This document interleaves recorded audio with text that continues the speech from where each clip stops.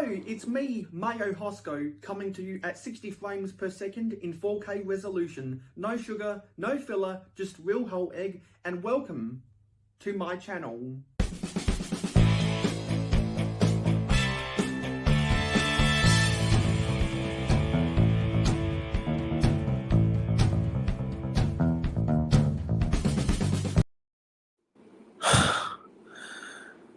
Yeah. Sorry about that, folks. Sorry about that. I totally did pull a Sleepy Bricks move. Yeah, so my bad. My bad. I totally pulled a Sleepy Bricks move. I don't know why, but my alarm for 8:29 a.m. local time just didn't go off. I don't know why. I really don't know why. Oh. Yeah. I really don't know why. That was a major blunder on my part. That was a major blunder. So I am totally unprepared and I am extremely apologetic. I apologize. I really, really do.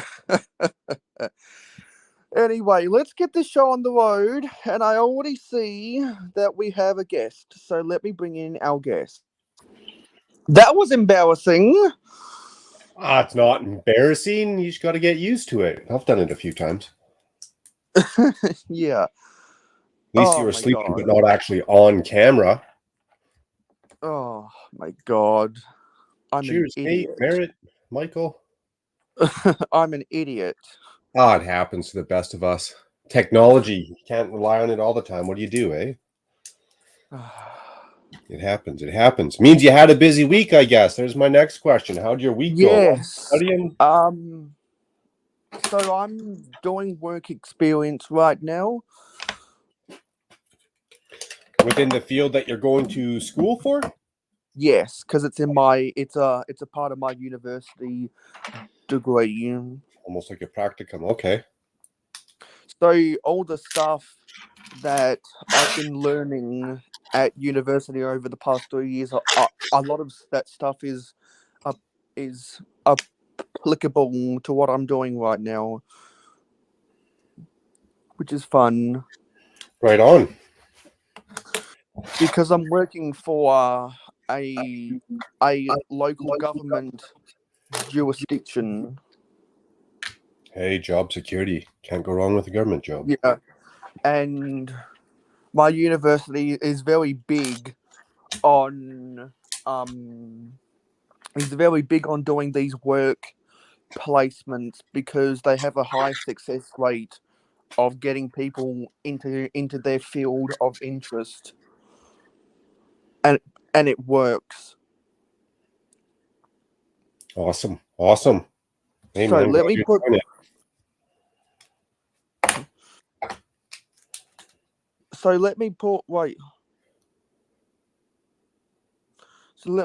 that ticker tape on. Oh no, Jody, that is sad. Good to see you, Jody. And let me read some of these. Let me see who's in the chat so far. So of course we've got StreamYard. I totally did pull a Sleepy Bricks move macro. We also have Michael McGuinness, and that's Mike. Cheers, Steve. From California. Hello, Nate Mike. King Blue. Merritt. Jody Smith. Cheers, Merritt. Jody. Muggs. Oh yeah. I think Muggs. Yeah, I think Muggs is Mike. And Steve Weiser. Yes. Steve. I can send you an invite, Muggs, because it's been a while. It's been a while. Cool. So I was meant to start half an hour, 35 minutes ago, but I only started 5 minutes ago. That's okay. We'll just tack her on to the end there. Well, not real. Well, not. Oh, well, actually, is Tasman Bricks doing? Is he doing? I'm not sure if he's doing Hour of Power or not. Or if he's still moving, yeah, good call. So you're saying there is a chance. Okay, I just seen those. What did I do with them?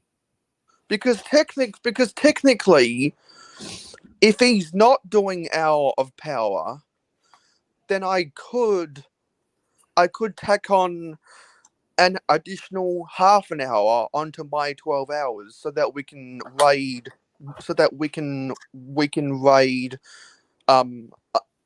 Adora build. That'd be fun.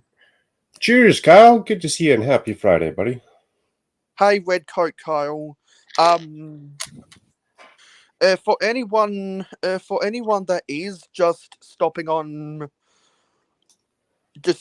in to say hi, if you are about to head off to sleep, I'll still be here in about 11 hours and 45 minutes time if you want to come back. Nice. You send Muggs an invite? Yeah, I'm just about to do that. Nice. I don't know if I've ever met Michael before. First time. I think you might have been. I think Don't you might stay have been sleeping. on. I think you might have been on when you were on like once. Oh, okay. Yeah. So let me go. Yeah. Let me go get Mike an invite. There you go. I've had a pretty docile week. Not too bad. I took Wednesday, Thursday, Friday off. So it's been pretty nice. Oh, good, Kyle. I was getting worried there. Glad you're coming back, buddy. Glad.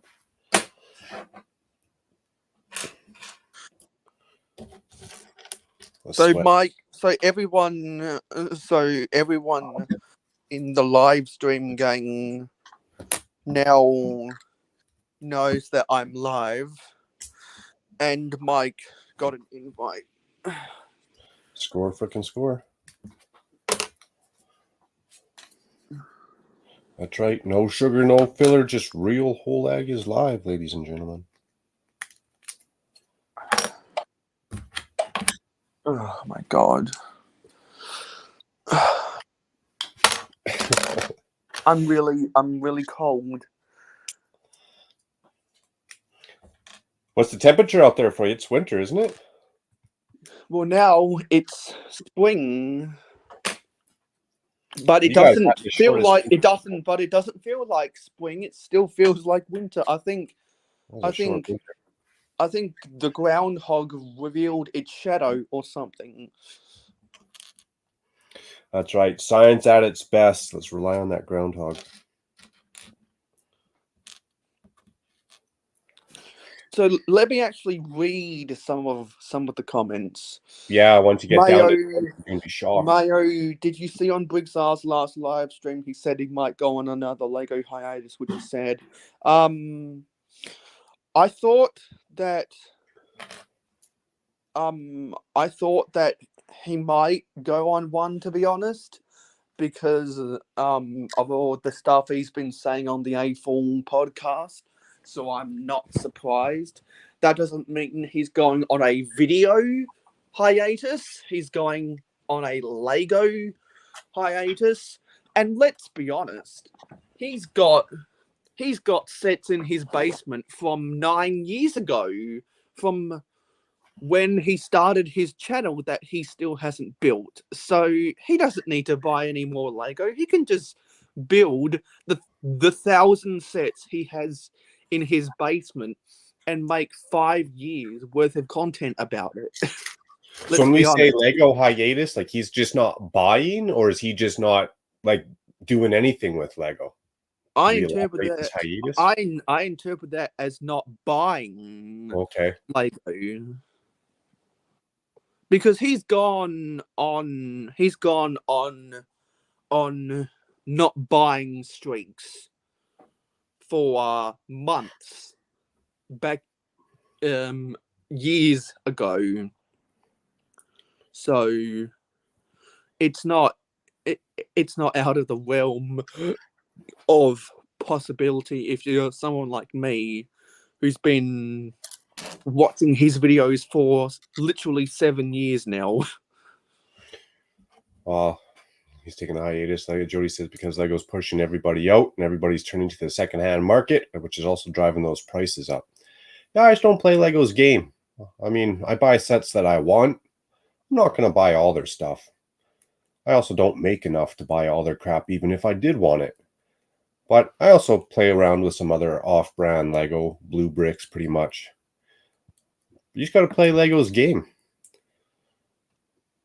Sell all their extra crappy gift with purchases. Sell all their little crappy poly bags they give you. So, Mike, you'll have to let us know once I get you on why you decided to get rid of your Instagram. Whoa. Because I just sent you the invite on Discord. And speaking of Discord, please, if you have a Discord, please use the link in the description to come and join my server. There's lots of chances for you to win giveaways, and all you have to do is be active. Sweet. Yeah, I'm not on Discord as much as I probably should be.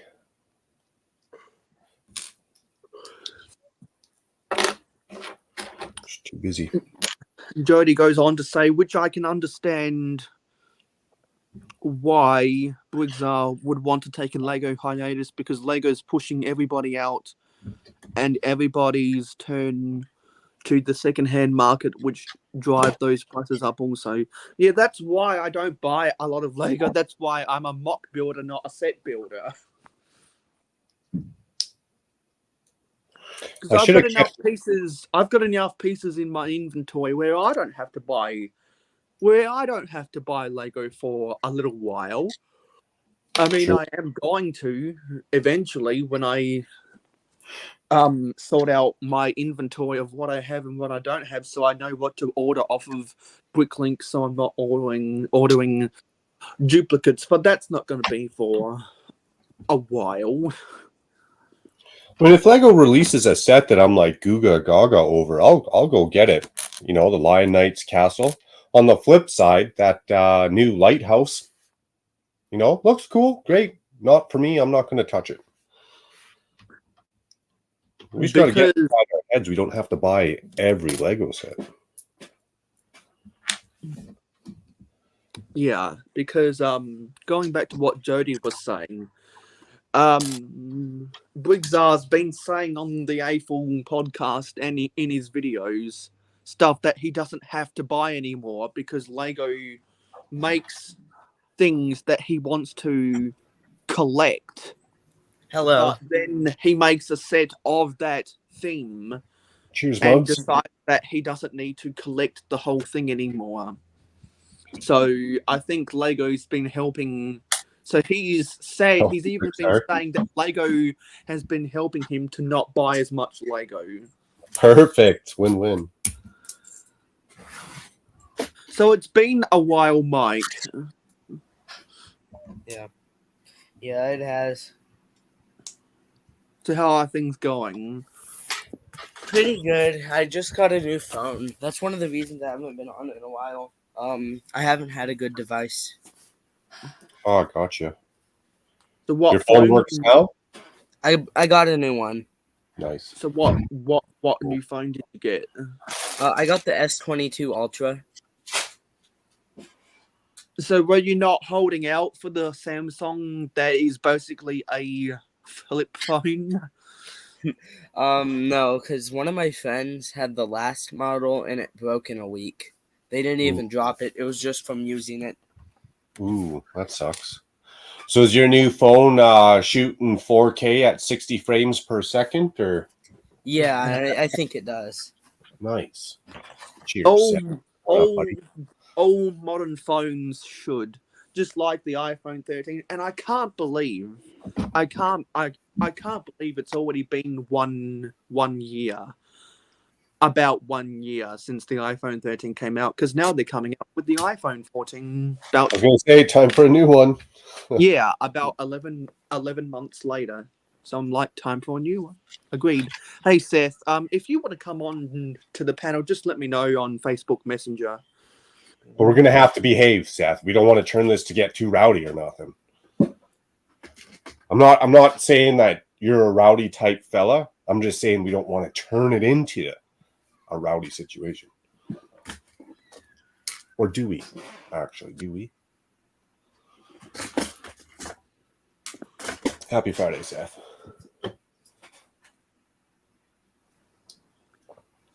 Oh, I don't do phones. My last phone was actually my wife's hand-me-down because she needed more memory and I didn't. Where is my phone? Here it is. It is a pink iPhone S. And I don't buy into... Oh, sorry. Go ahead, Muggs. I said that's cool. My grandma had that phone for the longest time. I got a grandma phone. Awesome. I just don't buy into it, right? Like, what do I need to spend $1,000 every 3 years even? Not every year. I can't afford that crap. But even 3 years, 4 years, 5 years. What a waste of money. This thing works good. As long as I can text, phone call, check my bank account and Instagram, and it does that for the next 8 years. Unless I fall into the lake or drop it, I'll keep this phone. They were supposed to be sending the kill code to that phone soon. Well, that's funny because here's the phone I had before that. I actually still use this just with the GoPro. It's an iPhone SE.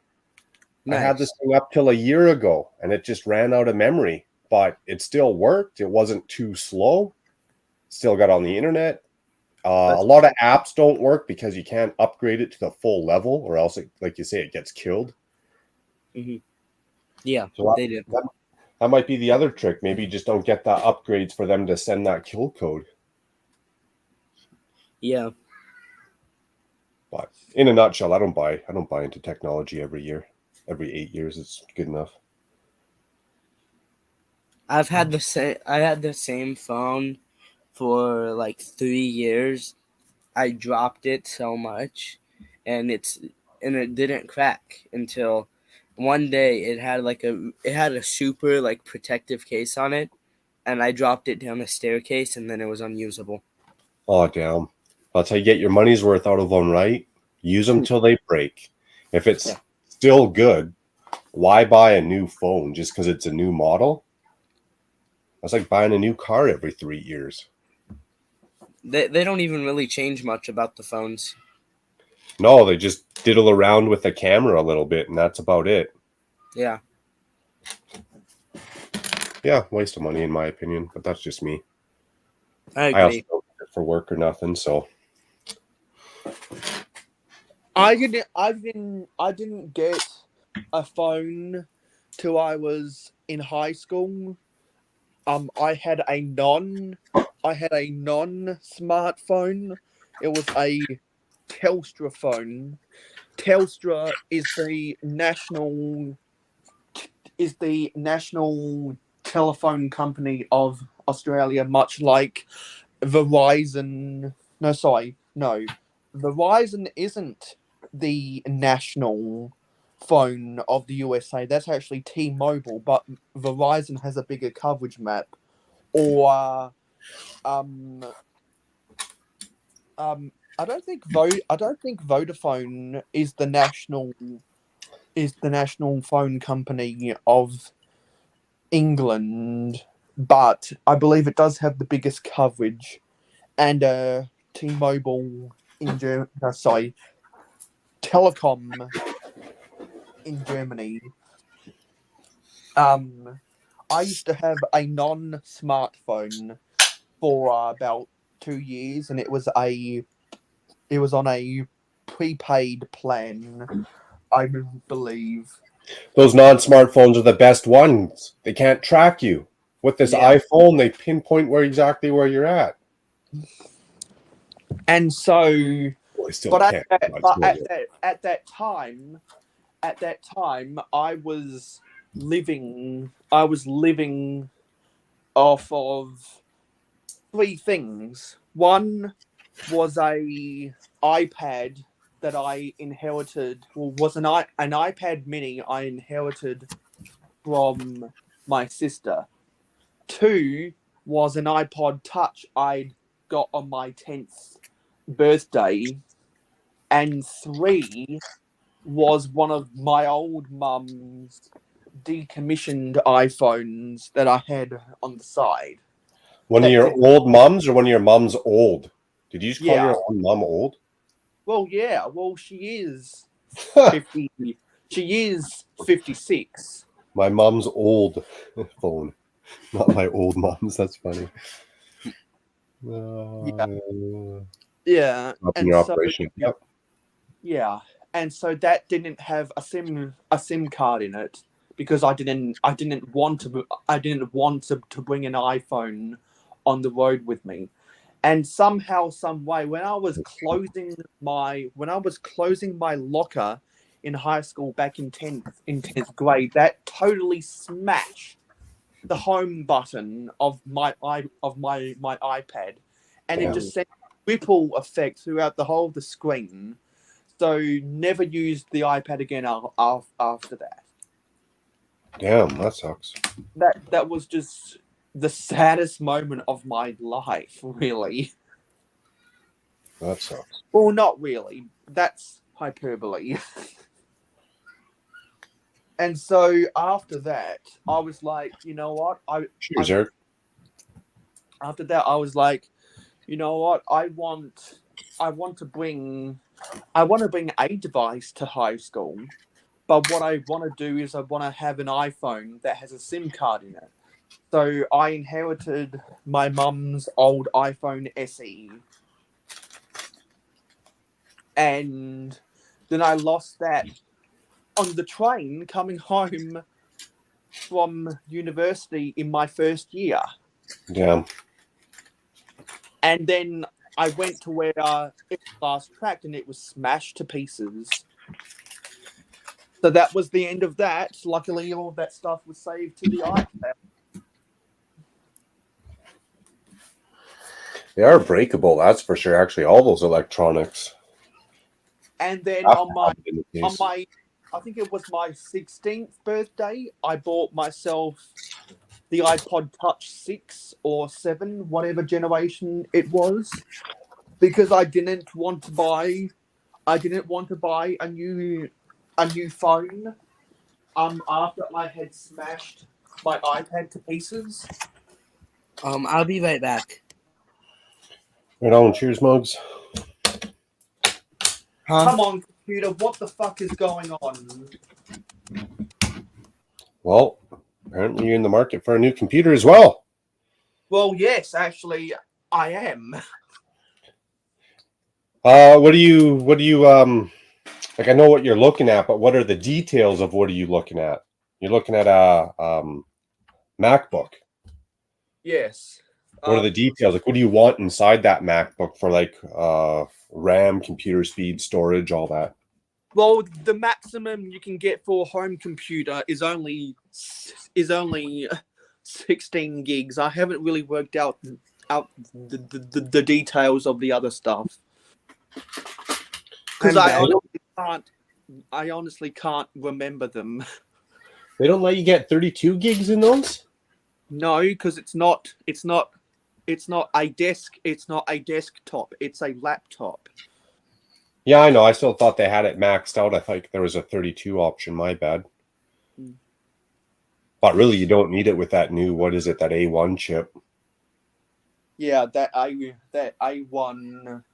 All those things are workhorses. That A1 Intel Core or whatever it is. I got that A1 chip in this iPad, and this thing, when I do a speed test on it, it's just as fast and capable as my desktop right now. So after I lost my old iPhone Damn, that's my how. iPhone SE. I inherited my mum's old iPhone 8. She's operating off of an iPhone 11 right now. And so I still use that iPhone 8 every day. But I decided, you know what? The quality of it for filming videos is just terrible nowadays. So about a year ago, I decided, you know what? That's the end. I've got to get myself a new phone that'll film at a much faster frame rate. That'll film in much higher resolution and won't have audio glitches till the cows come home. So I pulled the trigger and I bought the iPhone. I bought the regular iPhone 13. Now I regret not buying the iPhone 13 mini. I really do. I regret not buying the mini one. Why is the other one way too big? Yes, because I can't. Because unlike the iPhone 8, I can't hold the iPhone 13 in the palm of my. It doesn't fit. It doesn't fit comfortably. It extends to my fingers, and it's awkward.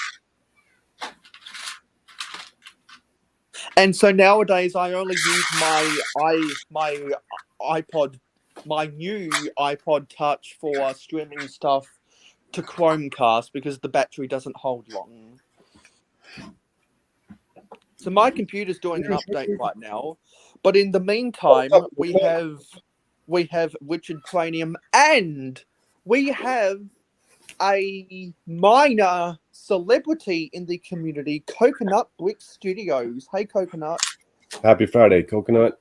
Cheers, Richard. Happy Friday as well, man. Good to see you. Yeah, because what smart people do with their phones, Eric, is they hold on till it's non-compatible anymore. My new iPod, I say, because I smashed my old iPod years ago, is no longer it is obsolete, but I can still use it to stream stuff to Chromecast, which works. So apparently my computer's doing an update right now, so I should be able to get all of my StreamYard action up within the next 20 minutes or so. What's going on here? I myself am taking apart the Excelsior and sorting all the pieces out and putting them away. And so to whom it may concern the Star Wars fans, I am finished bag 8 on the UCS Luke's Land Speeder. And so the first thing we will be doing once I get my computer to finish updating is we will finish that quick fast in a hurry. Then after that, I'm going to finish sorting off. I'm going to finish off doing some sorting, and then going to be doing a mock for the city so that I can film a city update before I go to bed. And that's Awesome. my day. Sounds exciting. I'm looking forward to it already. Nice. That's a cool set. One of the only Lego movie sets I had interested in. Yes, it is a cool set. Especially if you were walking down the hood with this thing. I'm telling you, this fist was massive. I would not want to be getting slapped in the chops with the Excelsior. I've still got a whole bunch of movie 2 sets in a bag somewhere. The Excelsior, and then what's this other one? It's the same colors. It's a little bit smaller. It was actually the only other really cool set from that movie. I actually really enjoy this one. I actually like this one more than the Excelsior, and that's why I haven't taken it apart. This one's pretty cool. Can I ask you all a quick question real quick? Yeah. So real Lego is quite expensive. Okay. I'm not talking about buying like knockoffs, just like buying other brands of building bricks, not like ones that directly knock off Lego though. Is that okay? Yeah. Why wouldn't it be okay? It's your money. I don't know. I just feel bad doing it. The only Lego No, it's your money. that I don't support buying are those who steal Lego's ideas, or they steal stuff from the Lego Ideas program. Exactly. But blue bricks, there's nothing wrong with blue bricks. There's nothing wrong with Kobe or Mega Constructs, Mega Blocks, McFarlane. Good point of discussion, because blue bricks has just crazy models that we would never get from Lego. A lot of these off brands have different models that you'll never see through Lego. So if you want a nice Chinese architecture building, well, you have to go buy, we'll call it off brand. It's not even off brand Lego. They're just their own brand. A brick's a brick. You can't mix them though, Mugs. That's it. That's the only downfall. Yeah. Yes. Somebody did say blue bricks, Eric, and if you wanna come on the panel and talk about blue bricks, you have an invitation via the live stream, gang. But if you like it, I'd buy it, and I wouldn't worry about what others want to think. That's not their place to. Everyone's going to have opinion, but that's not their place to have. It's like if I buy a Ford versus a Chevy. Should I feel bad? No, not at all. Exactly. I'm sorry. I'm just texting someone and I don't know how to say what I'm saying. All good. I get that moment all the time because I talk with so many people online. Mm-hmm. You don't got to be sorry. You didn't hurt nobody. And after the live, oh, hello. Oh. I hope. Yeah. Cheers, buddy. I hope it's good your way, and I hope that you and your wife or son are healthy right now, because I know that in the past months, everyone in your family has had some health complications. So I am hoping everything's all right now. No doubt, Adam, for sure. It's actually the only key to life is health, really. As long as you're good to go with that, and when it changes on you, it gets a little scary, especially when it happens to your little ones, I guess, eh? And I should have said this earlier, but don't forget to like, comment, share, subscribe, and ring that notification bell.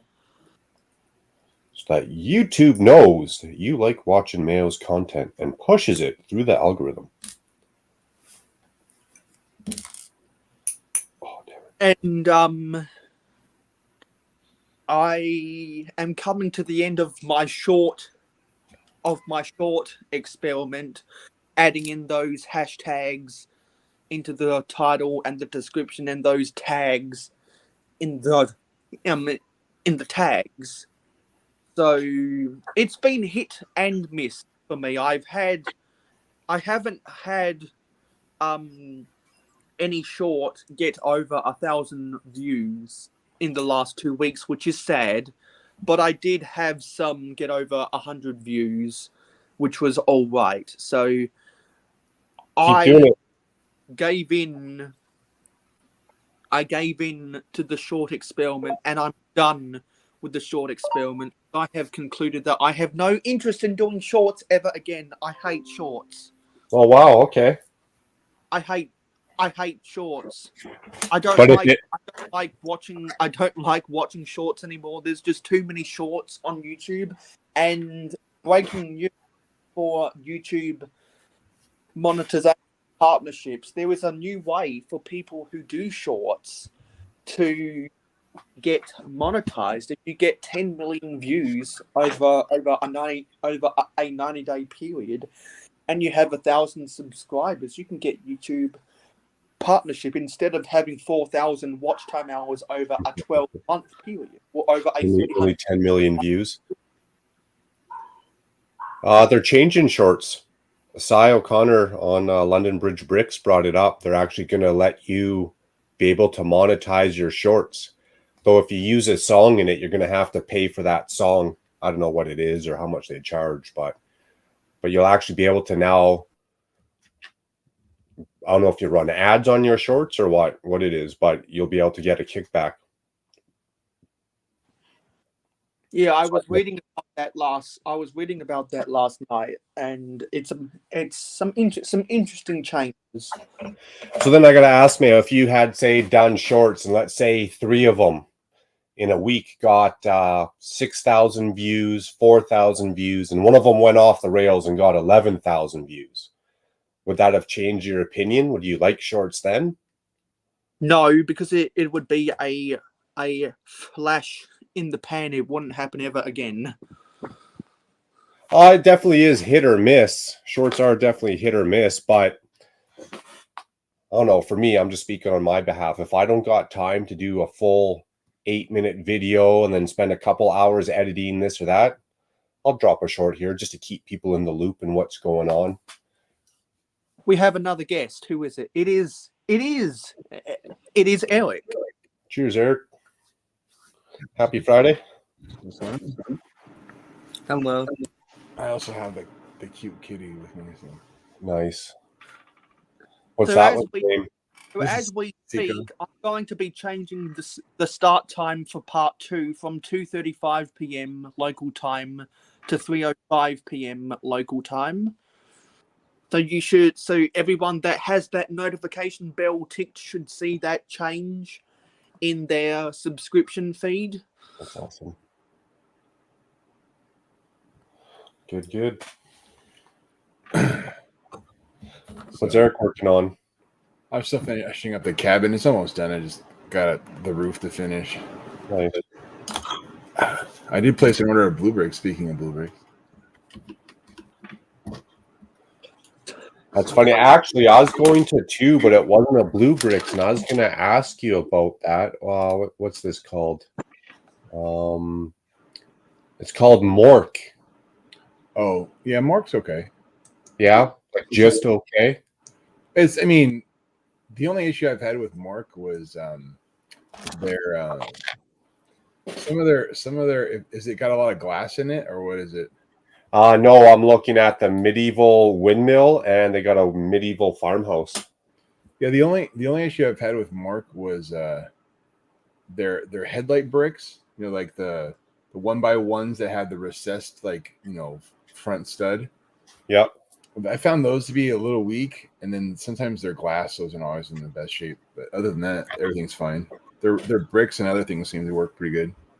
Good. Instructions all right? Oh yeah, good instructions. Yeah, it'll have numbered bags with semi-large groupings, but not overly large groupings. Okay. There you go, Mugs. Perfect example. We're talking about buying off-brand Lego already. Nice. So for all of those wondering, today is the AFL Grand Final. AFL stands for Australian Football League. Australian rules football is our national code of football. We like it better than association football. But rugby, which is, rugby league and rugby union, which some people don't realise is actually 2 different types of rugbies, which are also both codes of football, is also played in Australia, as well as association football, but not many people watch it. But Australian rules football is our national sport, and so we often call it footy instead. And there is a common misconception from those elsewhere around the world that Aussie rules football is rugby. It is not. It is not rugby. It is. It is the complete opposite of rugby. In fact, American football is closer to rugby than what Australian rules football is to rugby. What are some of the major difference between Australian football and American football? Well, for one, you actually use your foot more. You actually use your foot more, and the joke is between Aussie rules football fans and particularly rugby league fans, because that's the second biggest sport in this country. Australian rules football supporters always joke that rugby league is you're going backwards to go forwards, and rugby league fans always joke about Australian rules football is aerial ping pong. Oh, gotcha. Cheers, Contra Bricks. Hey, man. So, oh, sorry. yeah. Guys, So if anyone is confused about any of that stuff, and you have no clue about what Australian rules football is, I would just advise you to go to afl.com.au and you'll see all you need to know there. Hey, man, I was sharing the Blue Bricks site where I bought. I'll show you the ones I bought if you want to see them. Yeah. I'm going to come over to my laptop and we're going to start building Star Wars. So I bought this one here. Oh, the modern Locomotive Hall. Okay. Yeah, it just came out. I was waiting for this one to come out before I placed an order. I knew it was going to come out, You can still expand that bad boy. Is that the one you can add more storage sheds to? I have a feeling. Well, this just came out. I have a feeling, just like they normally do, they're going to add probably like these sections here, and as an expansion pack, that'll probably be like less than $20. Be able to buy a whole bunch of just those to make it longer or whatever. Yeah, that'd be cool. And then I got this one here. Nice. I like that. I'd go grab that too. So, and then I grabbed the paver. This one here. Sweet. And then, I'm on my computer now. Let me know if the microphone quality is all right. Sounds good. It's good. And then I got this one, the creme de la creme that everybody wants. Oh, I can't wait to see the interior of that when you're done with it. Well, here's the interior right there on the top view. And then here's the other interior. Oh, even the roof. Look at that. Yeah. Detail. Mechanicals and everything. Yeah. Wow. But those are the 4 that I put on order. So Nice.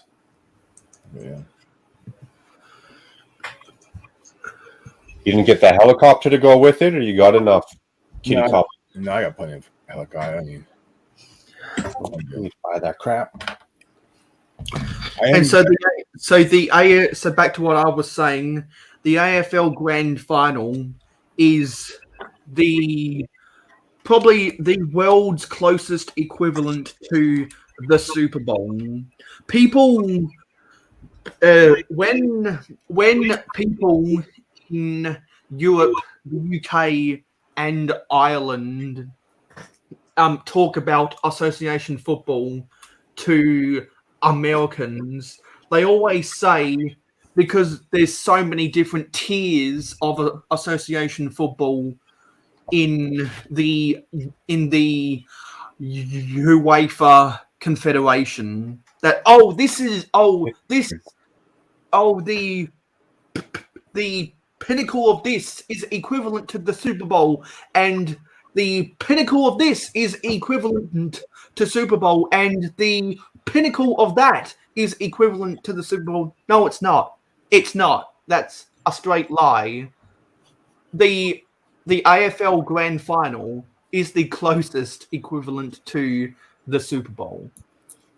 Because the AFL Grand Final, on a routine basis, attracts over 100,000 people to the MCG, which many will argue is the greatest stadium in the world. And all those fools in New York who argue for Madison Square Garden, they are just all those people are just as bad as your average Dallas Cowboys fan. Shots fired. And if you didn't catch it on the Mayo Hosko channel, we like to make fun of Dallas Cowboys fans, Knicks fans, and the Chicago Bears on a routine basis, because they need to move out of Soldier Field. They need to move to Arlington Park, quick, fast, in a hurry. Damn, you're playing. Really do. Because at Arlington Park, you're not going to get the wind coming off of Lake Michigan, which ruins the accuracy down the passing completion of downfield passes of Chicago quarterbacks. I think the players would be complaining about that. But they haven't been for over 70 years. The Chicago Bears have not had a good quarterback.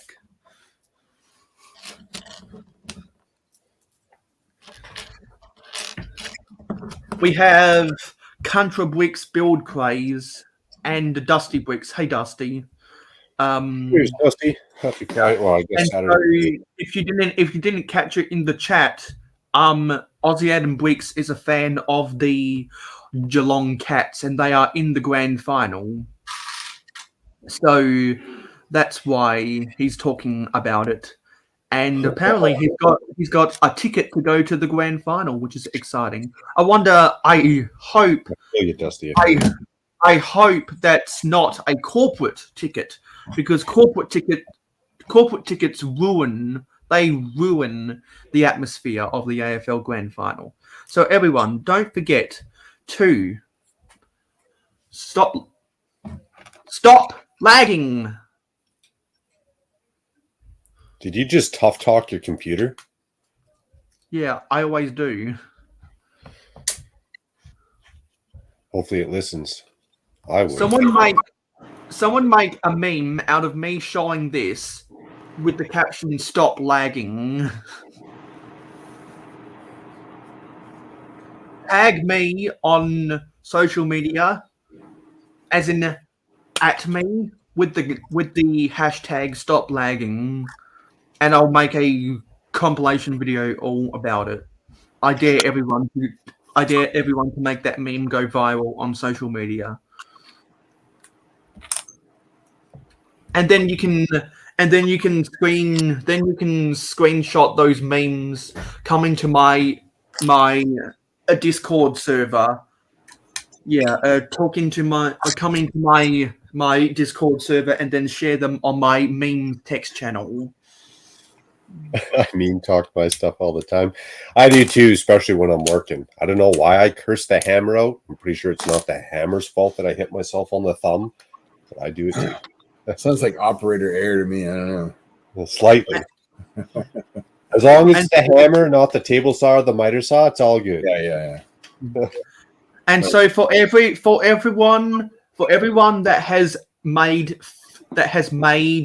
physical memes about Mayo Hosko, Mayo is a BFAB, Sleepy Bricks, 4 hours, 23 minutes and 17 seconds. Happy birthday, Dusty Bricks. Tasman Bricks on the Thunderbox. Miss Bricks's producer is farting, and all those other memes.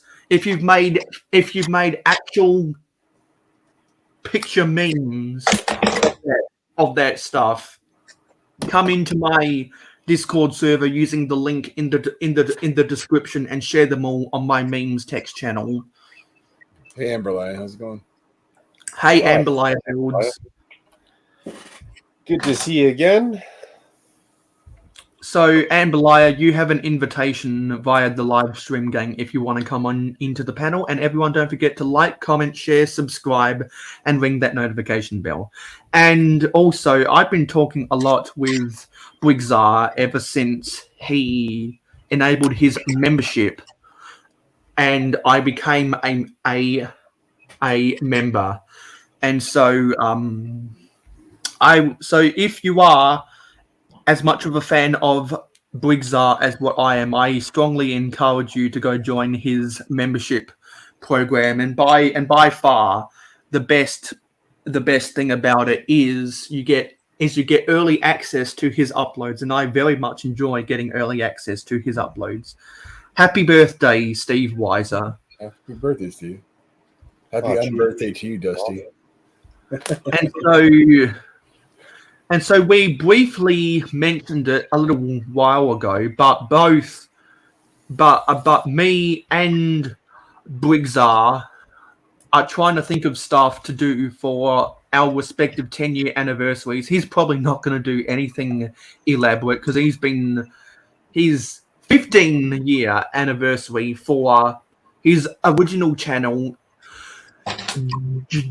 which is now called Jabo37. It started as J Olsen 37, but then he changed it to Brigsaw's Basement and Beyond. Then he changed it to Brigsaw Toys, and right now it is Jabo37. He's in April 2023. That'll be his 15th anniversary. Cheers, Steve. And so if you guys remember, 11 months ago, I did a live stream with brigsaw where we were talking about some of the fan mail I've sent him in the past. And if you guys remember, I sent a care package to Bricksloth, and that was for Bricksloth's. Well, I sent that before Bricksloth's birthday in August. And if you guys haven't been keeping up with different live streams and Bricksloth's social media, Bricksloth has been extremely busy with work. It's not my fault. Has been extremely busy with work, so Bricksloth has not been active on YouTube making videos, and Bricksloth has come to me saying that they feel like, no, I shouldn't reveal private conversations, but Bricksloth wishes things were better and time evades us all at the best of times. So hopefully sometime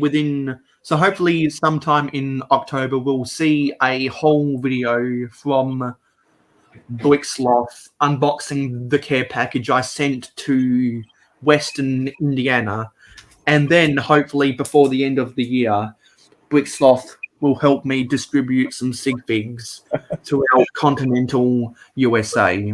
And after that happens, when I can next get back to the post office, I want. In fact, this directly concerns you, Makro.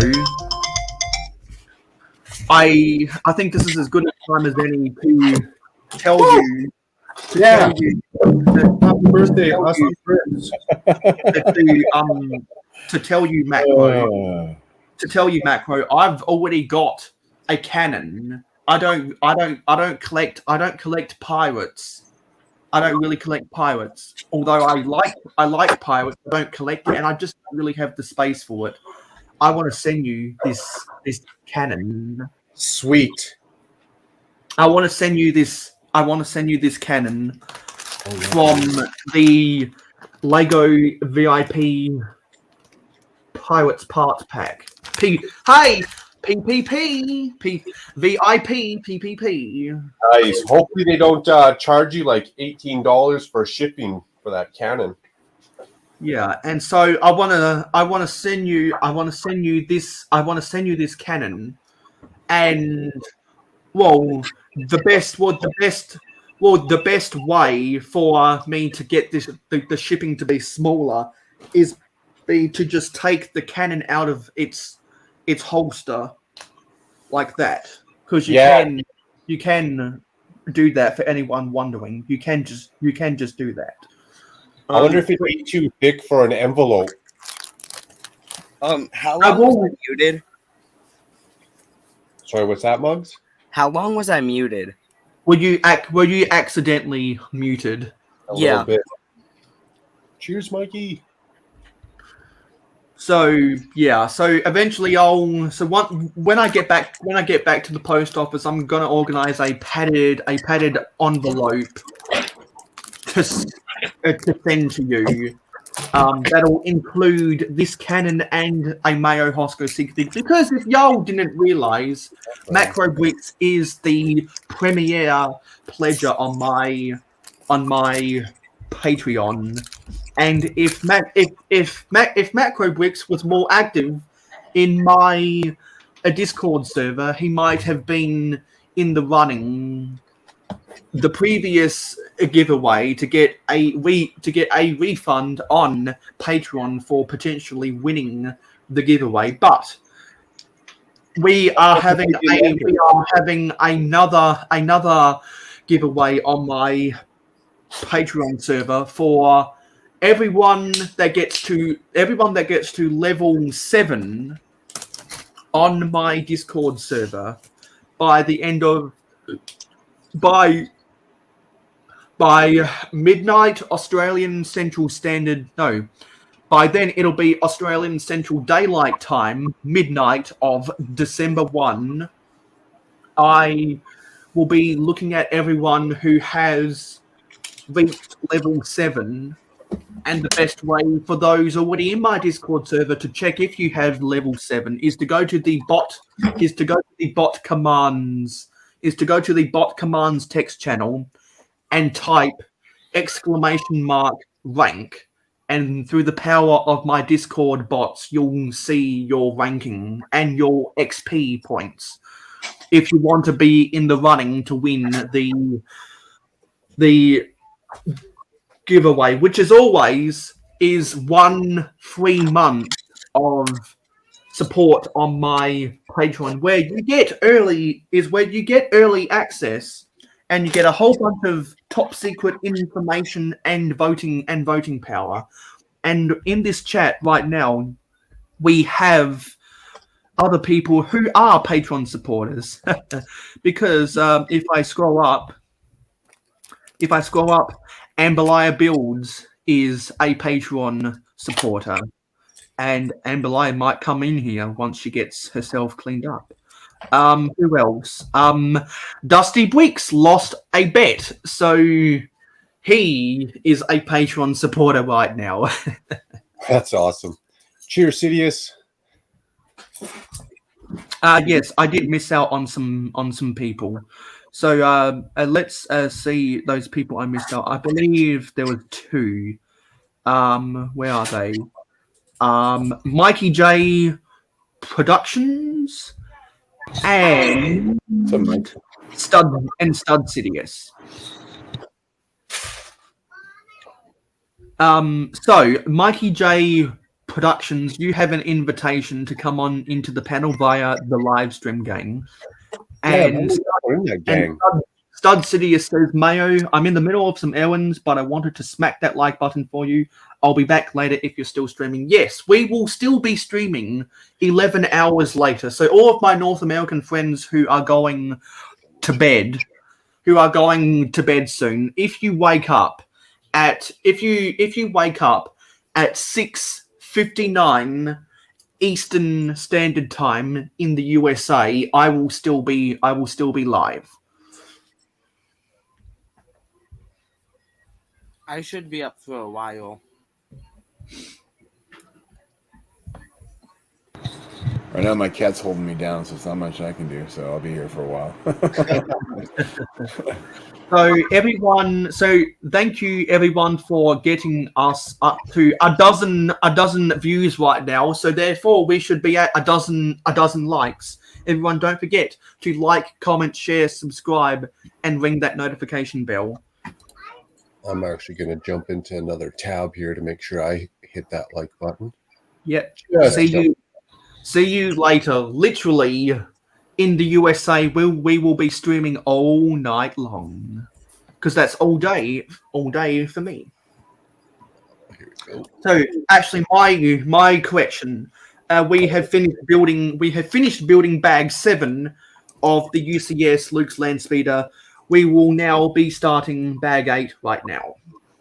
So I'm gonna mute myself while I open these bags. And anyone that wants to plug anything about their YouTube channel or their social media, go for it. Hey, Macro, one thing I was looking at those Mork sets you were looking at.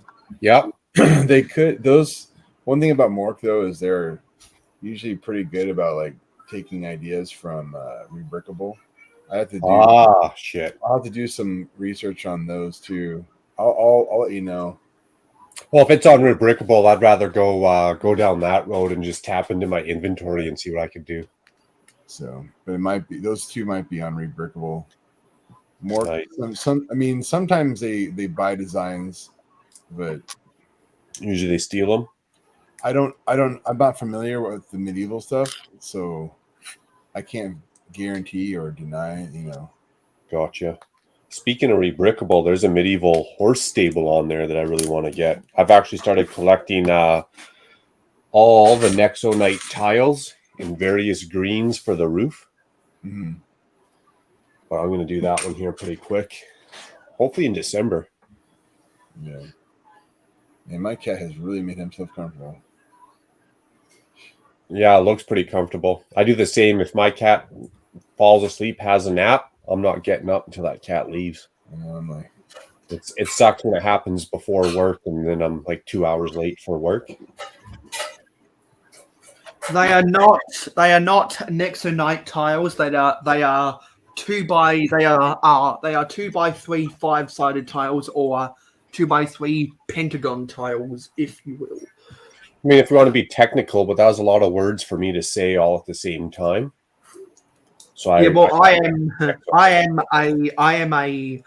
a technical person, and we are only allowed to use technical terms on the Mayo Hosko live stream. No, I'm just kidding. well, felder carb. That's a technical word. Wait, did somebody say fill your cart? No, felder carb. It's a Battlestar Galactica term. That's why I didn't get the joke. That's all right. Because I don't watch sci-fi, including Star Wars. I don't watch sci-fi. I like Star Wars. The only reason I'm building a Star Wars set is because I can make a meme. I can make a meme out of it.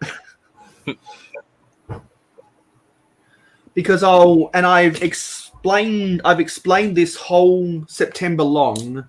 The only reason why I'm building the UCS Luke's Landspeeder is because I'll explain the story again.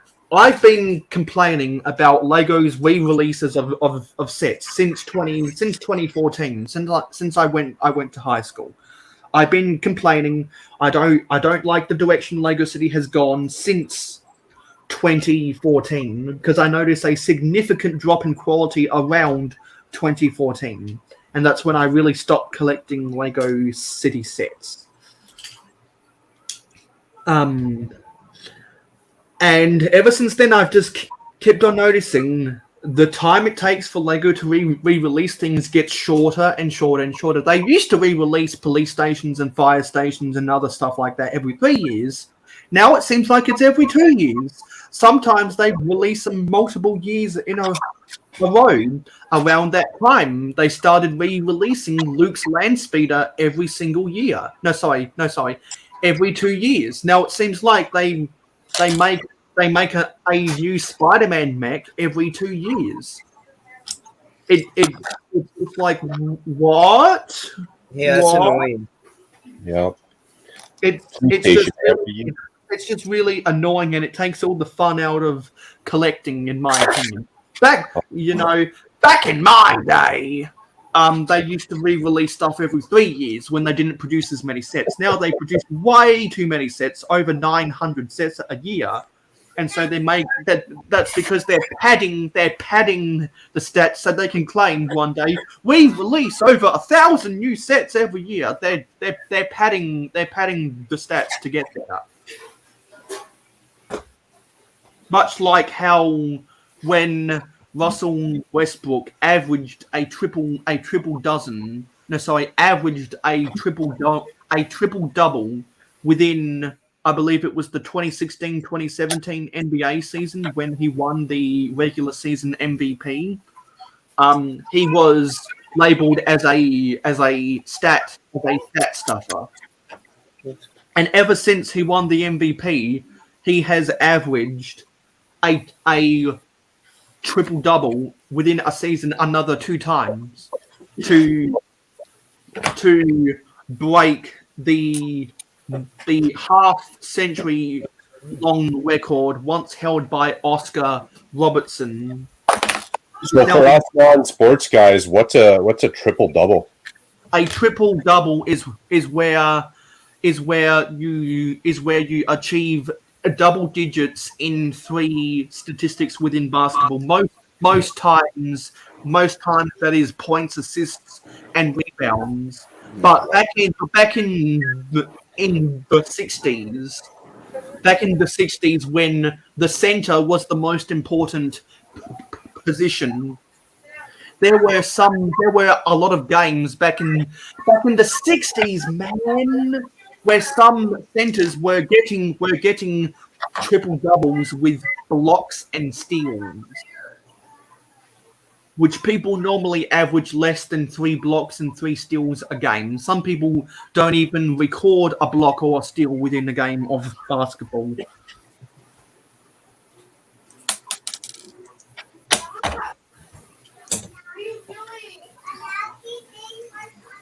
Whose child is in the background? Yeah, I'm sorry. That's my family. I'll mute myself until they're gone. Lego has to release a full lineup for every movie that comes out. Yeah, true that.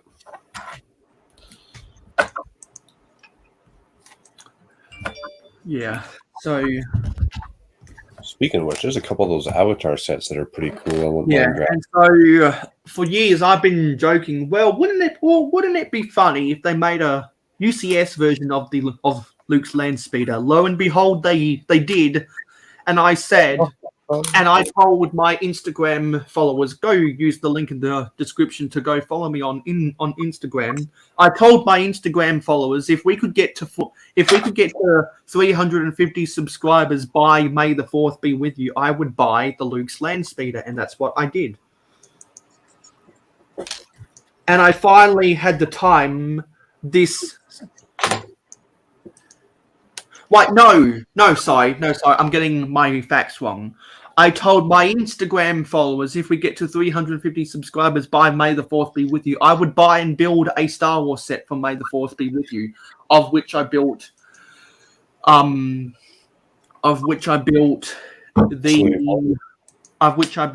Mandalorian slave one. I mean Boba Fett starship. And so I challenged, and so I told my Instagram followers again, if we can get to, whenever we get to 400 subscribers, I would buy and build. Well, I would buy. No, sorry. I already bought the Luke's Landspeeder in June, but I would build Luke's Landspeeder when we get to 400. And so a little while ago, just about a month after the 72-hour live stream, as organised every year by Butt Chop 2021. And Butt Chop, if you're out there, you have an invitation to all of my live streams via the live stream game. I said once we get to 400 subscribers, we'd build the Luke's Land Speeder. And before September, we got to 400. So that's why I've been building this all September. And 3 days ago was the 21st. So do you remember the 21st night in September? I was chasing the clouds away because golden dreams were shiny days. You enjoying that Luke Landspeeder build? Yes and no. There were some frustrating bits, but there's also some parts where I'm like, oh, when I finish doing my video and eventually take this thing apart, I can't wait to use that. Awesome. That was going to be my next question. Are you displaying it or taking it apart for pieces? Well, for a long time, I will be putting it on my bookshelf. Okay. And I'll take some glamour shots of it on my bookshelf for Instagram, and I'll keep it sitting on my bookshelf for a long while until I have the time to take it apart, which probably won't be for another 12 months or something. What are you planning to build with the pieces? I have no idea what I'm going to do with the pieces. I really don't. Yo, Cliff, yo. Yeah, hey, Cliff. I had to. Cliff, you have an invitation via the live stream game if you want to come into the panel. And who knows, maybe you might want to come into the panel and tell everyone about the Clicking and Bricking YouTube channel. And the 700 subscriber special he's doing where he's building an epic set, aka the Ghostbusters Firehouse. Yeah, a red coat Kyle is back. What's up, Kyle? And Country Bricks Build Play says Mikey J. NBA is popular in the NBA in Australia since 80s, mate. If into hip hop since 80s, we like it, or b-ball in general, and they got NBL basketball to local teams too, and baseball and NFL local teams too. Yeah, because at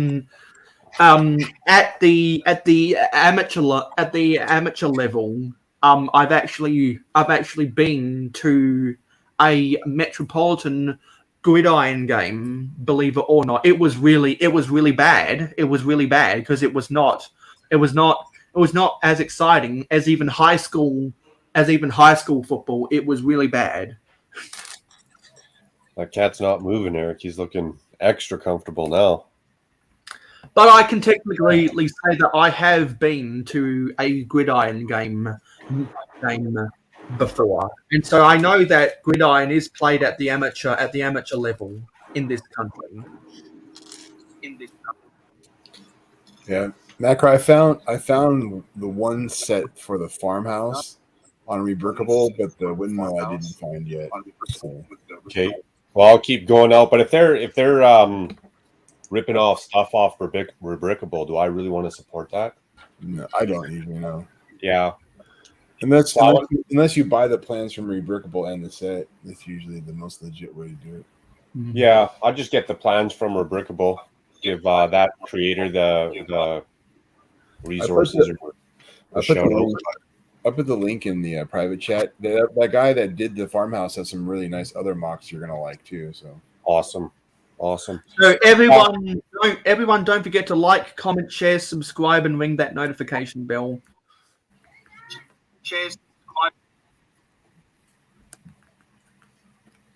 Someone's audio is glitching in the background. To answer, It's fine, I'm sorry.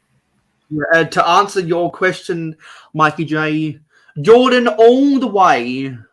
Even though I will always fondly remember when LeBron James said, "Cleveland, this is for you."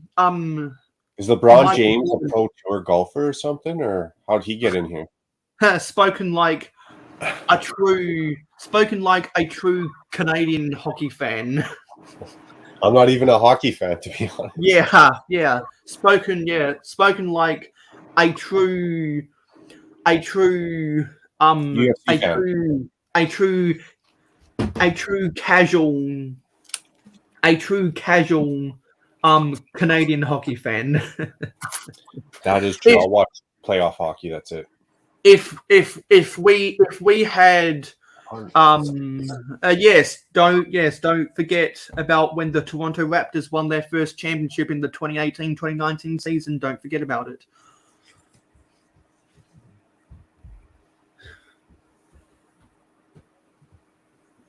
No, or was that 2018-2019?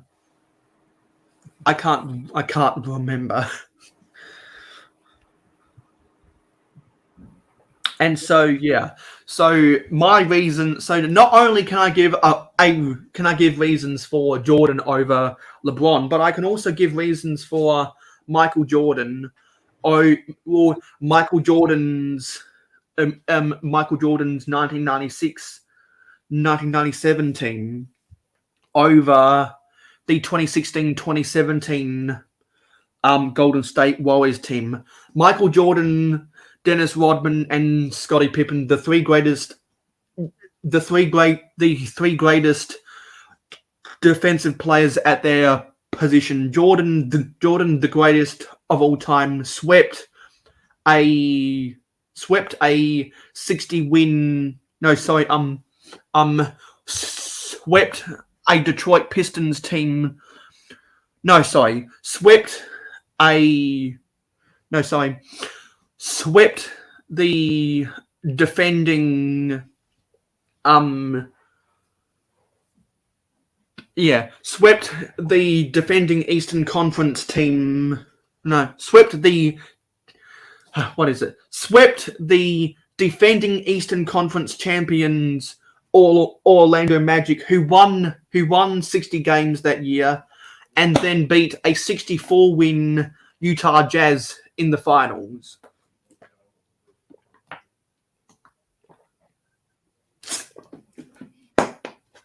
Mama Vega has a challenge for you. Yeah. Can you? Because I can. I'll let Macro go first, and then I'll name them all. Can you name all of the Canadian hockey teams in the NHL? Yeah, probably. So put your money where your mouth is. Okay, let's see. You got the Vancouver Canucks. We'll go west to east. You got the Vancouver Canucks, Edmonton Oilers, Calgary Flames, Saskatchewan has no team. You got the Winnipeg Jets. Yep. Quebec doesn't have a team anymore. Quebec. I don't think they have a team. You got the Ottawa Senators, the Toronto Maple Leafs. I think that's it. Yep. You're forgetting wrong. You're forgetting about the most successful NHL team of all time, the Montreal Canadiens. Yeah, and I even said Quebec. Good call. I even said Quebec. They're one of the first originals. My bad. Because the Montreal Canadiens, I don't think have won a Stanley Cup since the 60s, man. But still, actually, they have. I did get them all because in Canada we don't consider Quebec part of Canada. They wanted to leave years ago. Not even that. They wanted to leave years ago. I just pretend they're already gone. And poor little Nova Scotia. No, sorry. No, sorry. Where is Prince Edward? No, where's where's Pandemonious Panda from? Nova Scotia. Oh, okay, yeah. So Nova Scotia is east of Quebec. They're too small for any sports team. We should actually send our hearts out, or a quick little prayer, whatever you're into, to Pandemonious Panda. They're getting smacked by that Fiona hurricane right now. Oh, geez. Much like when someone who is involved in the cold case would have been wrecked by Hurricane Katrina back in 2005. True. Or when on one of my live streams about a year ago, Clicking Cliff was on a tornado warning. If anyone remembers that. I don't think the Vancouver Canucks have ever won a Stanley Cup. They came darn close one year. Yeah, they were good for a while back in early 2000. Yeah, whatever that was. They got close, but yeah, Roberto Luongo shit head time after time. When they had Fleury, right? Was that when they were like? Mark, do you mean Marc-Andre Fleury, the goaltender? No, I mean Roberto Luongo, the goaltender. I think in game 6 and/or 7, like when all of a sudden you start losing 7-0 or 8-0 in the Stanley Cup Finals, what the hell? New piece alert. It's a 2x3 plate with an empty stud. I've seen that. What's that? Did I see? Oh, that's new. That's perfect. That's perfect for making C in Lego lettering. Yeah. Nice. We got the Red Wings fan, Boston Bruins, Amber Lie said they thought they had it in the bag in 2012. Yeah, they went all the way. I was excited. And I'm a lonely Pittsburgh Penguins fan. Blackhawks. And then Vancouver lost. And what's the best way to celebrate your team losing? Hit the streets and riot. And burn your own city to the ground. Why not? Seems like a logical thing to do. Blackhawks won 3 Stanley Cups this century. Yeah. They've been doing good. They got some good players. Yeah. Was it Patrick Kane who was their captain during that? Taves. Oh, Taves. Feed. Ooh. Because they won. Didn't they win 3 in 5 years before? Yeah, didn't they win 3 in 5 years before before the Penguins went back to back? Yeah, they won 3, and it was like I actually have a hockey puck that's from Waterford Crystal from the first championship. I'm gonna go. I'm gonna go and take a shower. I'll be back in like 20 minutes. Okay. All right, bye. Cheers.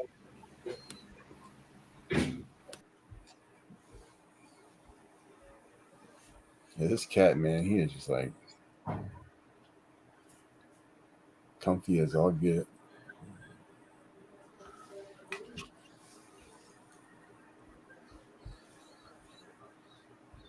Yeah, last year you had the battle of the Oilers and the Flames, wasn't it? Macro? Yeah, it was. Yeah, it was a it was an Alberta Derby in the Western Conference semis or something. Yeah. It was the semifinals, yeah. Go Kings, go. I remember back in the day when Gretzky was playing on the Kings, I used to watch them, but I haven't watched them in a long time. The Oilers haven't been relevant since.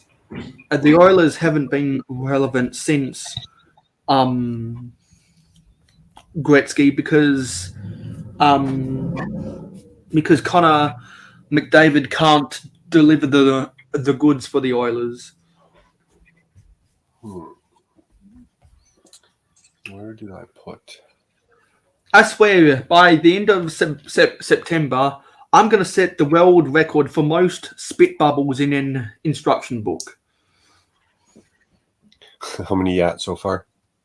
I don't know, maybe 5 or maybe 4 dozen over the past month or something. I'll be right back. I'm looking for something real quick. Okay, so I guess we'll see. Macro Bricks in 4 hours, 23 minutes, and 17 seconds. Oh, I'm still coherent. It's all good. And you're not sleeping like I was. Don't hate.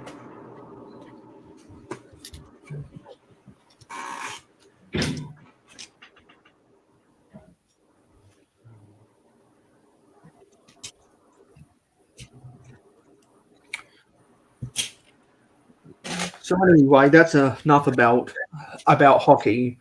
I'm happy that the Philadelphia Eagles are 2-0 and Jalen Hurts is playing for his career and a fifth-year option. Yeah, Carson Wentz is now starting for the Cowboys with the injury to.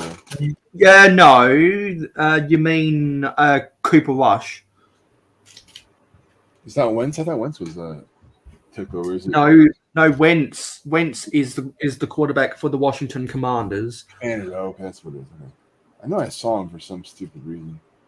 Yeah, because he made like a 50-yard touchdown pass to I think Curtis Samuel. Yeah. When they lost, no, or was it when they beat the Vikings? Yeah.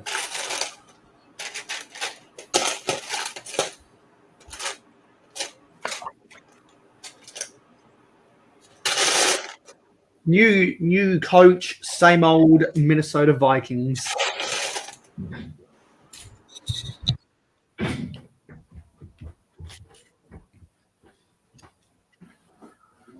Jacket.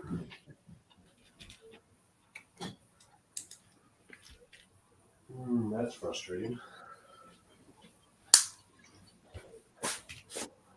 That's slightly frustrating.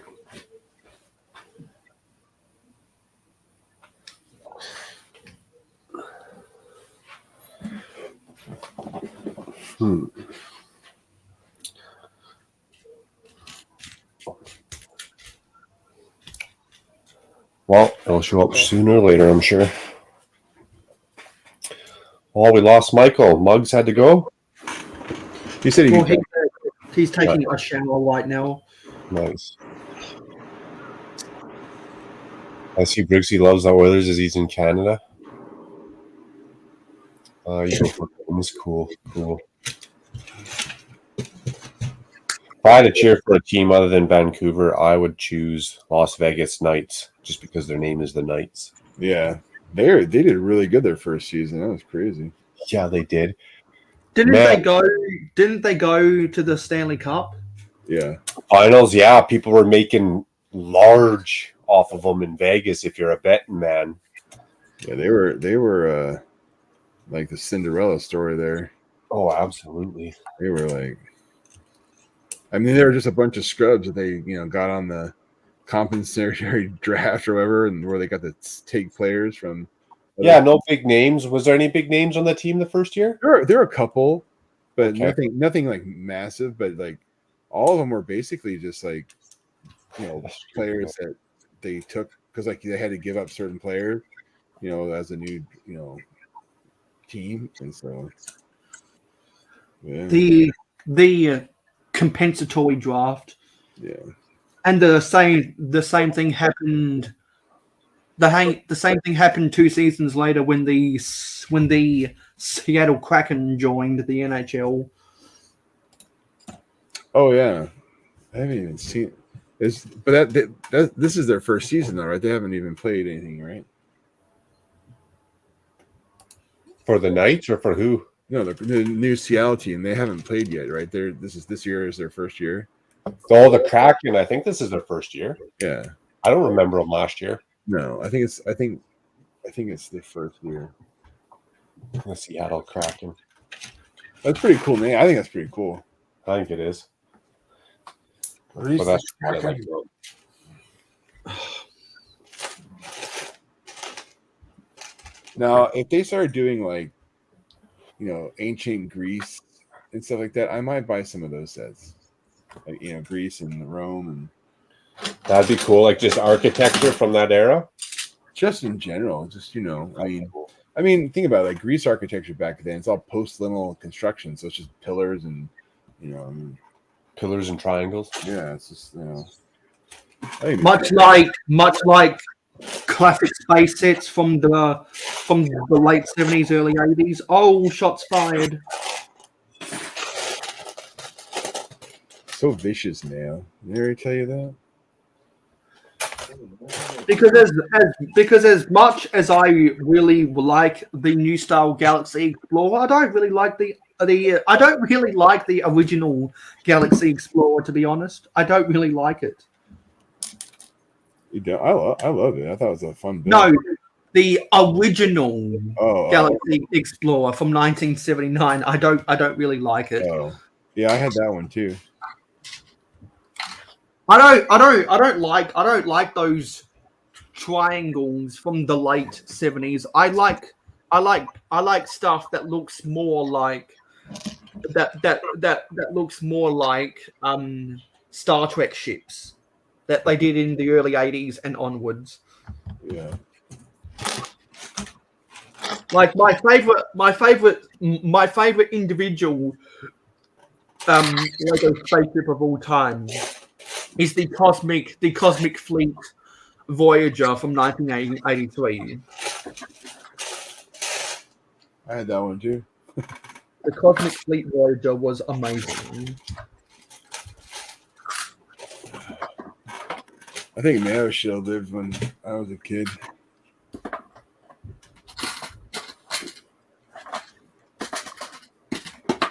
I think Mayo grew up in the wrong era. I did. Wrong era and wrong country. Yeah. Sounds like he's better suited for America with all their sports. Why don't you immigrate to America? How's that saying go? Once you go American, you never go back. I'm not sure what they say that, but okay. These instructions are really hard to read. What is going on? Yeah. Yeah, I know what I did with those blues. I thought they were in a freaking drawer somewhere. Unless there's a drawer. I can't look.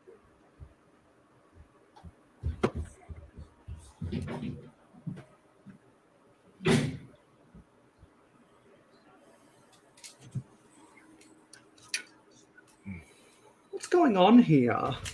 This doesn't make sense.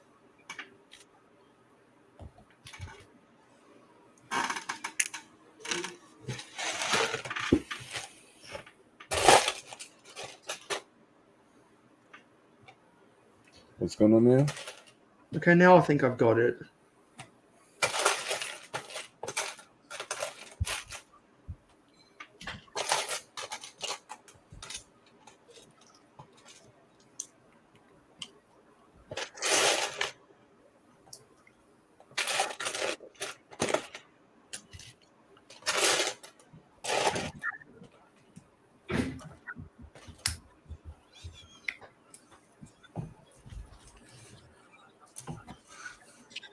Found it. The macro. Yep. So when that message you sent me about that castle you got, is that the Bricklink one you're talking about? The fourth castle? Oh, hello. We have a lady joining. Let's see what message I sent. Oops, hold on a sec. Let me fix that. I said, let me go back and jog my memory. No, I think I was talking about the Blue Bricks castle. Oh, okay. Well, you said you bought something. You got. Oh, the castle in the forest set. Is that the Bricklink one? All right. Yeah, the Bricklink. Yeah, that's the thing. So did you pick up like used or something, or? Yeah, off the secondhand market here in town. Nice. Is it complete then? Is it complete, sealed in a box? Oh, it's brand new. Oh, sweet. Brand new. Hey, I'm not gonna even ask how much you paid for that, sir. I paid a few times the original price, but I didn't take that in consideration. What I took in consideration is I wanted it. Yeah, no, I get it. That's why I have 4 of the new round and 5 of the next round. Exactly. You wanted them all. I paid $600 for this bad boy. Yeah. I got the Elvis platter. Elvis platter. Nice. I found what I was looking for. That's awesome, dude. But I still haven't found what I'm looking for. Now, hopefully this other camera works. Where the streets have no name. So when are you gonna build that sucker? Tomorrow. I'm starting it tomorrow. Oh, that okay. The shenanigans stream is gonna be the shenanigans keep me awake. Ooh. Yeah, so can we get a little bit more of a preview about the Saturday shenanigans? More of a preview? Yeah.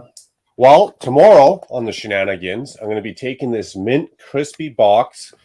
I'm going to drag a knife down the bottom of this plastic seal.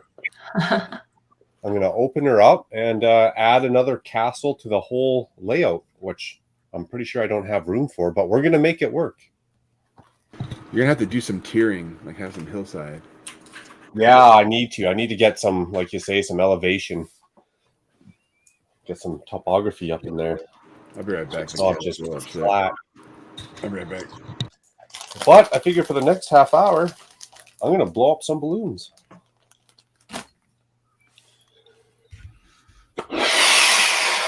Why are you blowing up balloons?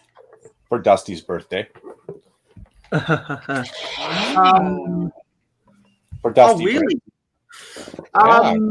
Red Coat Kyle wants to make his debut on the Mayo Hosko channel. Interesting. I've chatted with Red Coat Kyle in a bunch of people's Discord servers, and Red Coat Kyle, once he discovered my YouTube channel, has been a semi-regular viewer. So yeah, sure, I'll send you an invite.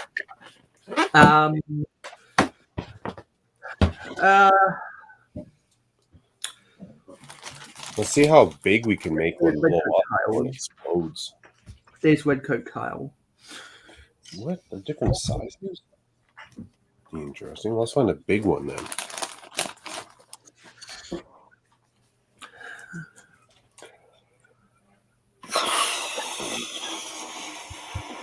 Fudge, I don't remember where I left off. Do you like Technic more, Amberlia, than just kind of like system or regular Lego? Not necessarily. I actually like the sets that have like both in them.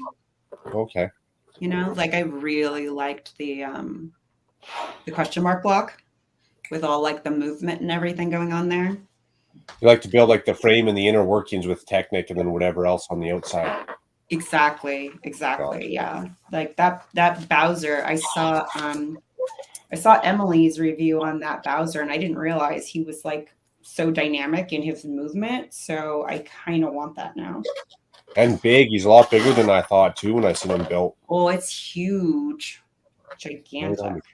Lay it on me. I always love a good idea. And to my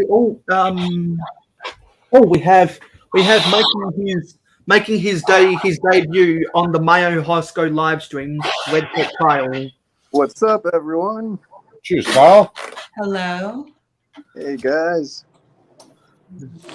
It's finally nice to put a face to the name. Yeah. Oh,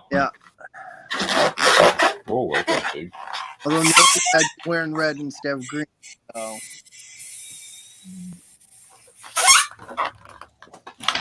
I actually had to send my reenacted form to the washers. Got rather nasty this past weekend, so. Damn. Although I do have one thing I can do. You got me intrigued with this great idea.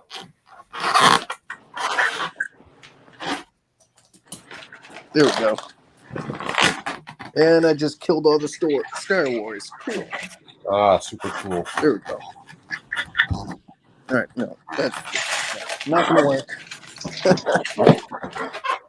Oh, but Macro, I have an idea for you. Yeah, what's your great idea? All right, so with all your castles, how Bricklock said you have to build up terrain. Yeah. Dude, Helm's Deep it. Or like make a helm. Oh, I'll have to go look at pictures. Lord of the Rings, Helm's Deep it. Okay, I'm gonna go look at pictures and see what that's about. It's pretty much built into a cliff, isn't it? Yeah. Yeah, okay. Yeah, I've been. Yeah, someone's got some mic issues. What's up, Kyle? Hey, Bricklock, how you doing, buddy? Not too shabby. How are you doing? Dude, long time no see. Oh, no. I'm not too hard to find.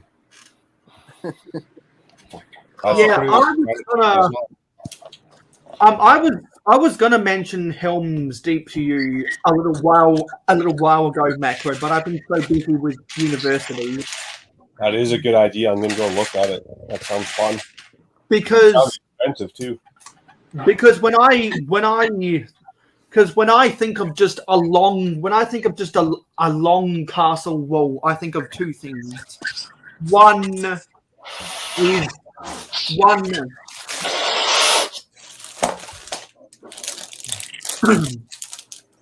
is the castle sets from the 80s where you could join them together with picnic pins and create a long wall, and two is Helm's Deep. Yeah. Well, hey, Mac, remember that one, the Big Ugly collection that they have coming out on where you get the 40 of them? So, like, yeah, that'd be needed. That might be like, you know, might have to, or else you're paying Lego price and go broke. Because, like, that's a lot of bricks for a cheap price. Even all that angle bricks. I don't have any out right now, but like the 2x3 tall slopes, you need a whack of those as well. I better start collecting. Yeah, you could really save some cash on those big bricks. Especially when you cover them up half the time anyways, or put a bunch of plants on them. I mean... Oh, yeah. It's just texturing layer. It's just layering. It's not like it's like... It's all good. You know how I feel about the Lego. Oh... Yeah, I don't mind some Lego. So I'm having to put in a Bricklink order. Yay. Uh-oh, for what project? What are you getting now? Oh God, what am I getting? Oh my God.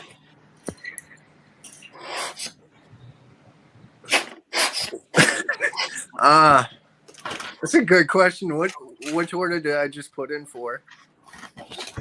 You needed the pieces, I guess, nonetheless. Yeah. I ordered $173 worth. So Kyle, you're the one that just kind of like goes on Bricklink, just starts clicking things, and then it pay. You don't worry about what it is. Well, no. I have a system of doing. A couple of them is to finish off this little brick wall that I'm doing out of tiles and modified tiles. Yeah. And then I honestly don't even remember the other pieces, which might be a bad thing.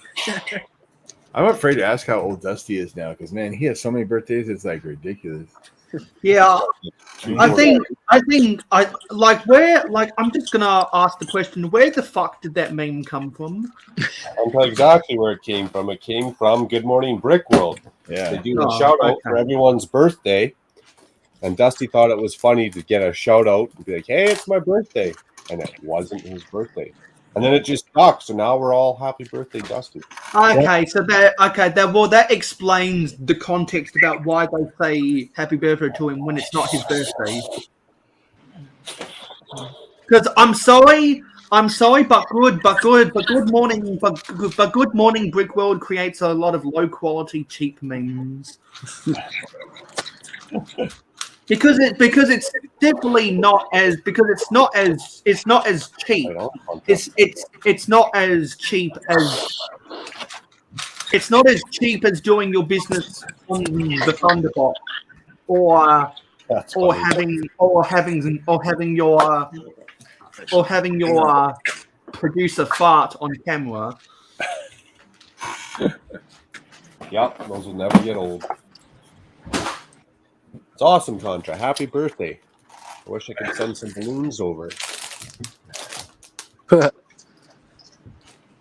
Yeah, I got Dusty the other day on Cliffstream. I put happy unbirthday. I just call it happy birthday. And he's like, what? Happy birthday? I was like, yeah, don't worry. I'll give you the D later. Oh, That's The reason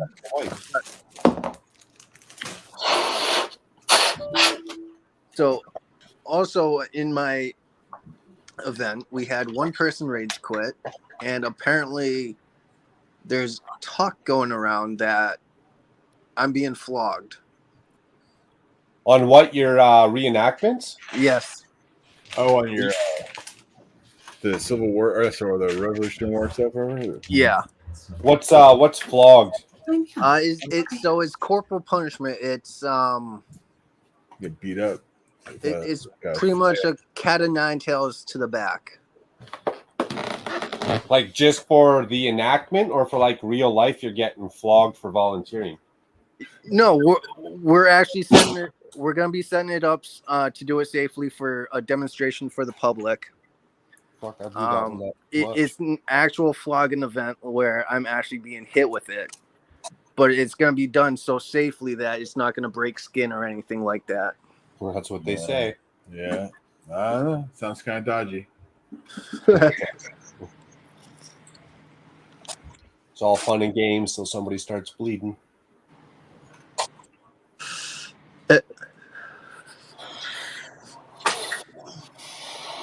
Well, our drummer is going to be taking lessons on how to do it. So Nice. That Sure, a little sounds extra good. padding back there. It's all good. Yeah. So what made someone rage quit? so our one of our NCOs was actually talking to someone from another regiment, talking to a young lady, and they got insanely jealous, and then they started drinking, and then just absolutely like raged out on everyone. Sounds super cool.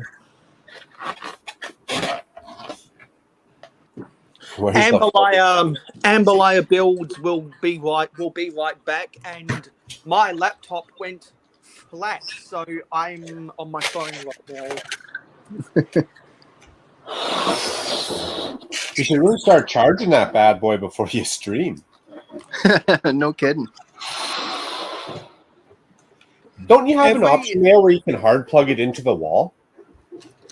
Ooh. No, because it's a laptop, and I don't want to have to keep my charger fused into the port. So actually, we do have to do it safely because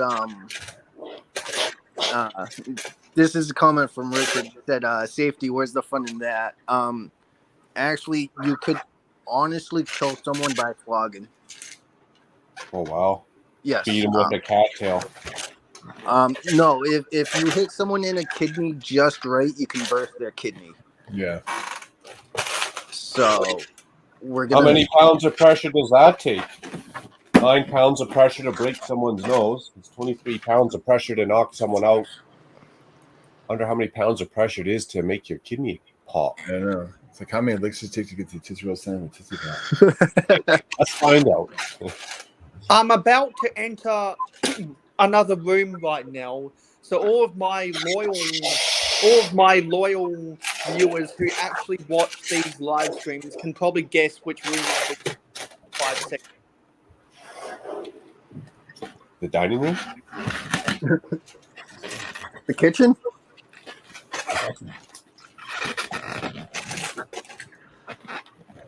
Hello. Is he in that foyer?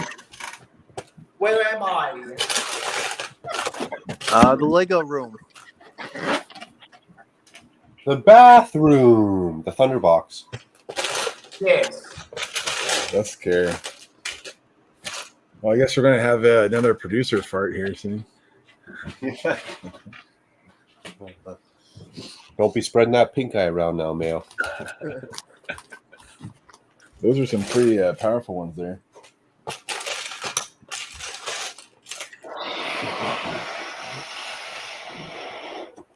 Mom, whoa! I blew that one balloon up too much. I tossed over another balloon, and when the one I blew up too much, it popped it. Oh, jeez.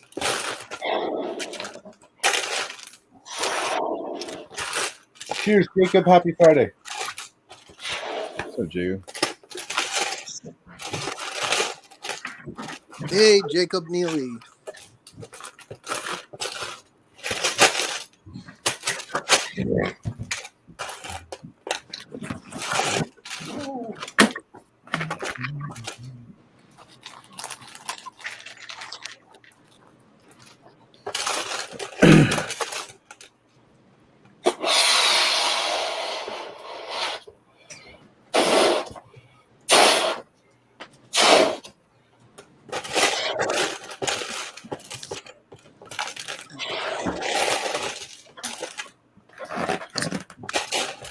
Hello, man. Hello, Magic Kid. Disappointing National Battery Bag. Ah, there you go. Charger all night long. Especially if you're going to sleep in like that, no doubt. That was funny. Oop, I shall return in a few minutes. Awesome. Cheers, Kyle. I'll be right back. Cheers. How many balloons you got now? 1, 2, 3, 4, 5, 6, 7, 8, 9, 10, 11, 12, 15, 16. Currently babysitting my nephew. Sister went on vacation, and I asked if there was a baby. Weren't you babysitting yesterday too? Although I guess if you went on vacation, it's probably not just a one-day vacation.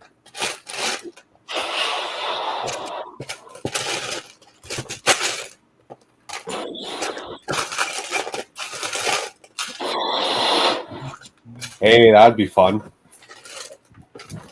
I should do that one time. Go get a helium bottle and risk permanently freezing my vocal cords and just suck it in. That sounds like a great idea.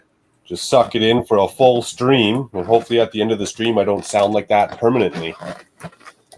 Aren't we on like the verge of a huge shortage of helium? Hey, good call. I think I heard that somewhere too. I don't see how. It's there was something happened a while back where we lost a lot of it, and they were saying that helium is used to create like a lot of different electronics and things, and that I think in the next by 2050, I think we're going to run out if we don't. Is helium found like naturally, or do we make it? I think it's natural. But It's a natural. You can make it, but They'll find a way.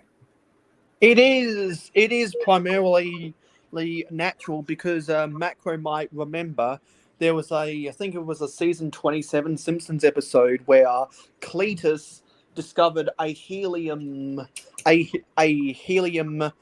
gas leak in his backyard in the backwoods, and Homer found it when he was talking with Cletus, and then Mr. Burns came by and saw the helium and wanted to extort the helium, and so Mr. Burns was trying to buy the helium, the helium leak from Cletus, and Cletus refused because he was doing productive stuff with the helium.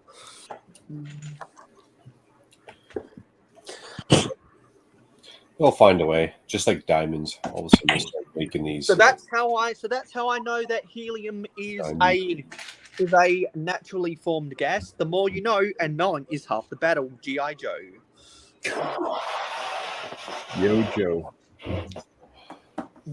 Joe Mama. Freedom over land and air. Joe Mama. Speaking of Joe, where is Lego Joe? Does anyone know where Lego Joe is right now? I haven't seen Lego Joe for a while. I just work here. Safe answer. Safe answer. So hello, Jacob. Hello, Jacob Neely. It's not letting me touch Jake. There we go. Silly pup. I'd say hopefully just breathe it in. All right, 4 more balloons and then I'll get back to sorting. I don't think Red Coat Kyle realized he could have just kept his camera on and just muted himself. Well, he uses his phone, so he probably uses his phone. So I was gonna do Lego Arts thing and make Lego mocks, titanium balloons with trackers on them, and see if people find the builds. Hey, that's a good idea. That'd be interesting for sure. Well, who knows? Well, wait. So what was the conversation about technique? I was. If you like it or not. Of that. If you're a fan of Technic, a little bit's okay. I don't know if I could do a full Technic set, especially one of those cars, like those Ferraris or Lambos. I just don't have any use for them. Like I don't really. I don't know. I don't know. Like, what am I going to do with it? You know what I mean? Like, I know I have my Batman vehicles, you know, but like, Batman's like my favorite superhero. So, Where you can really care less about a Lambo or a Ferrari. Yeah, I mean, like something like Paul bought, like, you know, Master Chief. All he buys are display pieces. So for him, they make sense, you know, because that's what he does. Yeah. You know, he's into that. I don't really get into that. I'm just bad at missing steps or a part or a piece, and then it just throws the whole Technic build off. And the next thing you know, I'm cursing it out. That's when like earlier, I'm tough talking the Technic set. You stupid piece of crap. Yeah. I just don't know why they did a $350 Black Panther bust. I got a bunk balloon. So I don't want to know. Why couldn't they have released like a Daily Planet modular? Just surprise, here it is. You compete with the Daily Bugle. Oh, that would compete anything, man. People would be buying the Vegetas out of that sucker. Technic is shelf art. That's a good way of looking at it too, though. It is, you know, art no different than hanging a picture on your wall. You can't do nothing but look at it every time you walk by. I got the same thing. Yeah. Because I heard Amber Lyle saying something about that I didn't. I asked if she's a fan of Technic. She's mentioning she likes the substructure of the builds. I'm kind of on the same page. I like a little bit of the substructure framework, but I'm not a big fan of a full Technic set. I think they're fun to build. I just don't know what to do with it when I'm done with it. Well, I was going to say most of my Technic I build and then take apart. Oh, wow. You take it apart too. Extra talented. Not only can you build it, you can actually take it apart. You got me beat. Yeah, I mean, I'll take this apart when I'm done. Do you like inventory the pieces? Do you come up with like other Technic mocks or? So I can't mock for anything. I can't. At least not yet. But I do inventory like just now I was missing a piece and I brought out. That's why I had to step out. Ooh. Is that me? No, that was me. I'm switching back over. Sorry. I'm switching back over to my computer now. No problem. Yeah, so I ran down there and I was like, oh, okay, I know I have one of these pieces.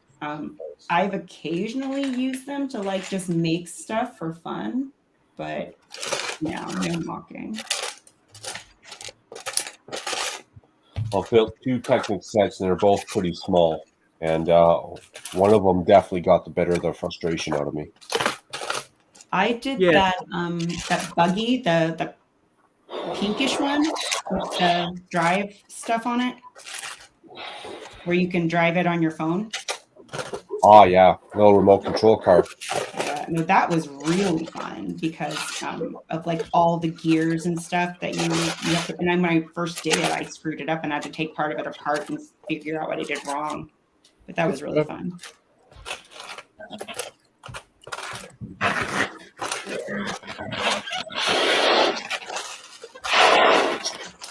So everyone, don't forget to like, comment, share, subscribe, and ring that notification bell. Yes.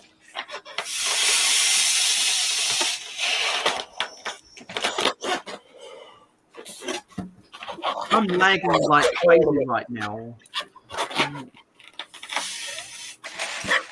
So Ember Live, why were you having all those Canadians attack your internet stream? The what? Why were all those Canadians attacking your internet there the other day? Why are you blaming it on Canada? I always blame Canada, and you know that. I just assumed it was Vancouver fans. Damn, good thing I'm not wearing a Canucks jersey. Crazy Canucks. So so interesting.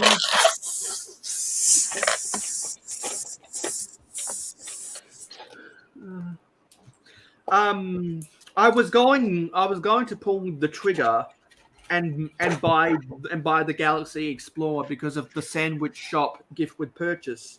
But then I was looking online and I realized that Kmart Australia actually is selling the Galaxy Explorer at retail price. So now I'm thinking, well, do I wait for that to go on sale? Do I wait for that to go on sale, hoping to find it on either Black Friday or a Boxing Day?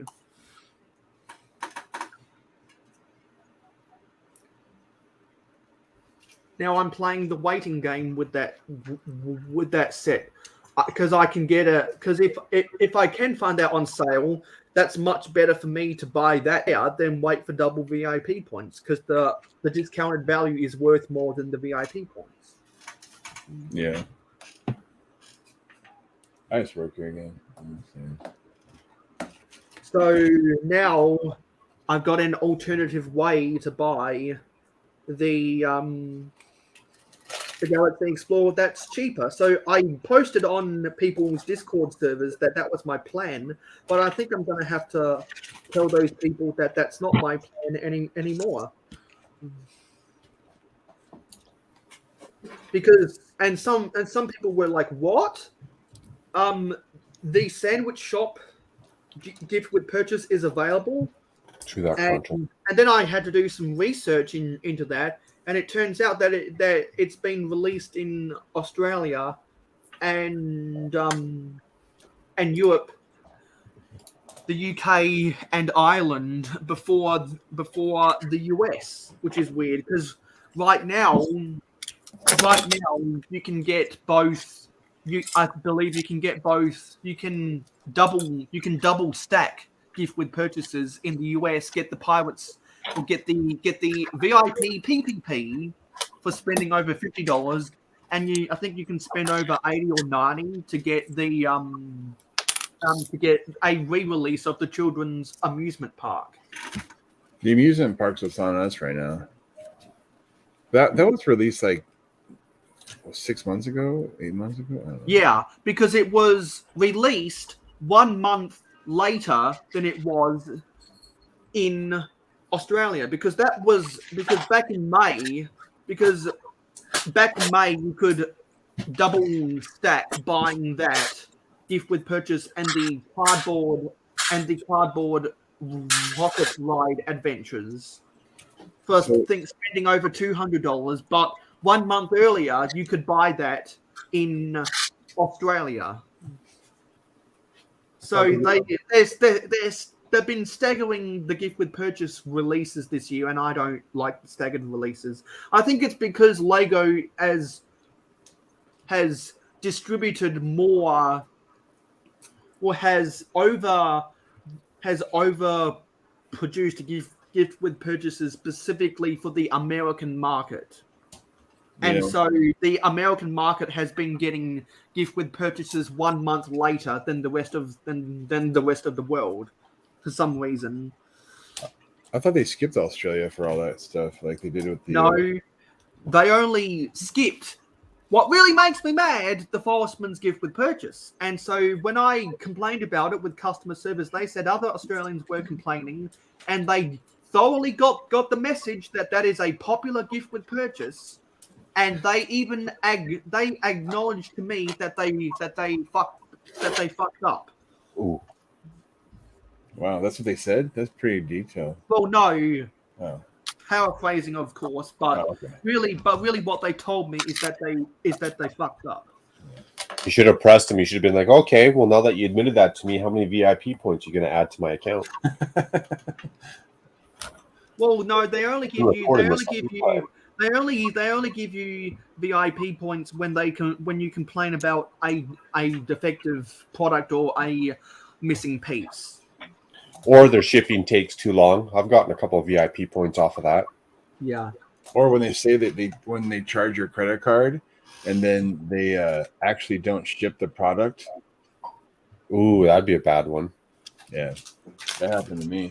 Dark tan tiles took 4 different things. They had the like label created, charged my credit card, and it was sitting there for like 10 days before they like finally realized that it got lost or something. Damn. It's like, And you got VIP points out of that. Nice. yeah, they refunded me and gave me VIP points. Did you get your package or no? No, because they didn't have some of the stuff that I wanted anyway. They like Okay. one of them was a gift with purchase too. Like there was a gift purchase in the box, and then like the only reason why I even placed the order was to get the gift with purchase. Oh, So I was like, Oh, that's extra piss off. so I was just like, dude, so that's why they gave me because of all the trouble they, Yeah. Ultimately, they hooped you out of that gift with purchase. Yeah, basically, yeah. They said, well, unfortunately, that one sold out. I'm like, okay, well, that sucks. I thought I was missing a piece, but I wasn't. It was just hiding underneath something else. Damn, that sounds expensive. How many tiles did you get out of all that, Steve? 4 different stores, so you got to pay 4 shipping costs. Hopefully, they're all. Oh, I don't need that. At that point, man, just go to like Lego and see what they have, and like the shipping, all the different shippings alone would be a pain in the butt. That's honestly why I got on Brick. Sorry. I really want Lego to build another distribution center in Australia so that the threshold for free shipping doesn't have to be $150. They should have a distribution center in every continent. When it's only 35 US dollars, because the US has about half a dozen Lego distribution centers. I got a boatload of VIP points. What do you do with those? I too, Richard. Now I'm going to go cash them in for my $100 or $50 vouchers. So then when you go to the Lego store and you buy something for $52, you only have to pay $2. Yeah, I'm actually saving mine. I'm going to go get another boutique hotel for free. I got the Mos Eisley set almost free with VIP points. Wow, that's a lot of points. That's going to be like, what, 40,000? My parents gave me a $100 Maya gift card for my 21st birthday. And if anyone remembers me on Discord, i.e., go use the link in the description to come join my Discord server and be active to be in the chance to enter giveaways to win free 1 month pledges on my Patreon. I got myself a 2 cent hole. No, sorry, not a 2 cents. No, a 70 cent hole. because they had buy one get one 40% off. So I got two medium classic boxes and two of the new packaging for the new style green base plates. Mhm. And the reason I say that is because next year I want to start making some Minecraft mocks for the Minecraft board game I want to build. And I was thinking about it because Captain Matt, Venomous Taipan, and myself don't get together a lot much nowadays because me and Venomous Taipan have university, and now Captain Matt is a father. Congrats. I was thinking when I do get this Minecraft board game built as a tabletop, how could I get it to be played digitally? And so I've been thinking about, you know, how they have those chess tournaments where they get the humans who dress up like a chess piece, and how you have two grandmasters sitting in a tennis referee's chair, ordering people dressed up as chess pieces to move around on a grid like a coordinate system. I was thinking, how could I convert my board game of Minecraft into a coordinate system so people on a live stream could play it, telling me where to move their piece. Doesn't Steam have that? I think it's called like tabletop or something, and it's like a framework for building out games that people can play online, like tabletop games. Yeah, I've heard about that before, but I've never experimented with it. But I'd want it to be physical, because that's why I'm buying classic sets to build because I also want to build Minecraft mocks. That's really clever of Steam. So you can go play board games with other people online. Yeah, well, I don't know who actually made the framework. I think it's just on Steam. That's cool. But yeah, that was really popular, especially during the pandemic, for people to convert tabletop games to online. I'd love to play people across the world in Risk. That sounds freaking epic. So everyone, let me know. Everyone, let me know. Whenever I eventually get the rules set out for this tabletop Minecraft board game built, and once I get enough pieces to build everything for the Minecraft mocks involved, everyone let me know over the next 24 months if you'd be interested in doing like a 24-hour live stream, just playing it. 24 hours. Jeez. You don't mess around, do you, man? No, because it's the type of game where a group of friends would have to play the game together over a week, but play for like 4 hours a day, coming back to and fro. You couldn't do it all in one sitting for sure. Yeah. So, is it like D&D? Well, it would take a lot of stuff from D&D because not only would there be dice, meaning plural of die to move around on the board, but also there would be a dice where you can do actions, where you can do actions that you do in Minecraft. I never got into D&D. I'll tell you why. I'd be the guy, I'd play it once the first night.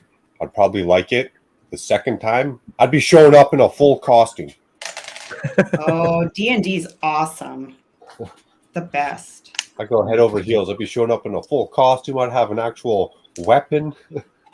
Oh my gosh. Like, we had, cause I do D&D with my team that I manage. And this was last year, that this happened, but I was losing one of my team members. They were moving on to like, newer stuff. Right. And, we did a D&D session to say goodbye to him. And I showed up it was all over Zoom. Right. And I showed up on screen in like costume for my character. And he was like, oh my God, it's hilarious. Nice. Hey man, it's enjoying your hobby. Just indulging in your hobby. There's nothing wrong with that. What I want to do is it's out of print, but I actually got one of the rule books on eBay. I want to do one of the Star Wars RPGs. Sounds fun. Yeah. I have several big games, like board games, like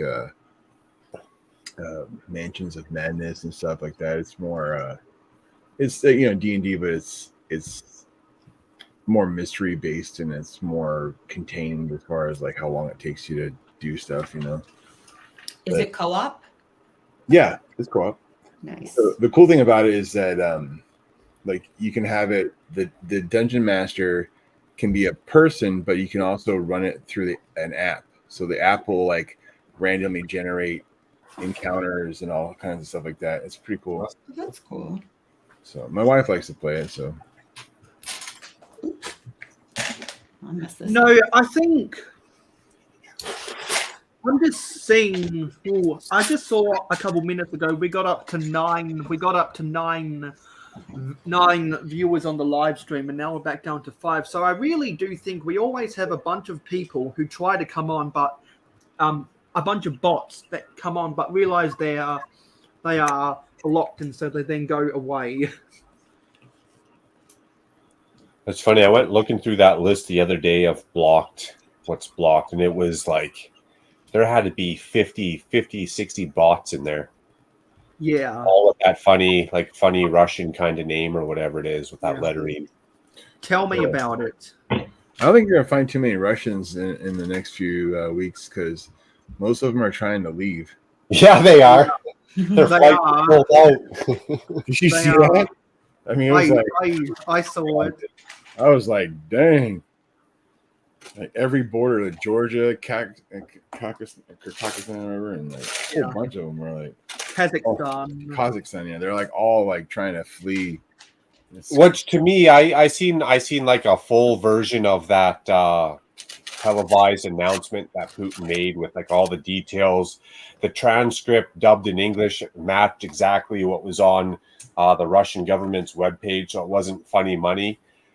And he kind of gave a history lesson and a little bit of like what's going on, and kind of like it kind of brought a little bit more perspective to the Russian side.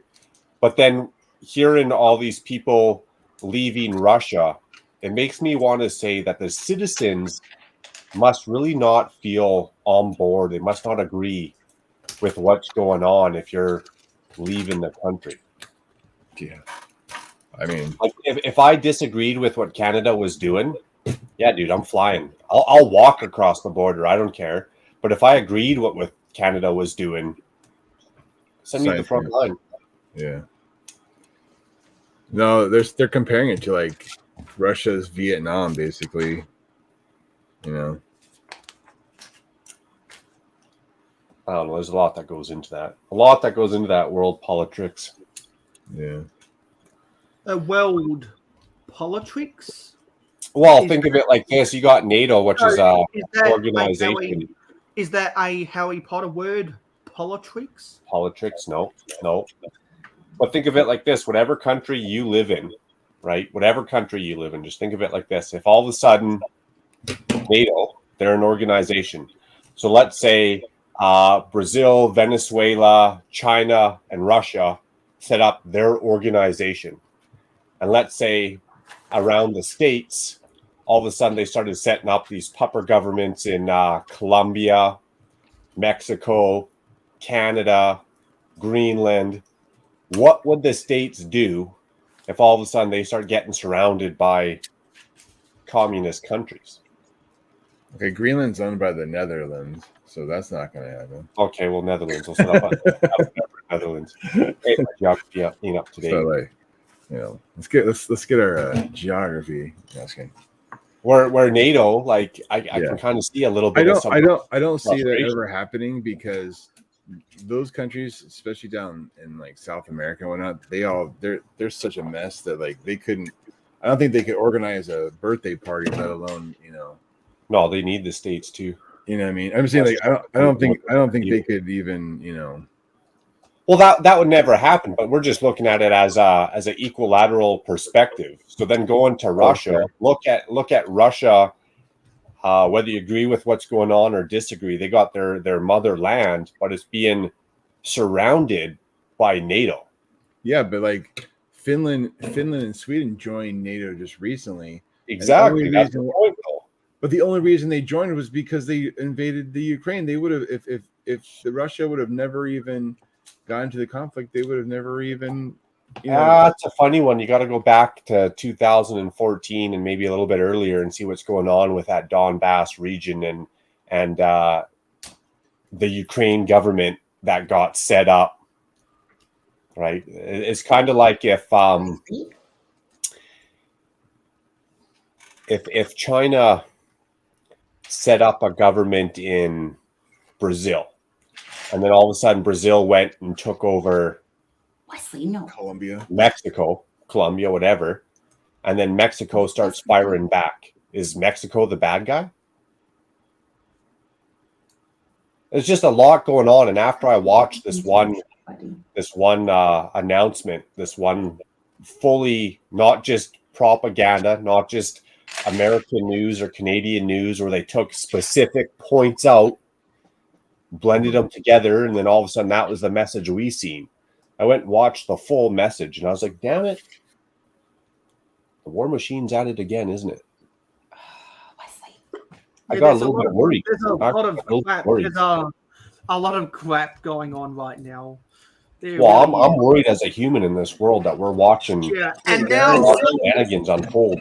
Yeah, and now they're talking about nuclear warfare again. Okay, the only reason why they're talking about nuclear warfare is because there are some people that want to get rid of certain political leaders from their positions of powers when they deliberately aren't trying to sign peace treaties. Well, even with that nuclear warfare comment, there were a lot of people who could end the war right now by signing a peace treaty, but that's not what they signed up for. They tried though. They already tried. Look at that nuclear war comment. He pretty much stated, there's a lot going on. He pretty much stated, if our homeland is in direct conflict or a direct threat, we will use all weapons necessary, even nuclear tactical weapons. Didn't the new UK Prime Minister just say the exact same thing? If they drop nukes in Ukraine, they're killing themselves, because they'll get fallout from the winds and it will blow right into their country. It would be the dumbest thing on earth for them to do. Same thing if they let those nuclear power plants go. They will be polluting. Like, China's ticked off because if there's nuclear war, guess where that wind is going? It's going to be blowing over China. There's a whole slew of things, and there's no way that he would be dumb enough to do that to his own people. I mean, he would literally be killing his own people. I'm just glad that Australia really doesn't have much to lose. They do. They're in the pact with Canada, US, and UK, so they get dragged into it. But what I mean is there's no threats that are being made against us. No, not your soil, no. Yeah, but the only reason we're involved at all is, like you said, because of alliances. Treaties and pacts, yeah. because I guess we, in a nutshell, not to talk about this too much. I'm just saying, like, I'm a little bit legit worried for the next 5 years. I'm not well, concerned. everyone should be, everyone who is within, Politics are who is dumb. within, everyone who is within direct alliances with people involved in this warfare should be worried. But some people have less to lose than others. Politicians are crazy, man. Every country wipes out its own citizens. Every country. Because no one said that Australia is gonna get nuked or bombed. I don't know. No, China's just gonna come take over your country. Well, they already are trying to take over the ports and our real estate. So we enacted laws that changed that, and we put the pressure on Chinese real estate owners who aren't using the land they own to sell. Canada did the opposite. We made laws that allow these countries to come defend their infrastructure within our country. So, good point. We got a lot of oil sands up here in Alberta. We've sold a lot of our oil sands to China. Our government passed a law that says any country that has infrastructure or investment in Canada can defend their land or their infrastructure, right? So, worst case scenario, World War III breaks out. Canada's hooped, man. China's allowed to set up silos around their oil fields. That was pretty dumb. Yeah, it is. The whole world's gone nutty. I'm just watching, eating my popcorn. and your cake, too. And my cake. Have your cake and eat it too. And even all this talk about stuff, why are they even talking? Like, didn't we learn? Didn't we learn from the last 100 years about anything? No. No, we didn't. Yeah, so if you couldn't tell, we don't learn. We don't have a no politics policy on this channel because we are adults and we are allowed to have adult conversations. Well, we can talk about. We can change the subject. Unlike some of the other soft snowflakes in the Lego community who want to use Lego as an escape from reality. Well, we can change the subject. We'll switch it to energy. The reason I have to make a disclaimer about that is because soft people don't like watching thick-skinned people talk about that on social media. No, yeah. That's okay. We'll talk about energy. That's another pet peeve I got. I'm just wondering why we make because soft people make up 50% of the soft people make up 50% of the audience. They go away and watch people crap on about stupid boring superhero movies instead. Oh, shots fired. Has anyone's power bill gone down in the last 3 years? No. Yes. Mine's going up, and I'm just wondering if the government's taxing me because we got this nasty carbon tax here in Canada. If they're taxing me and they're building all these solar panel farms and wind turbines, and it's free renewable energy, why is my power bill going up? You know why our power bill has gone down? Because we're not using as much power. That's funny. When we don't use as much power, that's when it gets real expensive because they want to make the same amount even though they're offering less. Raise the taxes so that would build them. And also, No, I'm just joking. And also, some individuals might have a higher price, but the average bill has gone down because so many people are putting solar panels on their roofs, and because we reversed the polarity with interstate transmission wires. Oh no. I always say time will tell. What we see 5 years now is going to dictate the next 15 years. So if it's a shit show for 5 years now, it might be a shit show for next 15 years. So I'm just uninstalling something right now. So I can't, and it's in the way of me watching the camera. So I'm sorry.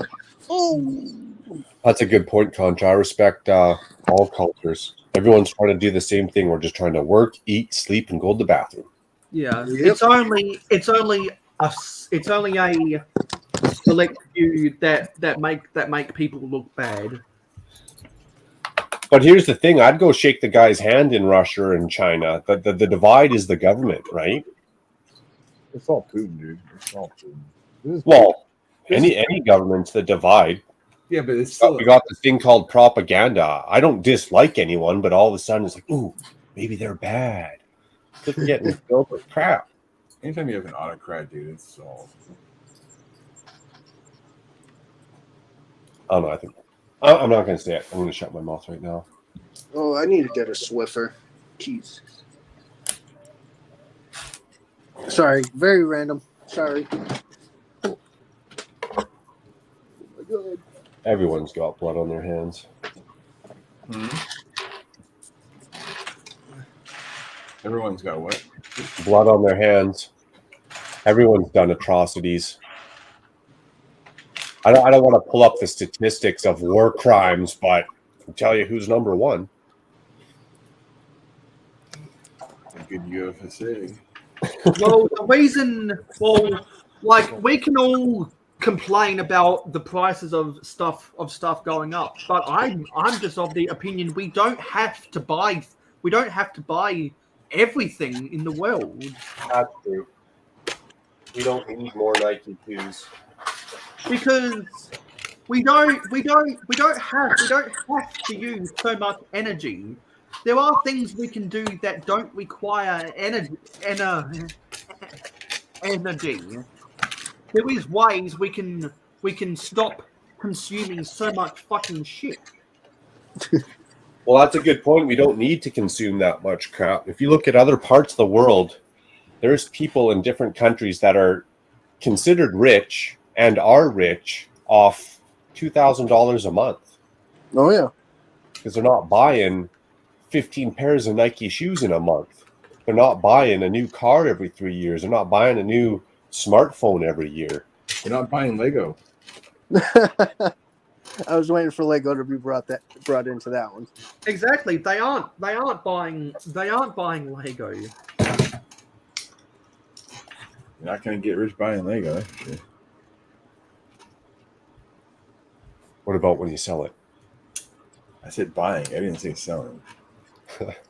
That's my end game. I'm hoping to retire one day. Okay, If you never sell it, you're never going to make money on it. I can see the screen again. Fabulous. I just uninstalled bad software.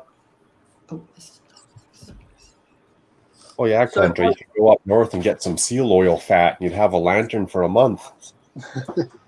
So hopefully everyone that does like watching Seal fat oil. So hopefully everyone that does like watching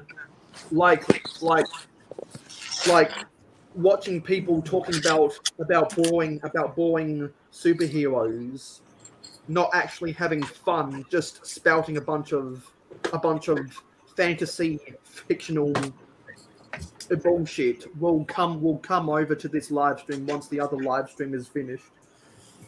I like hearing people talk about anything that makes me stop and think about my life.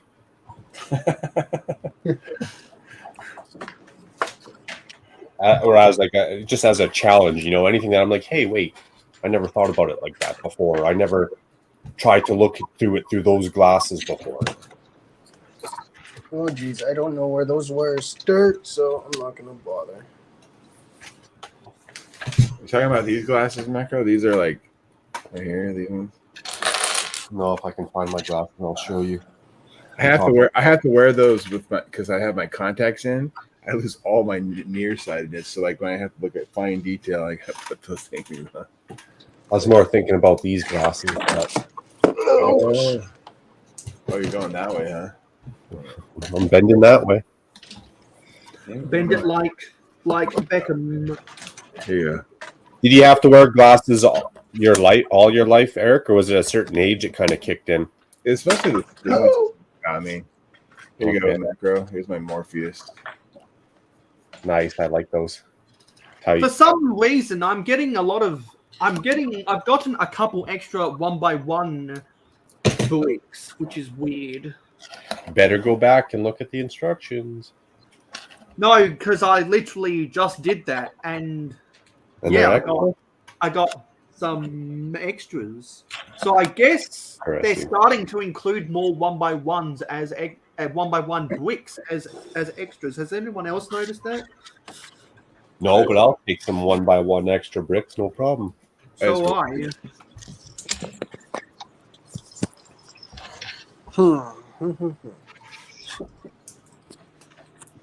Oh, ouch. I need to get more lights. Fun. How's the collection coming, Kyle? You starting to get some more stuff, or? I've actually been starting to get into the Star Wars ships. Oh crap! That's a rabbit hole. Yeah, I only have 4 right now, so that's all set right now. That's all I need. That's a rabbit hole and a half. Whatever I know. you do, whatever you do, don't buy UCS sets. No. I am not that rich for that. They don't even fit on the shelf. I don't even buy UCS sets tonight. I mean, I buy a lot of Lego.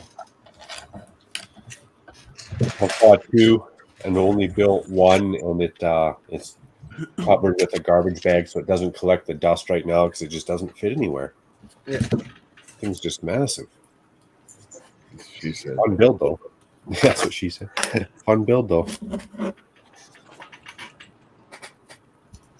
Oh, but Eric. Yeah. Yep. Here's the. I'm dying. Nice, the city tour. Yep. Right down. Oh God, I am gonna kill myself back here With lights, super cool. with the lights. She never did get that train station or any of that back. No. I have the train shed, which also lights up, which needs batteries. Were you able to get that back, or did you buy a new one? I'm gonna be buying a new one. No. I mean that train shed. Were you able to get any of your stuff back, or? No. These things that are here were actually here at my dad's place. So. Oh, okay. What do you mean?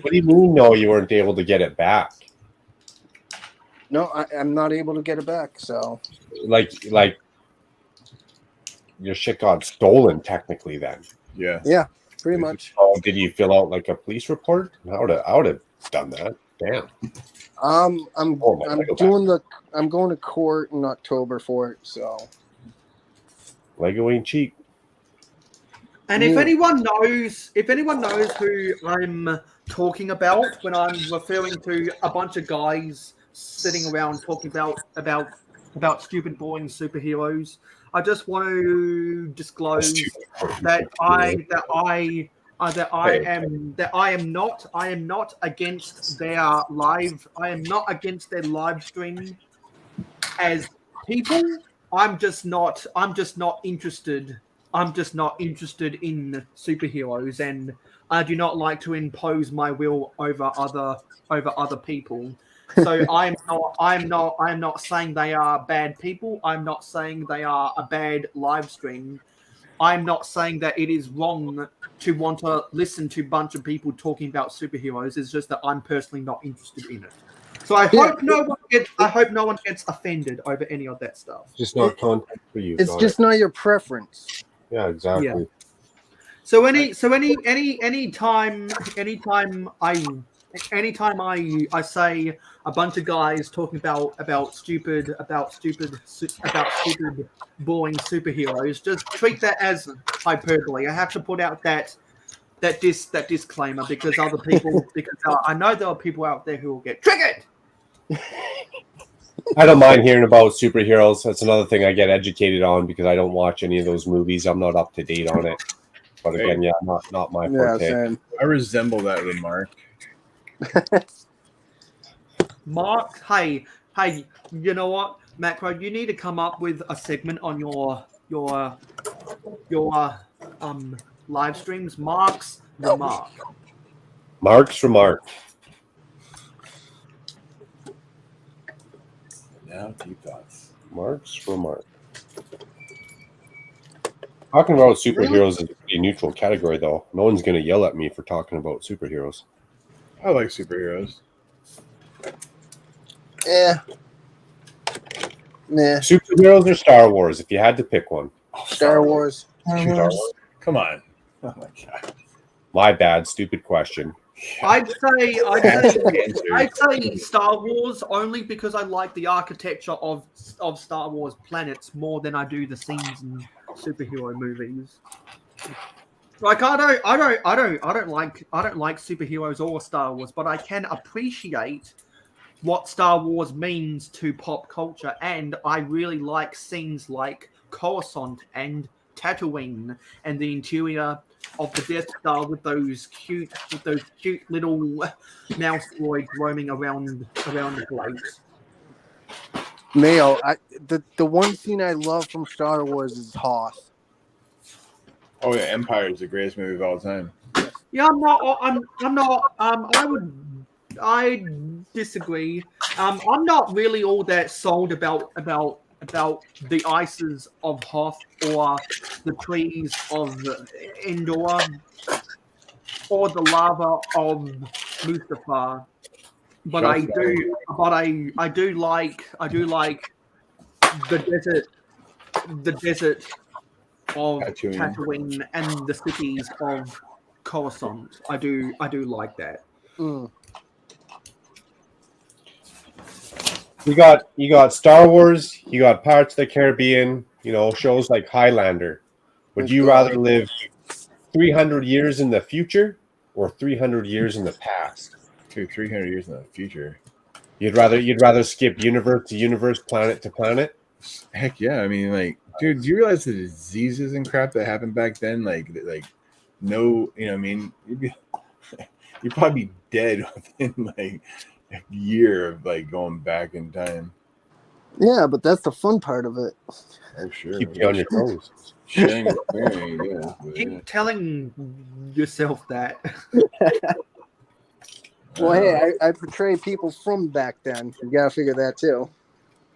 It's like they didn't even have soap. No, they had soap.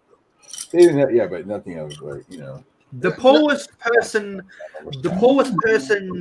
nowadays is sometimes equivalent to the richest person 300 years ago. What about 50 years in the future versus 50 years in the past?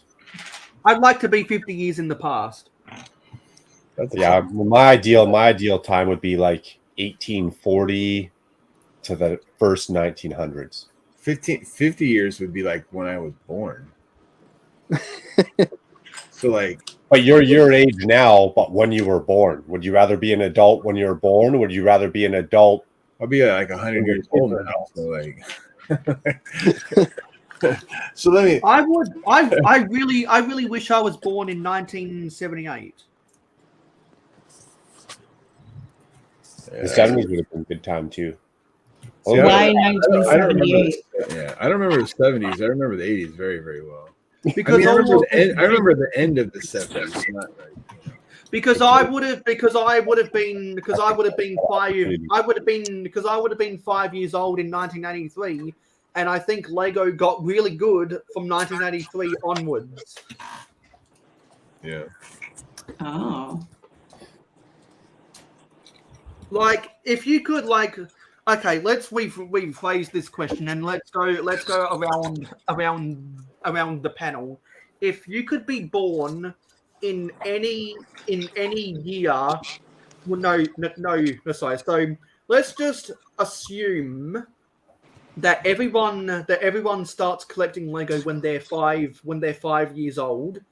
Considering the sets that came out that came out in whatever year you like, and you were born 5 years before that, what year would you want to be born in? I'd want to be born in 1978 to get all of the sets in 1983. I was 2004.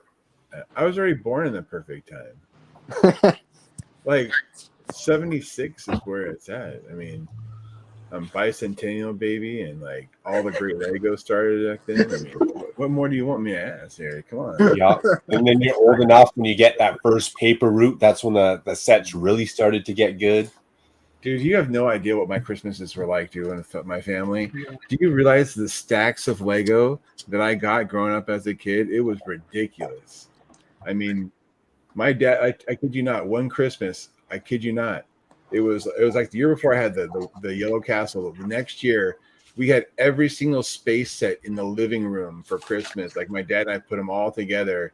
And like I literally had every single Galaxy Explorer and all that stuff with all the different moon landing plates and all. I mean, like we had the whole shebang right there. And then the next year, I turned it into a Lego City.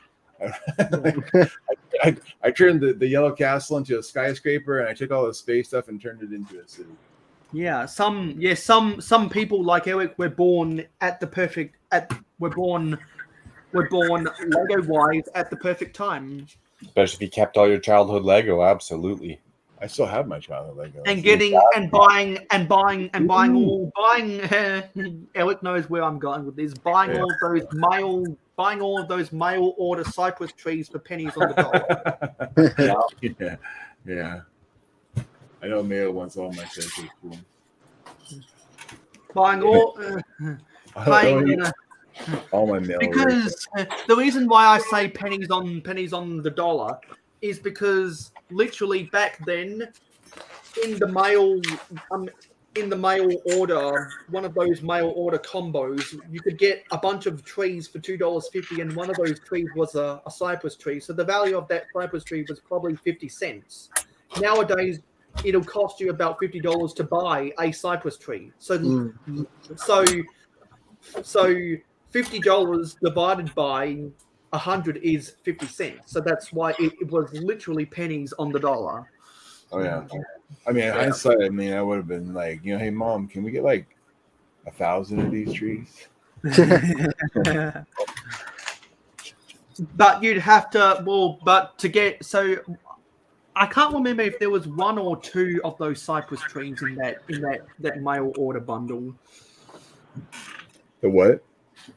I can't remember if there was one or two of those cypress trees in that mail order bundle. I'll have to bring up a photo of it later on. I probably have an old catalog from back in the day. I just have to dig really, I've got catalogs that I stole from high school that had that mail order in it. Well, Well, like back in the day when you got a catalog from Lego, they had the insert also, like, so it was not only that, it wasn't only just like, so they would have like the basic ones you got from when you bought a set, and they had the mail order in there, but then on the big mail order like catalog that you would get for just their Christmas time or whatever, there would be another mail order slot in there too.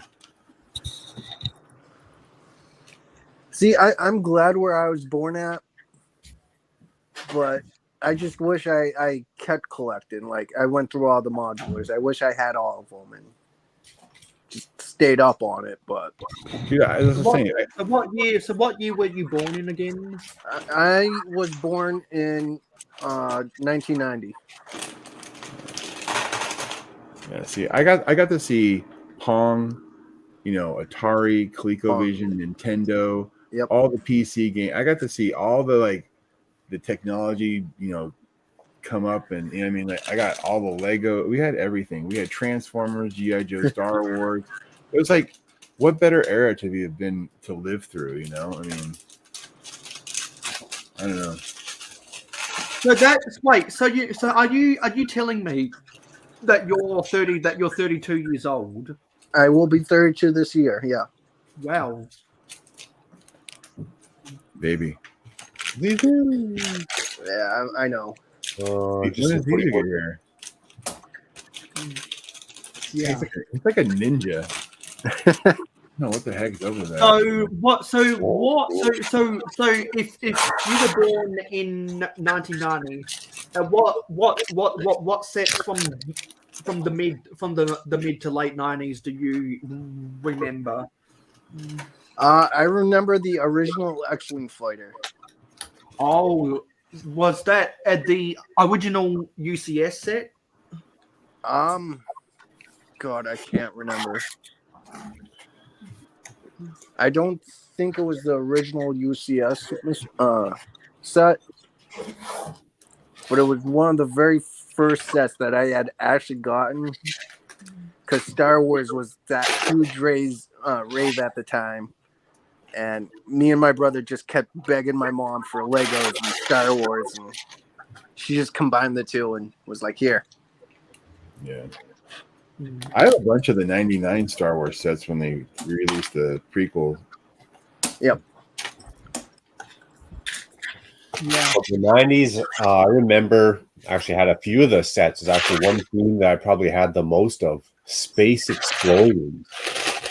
Steve Weiser is back. And also we have Zissou. Hey, Zissou. Hey, Zizu. Somebody. So everyone, don't forget to like, comment, share, subscribe, and ring that notification bell. Contra. I've seen a few documentaries about that, and just threw my head for a whirl. Very interesting debates and points both sides brought up. I've seen the flag on the moon from a telescope. So how did it get there? Right. Was it flapping in the wind? No. Just checking. Steve Weiser. No, sorry, not Steve Weiser. Zissou has an invitation via the live stream, gang, if you want to come on. Zissou. Yeah. So I wanted to be born in 1978. Macro Bricks wanted to. Did you say 2004? 2004, so I'd be 5 in 2009. Right, and that was before when 2010. the Emerald. That was when the Emerald Knight came out. Was one of those. Emerald Knight and a lot of cool castle sets in that era. Yes, that was the tail end of the fantasy castle era before they came out with Kingdoms in 2010. Because if I was 5 in 2009, guess what? I'd have a goat. Yeah. Actually, no. If you were 7 in 2011, you'd have a goat.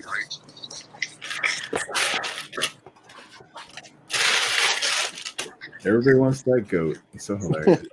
So I'm 1978, Macro's 2004. Bricklock is comfortable with 1976, and I don't blame him. Red Coat Kyle was comfortable when he was born in 1990. What about you, Amber Lai? If you could go back 5, if you could be born 5 years before your favorite year for Lego, when would you want to be born? So I did not build Lego when I was a kid, so I do not have any attachments to any of the older sets. Good answer. Good answer. You're the perfect age, is what you're saying. Perfect time you were born. You're born right when you were supposed to be born. So in that case, you're glad that as an adult right now, you have the disposable income to buy contemporary sets. Yeah, I mean, I feel like the way I could possibly switch that around for me is I wish I had discovered Lego sooner, because there are some themes that I missed out on. Not that long ago. Like elves? Like elves, yeah. Yeah, the elves. I should have bought those back in the. My daughter was too young to really appreciate those. I was seeing those. I was looking at those sets in the store like back in the day, and I was like, you know what? I should just bought those just because. You know what I mean? Like I should just. You know what I mean? Like hindsight. Yeah, after I just got into Lego, like I bought a X-wing is what was my trigger. I walked past those elf sets at least for 6 months, time and time and time again. The same thing. Like, these look cool, but there's other themes that I was into getting back into Lego. So elves was definitely on the back burner. It's kind of like a friend set, right? Yeah. Oh yeah. But definitely kicking myself in the butt for it now. Yeah, and all the Lord of the Rings sets too. I bet. There you go. I remember the line of Bionicle. Oh God. Was that the Generation 2 or the Generation 1 from 2000 to 2008? I remember the first ones. I have Like- never seen so much Bionicle until I went to Brick Fair, Virginia. I'm pretty sure every Bionicle set and whatever was there at least. Like it was a ridiculous amount of Bionicle. I'm going to retract my age comment. I'm going to actually take the same position as Amberlia, because if I was 5, 7, whatever age, 12 in 2009, I'd still have to rely on my parents to get that crap for Christmas or birthday. That would not happen. So I'd like to have discovered Lego sooner, because I would have been an adult with disposable income in 2009. So, Amberlia, that's a great comment. I'm going to take that position as well. So you're going to change your Yeah, I lied. I'm sorry. birth date? I made baby Jesus cry. My fault. So when in your life did you have your most disposable income? Is it right now? No, the most disposable income I had in my life would have been between probably 20 to 30, because all I did was work. So then would you like to have been born 10 years before you were actually born? No, because if I was at whatever age in 2009, whatever disposable income would have been enough, right? But the So most therefore you're comfortable when you were born. Yeah, we're gonna take the same stance as Amberlia on that one. If I just discovered Lego a little bit sooner, like say 4 or 5 years sooner, would have been perfect. Yep. So that brings up another thing about do you want to have the nostalgia for good sets, or do you want to have the disposable income for great sets? Oh, well, now you're making it difficult, Mayo. Because me personally, I'd want to have the nostalgia for good sets. Luckily, I inherited a bunch of Lego from my brother, who was born in 1985. So he grew up with a lot of sets from the late 80s and the early 90s. So I had some of the Black 22 sets and some of the Ice Planet sets. Those came out in 1991 and 1993 respectively. So I inherited a whole bunch of that, and I had a lot of good nostalgia with that stuff. Oh yeah, that one Ice Planet set's your absolute favorite. Yeah, because on the last episode of Good Morning Brick World, of which I was a guest host, and Adorable and Spaceman, no sorry, Spacetime something was on the panel talking about Lego things that got discontinued too quickly. Space Time was talking about vintage space, of which I grew up with, and Adore Build was talking about elves, which has now become an underrated theme.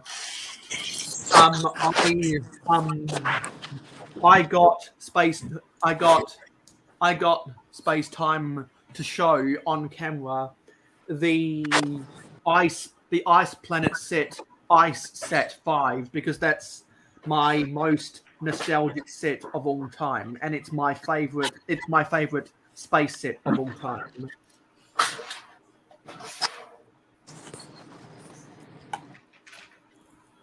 And he made a really cool mock of an ice planet version of the snow speeder, and he has the Odyssey space station, which I thought was really cool.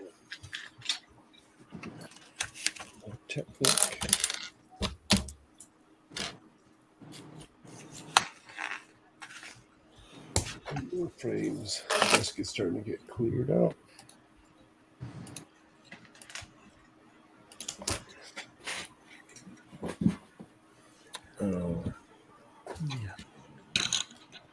And so, if anyone else wants to talk about this stuff off camera, just create yourself a Discord. Create yourself a Discord account and use the link in the description to come join my server. We can talk about all of that stuff over there.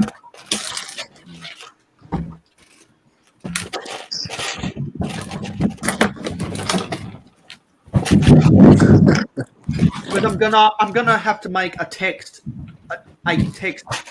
channel on my server for talking about all of that stuff. So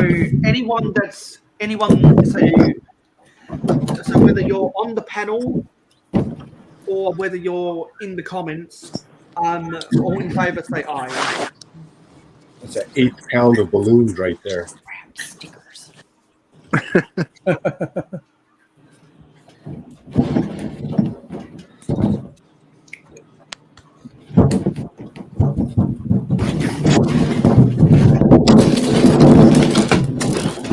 don't even know if I still have the stickers. I might have lost them. So, if I I see you have a Brick Maniac 81. Hello. Hey, Brickman. Long time no. And Brick Maniac 81 has an invitation to the panel via the live stream gang if he wants to come on. And everyone, don't forget to like, comment, share, subscribe, and ring that notification bell. The balloon boy. There you go. And if you aren't already subscribed, the Octane Man reminds you to subscribe to Mayo Hosko. I love the Octane Man. He's a little scary though. I'm not gonna lie. hey, Brick Sergeant. Hey, James. Late night for James. Right on. Hey, Brick Sergeant. And Brick Sergeant also has an invitation to the panel via the live stream gang if he wants to come on. So, everybody, don't forget to like, comment, share, subscribe, and ring that notification bell. We passed 420 subscribers. We're up to 421 right now, which means we only need 29 more to get to 450, so we can build the daily bugle. I promised my patron supporters a long time ago that we do that because they agreed that it would look good in my city. Oh, right, I would. Love to see you build that. And also, I was thinking, well, since I'm going to do a lot of heavy modifications to the daily bugle, I might. Well, yeah, actually, I know I am. I'm going to be changing up the interior details of that a lot because I'm going to try shrink the actual daily bugle operations itself to be only for the first two floors, and then have the third and fourth floor be for other purposes. And those other purposes will be open for lease for anything that my patron pledges want to request, because Makro Bricks already has a dispensary above one of the coffee shops. I have plans for Sharon. I have similar plans for Sharon season, but Amberliah, Dusty, Venomous, and Captain Matt. Once I get more skyscrapers built, I'll be leasing out penthouses for anything they want to request me build for a room. And Mikey J is back. Back again. Okay. Freak Maniac 81's got to go to bed, but we'll still be live tomorrow morning in North America. We'll still be live tomorrow morning before a door build goes live. Stay out of trouble tonight. Why do I feel like that comment was directed towards me? Never. I sure will. I'll try. And also, in other exciting news, if you are following me on Twitter, use the link in the description to go follow me on Twitter. I tweeted at some people on ESPN, and one of the people I tweeted at retweeted my tweet, and I'm guessing a video I posted on Twitter has over 10,000 views right now. Nice. Because ESPN employees like interacting with their fans on Twitter.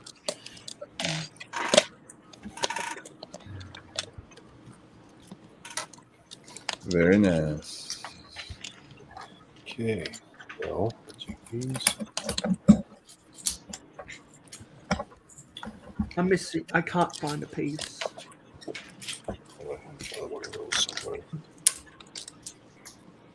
There it is. Oh, I hate this part. Destruct to rebuild. Ooh. Further than I thought it would be. Ah, I see. It's an upside down technique.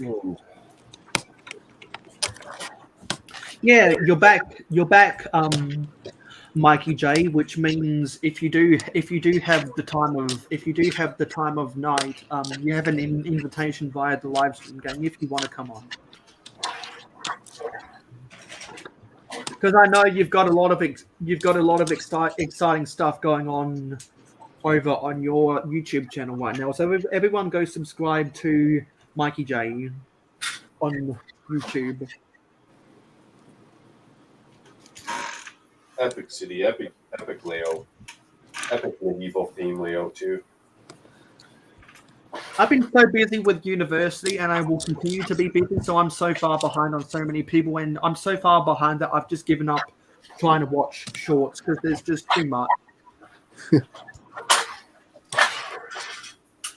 And people are making really good content. Like, I think I'm behind on one of Macro Bricks' city updates. There's a bunch of other people who are doing city updates. Clicking Cliff's doing more stuff with his medieval realm that I need to watch. There's some people in this chat who I've actually never watched their videos before, but I'm subscribed to. Because I know that Mikey J has done a lot of stuff with vintage Lego sets, so I need to go back into his backlog and watch some of his vintage set videos. There's just a whole hodgepodge of stuff like that. It's a whole hodgepodge.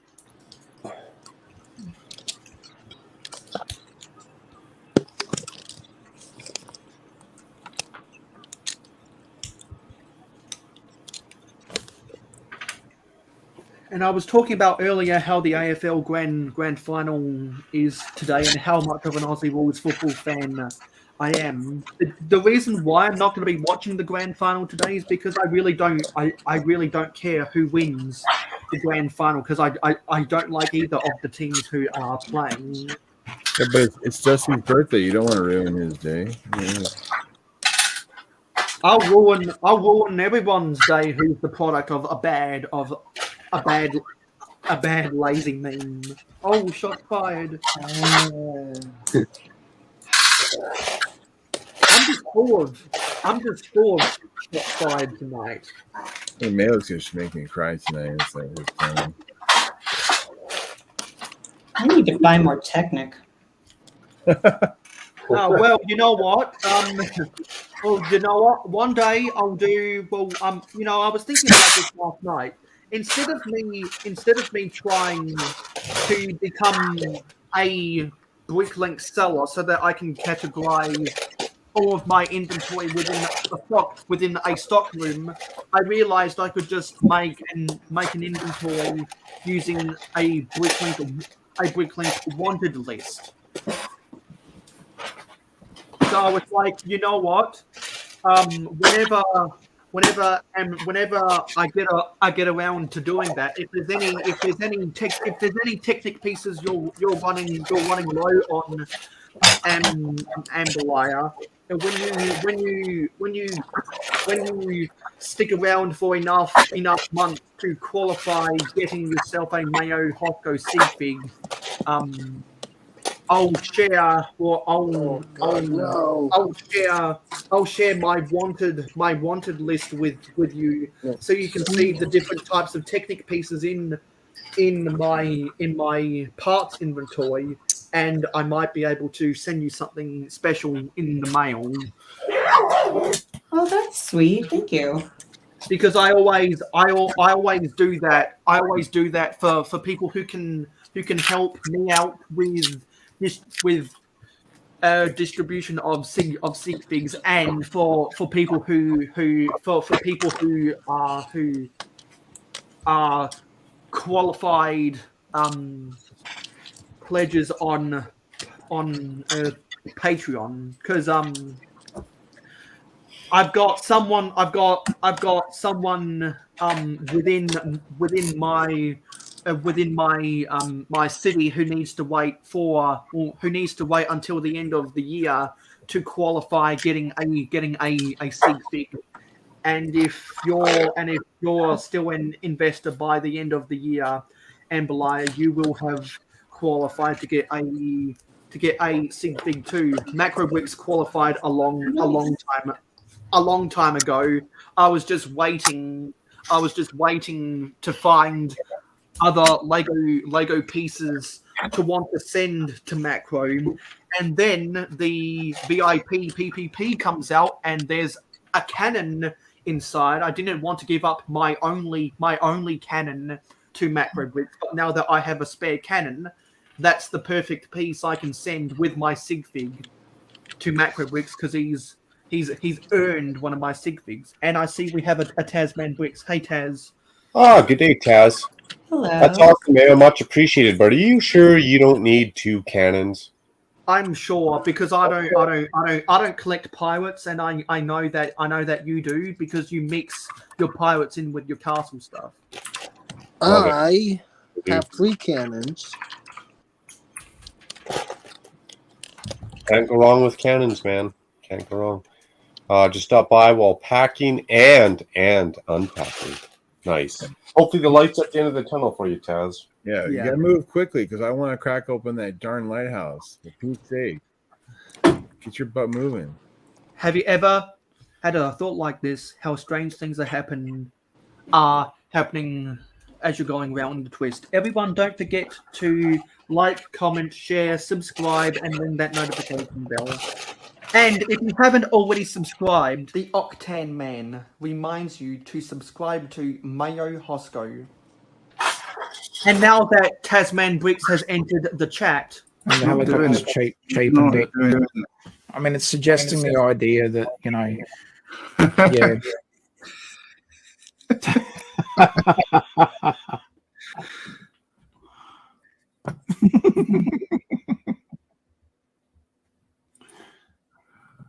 Helicopter. and I should have done this a little while ago when a Dusty Bricks entered the chat.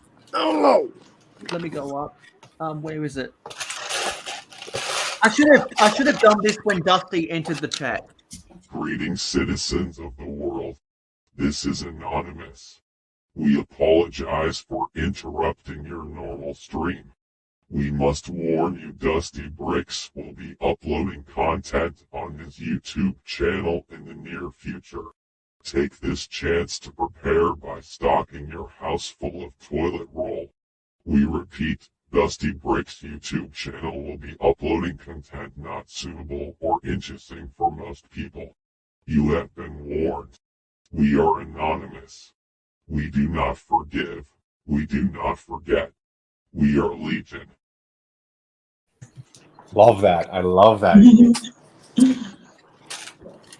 And now we're just waiting for Captain Matt to stop on by, and if Cy O'Connor comes by, or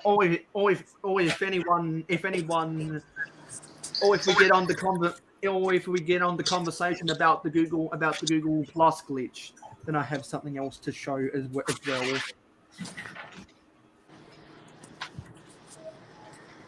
Because we don't like to talk about the Google Plus glitch. I didn't even know there was a Google Plus glitch. Between me and brigsaw. Do you not remember that?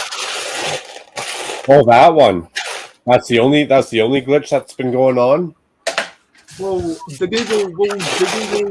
Google Plus glitch is the most documented of the glitches. Yeah, that's a mind-boggling one because it's still current, isn't it? Yeah. Well, it's an evergreen glitch. Yeah, that's so crazy. I wonder how. I'll ask the chat so that no one's confused about what we're talking about. Everyone, let me know. Well, everyone, let everyone else know in the chat if they know what I'm talking about when they talk about the Google Plus glitch. Because if there is anyone out there who doesn't know, I'll emphasize. Yeah, tell the story again. Fill everyone in. Wait, Amberlaya, did you say that you don't know? I have no idea. Oh, okay. Well, yeah, Well, yeah. I'll let you know. I'll let you know what happened. Oh yeah, now I'm gonna try and say this again. Mayo Hosko for commenting on Jabbo channels. I love crazy things. Where did you get that name from? Do you know the story behind that name, Jabbo? I do. So I'll try to be real quick. One of the things in live streams is people used to impersonate other people, and it was very easy. You could click on their icon and you could figure out who it is. Well, somebody impersonated Mayo and went through and used a bunch of profanity on a lot of comments, and I blocked them. And right. I blocked all of Mayo's channels, and it wasn't him. And so he had created this other channel because when I put him back and got his and found out who the real one was, we could, even though he was not blocked, he couldn't comment on my channel, and we went back and forth trying to figure out what was wrong, and so he just created another channel so he could comment. I mean, he could comment, but I couldn't reply to him. His comment would show up, but I couldn't heart his comment or reply to it. So I was like, he can shorten that channel name, by the way. You don't have to have it that way. Yeah, I don't like to leave people out of the loop because it was an infamous time in my history on YouTube. Right on. Before the dark times, before the Empire. Well, technically it was before the dark times because that was in 2017 and the YouTube adpocalypse was in 2018. If anyone remembers the adpocalypse. I do. Yeah. Oh, I don't know. YouTube says so many things. I don't remember what that one was. Was that the one? Wait, maybe I do actually. They changed a bunch. Well, even their Was that like the kid stuff where like No, that was 2 years before Copper. Copper Yeah. is entirely different from the Adpocalypse. So Lego changed their threshold of requirements to get monetized. You mean YouTube, not Lego? Yeah, sorry, my bad, YouTube. And they also I'm pretty sure they changed how much you got paid from ads. So let's say it was 20 cents a click or something. It probably dropped down to like 2 cents a click or whatever it is.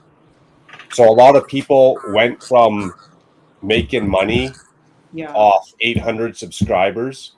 YouTube changed their requirements, and then they started making $0. So they had no more motivation or no more of an incentive to keep doing Lego YouTube. So they just kind of dropped off, which was sad because for me, whether you're making something or not, I'm here for the Lego and I'm just here for the people. Yeah. Yeah. Well, but I'm also not set up to pay my mortgage off YouTube. I'm not doing a Jang or a Brixie type setup, right?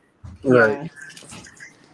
And the reason why Makro is more qualified to talk about than me because he was actively making videos in that time, not even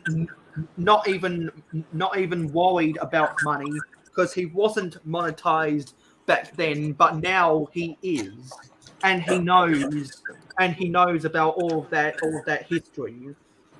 Well, let's say YouTube changed it again, and all of a sudden they want 4,000 subscribers and 10,000 hours of watch time, and they take my monetization away. I'm not quitting. Like, what, the $130 I made in 9 months isn't enough to make me quit. So I'll take the free cash, but I'm here for I got different motivation than just trying to make it on YouTube. Yeah. And I'm a little bit different because I unapologetically want to make money on YouTube, and I do make money on YouTube inadvertently through because people are willing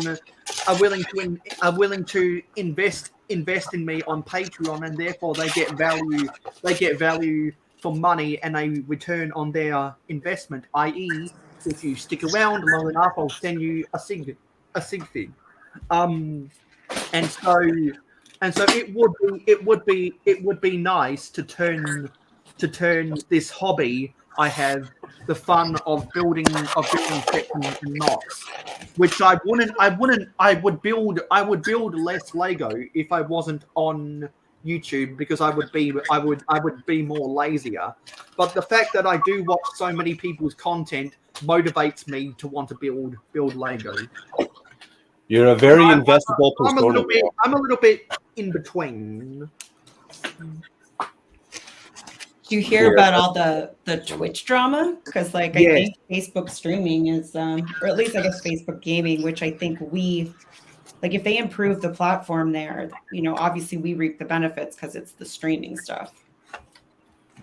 I did hear about all of that stuff because I've heard people like Miss Amby, who is more active on Twitter than YouTube. Wait, did I say Twitter? No, Twitch. Okay, just making sure, because I never know what I might say. Because Miss Amby has been tweeting and retweeting stuff about that on Twitter. So go follow at ambitious_wolf and at @Mayo Hosko on Twitter to see all of the stuff that me and Miss Amby have to say over on Twitter.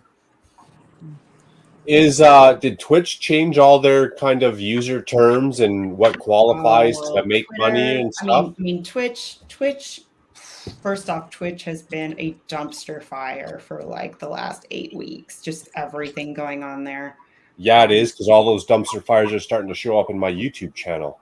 Yes, yes, they are. And like, what really sucked is, so there was all this drama, all this stuff that happened, and Twitch was finally going to ban gambling, like in certain scenarios, because of there was that streamer that like conned people out of money and everything.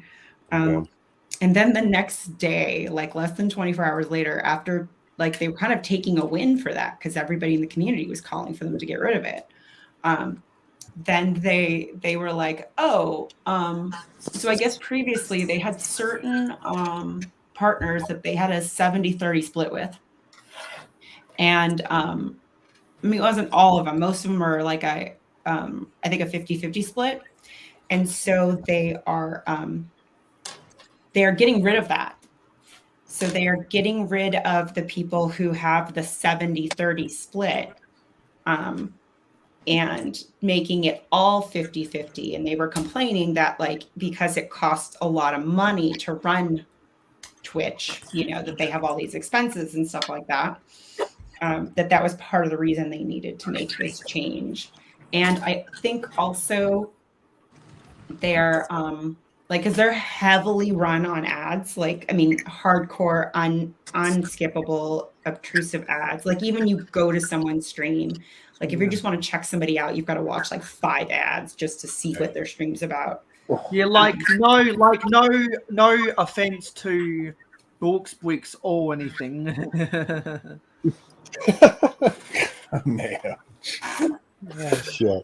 Yeah, Don't no, dig yourself a hole, Mayo. Don't dig a hole. Yeah. well, no, they make it hard because if you're like, if you're watching like a streamer, right, and they're done, and you're like, okay, well, I want to go check out somebody else on the platform, you know, you have to invest all this ad time just to see them. And apparently, a lot of the contracts that they're going to be doing with some of their streamers are going to require them to put in like quite a bit more ad breaks. And they're basically saying that, oh, well, you can make up the loss of the money by, you know, just putting in more ad breaks and stuff like that. So, yeah. Wow. To be honest, I don't know if I've seen an ad on Matt's Twitch. Brooks. At the very beginning, you'll see it. Yeah. Because Pay attention to that. well, because you don't normally see, you don't normally see mid-roll ads in live streams.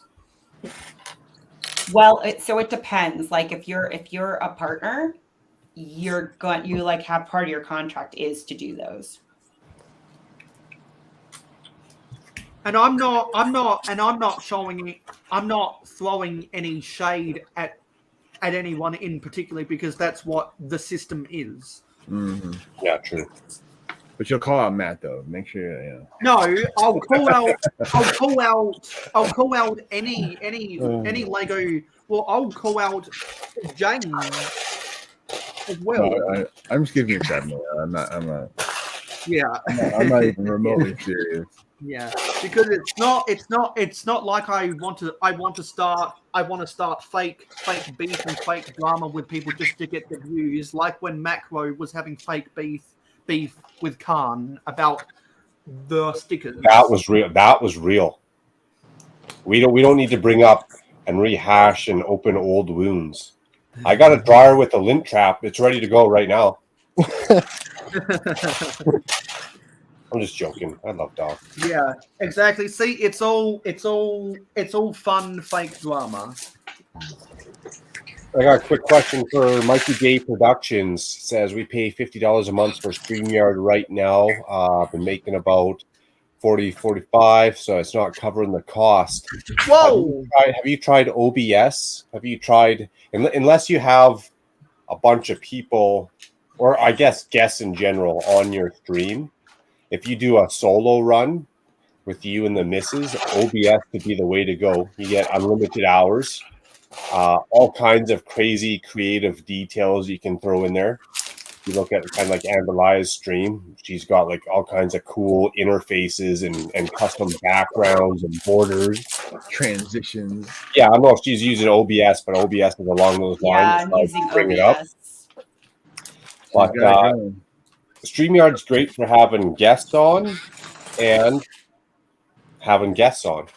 So, yeah, StreamYard is great for guest management. I mean, if you still want to have people on, it's not super difficult to get OBS set up with Discord, and you can do like the video chat, and you can place each person's camera like in a different place in your layout. It's not super hard. But You'll know again, better than me, but wouldn't that use if you had 5 guests on set up that way, would it not spike your computer usage? well, so I mean, you definitely don't want to be streaming that on a cheap computer, I would assume. But if you're already if your computer can already handle a Discord call with that many people, I and could do one. sorry, I could probably do one person. oh really? Yeah, I don't know how the computer would like it if I did a few people. I've never tried though, so I can't say. We can try.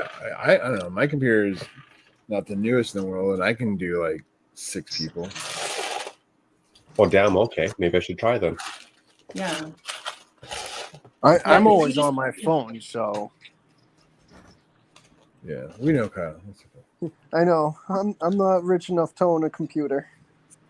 Well, yeah, just throwing out there, Mikey. Maybe an option so we could recoup some costs or make some money, so to say. Wasn't there? I feel like somebody was mentioning something similar to StreamYard, but was a lot cheaper. Melon? Is that it? Wasn't that Rich? I think Yeah, so. Rich uses Melon. That's what he uses. Tasman Bricks uses a combination of OBS and StreamYard. Yeah. OBS, yeah. Yeah, Contra. Yeah, and so Taz uses he's able to plug in multiple cameras through with specific settings through OBS into StreamYard. Oh, is he using the virtual camera on OBS in StreamYard?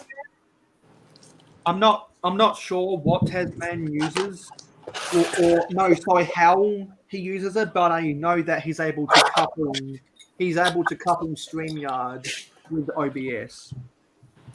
Interesting. All right, but guys, I'm gonna get heading off. It's starting to get late, and I had a really long night last night. Yeah. Good to see you again, Kyle, and thanks for hanging out. Before you go, Kyle. Yes. If you want to come back on another live stream some other week or month down the road, I'd love to have you back to talk again. So if you give me permission to add you to the live stream gang, you'll always be invited. Oh yeah, definitely, man. I'm always here. Okay, sweet. I'll do that for you. I'm normally always around. I'm not, but normally I am. I blew that one up too. I love that stipulation there, Kyle. What? It's like, I'm lonely. I'm always around. Normally, always. I was going to say, Mikey J. So there's OBS, but then there's also Streamlabs, or you'll hear like Slobs or Streamlabs OBS. Depending on how ethical you feel, you can use Streamlabs. It does make things a little easier. But they did basically they basically stole OBS, which is open source, and brand some stuff, slapped some stuff on it, and started charging people for it, and even like stole their website. They did a lot of really crazy stuff. Yeah, if you wanted to do something like Streamlabs, it's a little easier to kind of get things set up. That's what you get for open source. Yeah, well, the community got pretty pissed, so there's a lot of people who I don't doubt it. No doubt. use it. But you are allowed to do, but there are just a few advantages with Streamlabs over OBS. That for some people it's worth the money. Well, I mean, Streamlabs isn't just because you can use Streamlabs without using slobs. You could just use their services like their chatbot and things like that as well. It's just that their version of OBS is like integrated into their system. Yeah, because I think wait. So are you saying that you get the chatbot through Streamlabs? You can. So You don't have to use slobs for that. Yeah. Wait. Through OBS. So because the chatbot just joins your chat, right? Now, if you want the chatbot to do things, okay. So if you want, it depends. Because I actually used a chatbot I actually used a Streamlabs chatbot and then a Stream Elements overlay to do some stuff. But I mean, if you want to get fancy, yes, you would need them both. Streamlabs and Stream Elements. Oh, sorry, no. Streamlabs and the Streamlabs version of OBS. Yeah. So where do you get the chatbot from? Where would you set up a chatbot? So chatbots so I've been trying to do that for YouTube. It's kind of a pain in the butt because YouTube isn't really designed well for that, like Twitch is. For example, as far as notifications when somebody subscribes, I guess it can take up to like 2 hours for that notification to come through. And also people have to actually make their subscriptions public in order for you to get that information. And I guess it's just a setting you have on your account that most people maybe don't even realize that they are keeping their subscriptions private. But if it's private, like that stuff doesn't work. So it depends what you want to do. I mean, chatbots can be fun if you want to get people to interact more with your chat. For example, has anyone seen like Planet Tech? Have you been in any of his? Yeah, sure. Yeah. And also the brick bonds. I haven't. Oh. Yeah. I know recently with his, he was doing like you get these points, right? That you like these loyalty points for like chatting and stuff like that. And you can redeem those for different things. That's all through Streamlabs that's set up. And so that's a fun way just to get people in chat to interact with things. But if you're just looking to, maybe have some nice overlays with some stinger transitions or something, and that's really it, you don't need anything but OBS. With that point system, I think Lego Lomaniac and Brick Bakery have a similar thing on their live streams. Yeah. Also, if you have a PC instead of a Mac, it's way easier too. If you have a PC versus Mac, okay. Yeah, no. For some reason, they believe that people who have Macs don't stream anything. See, on my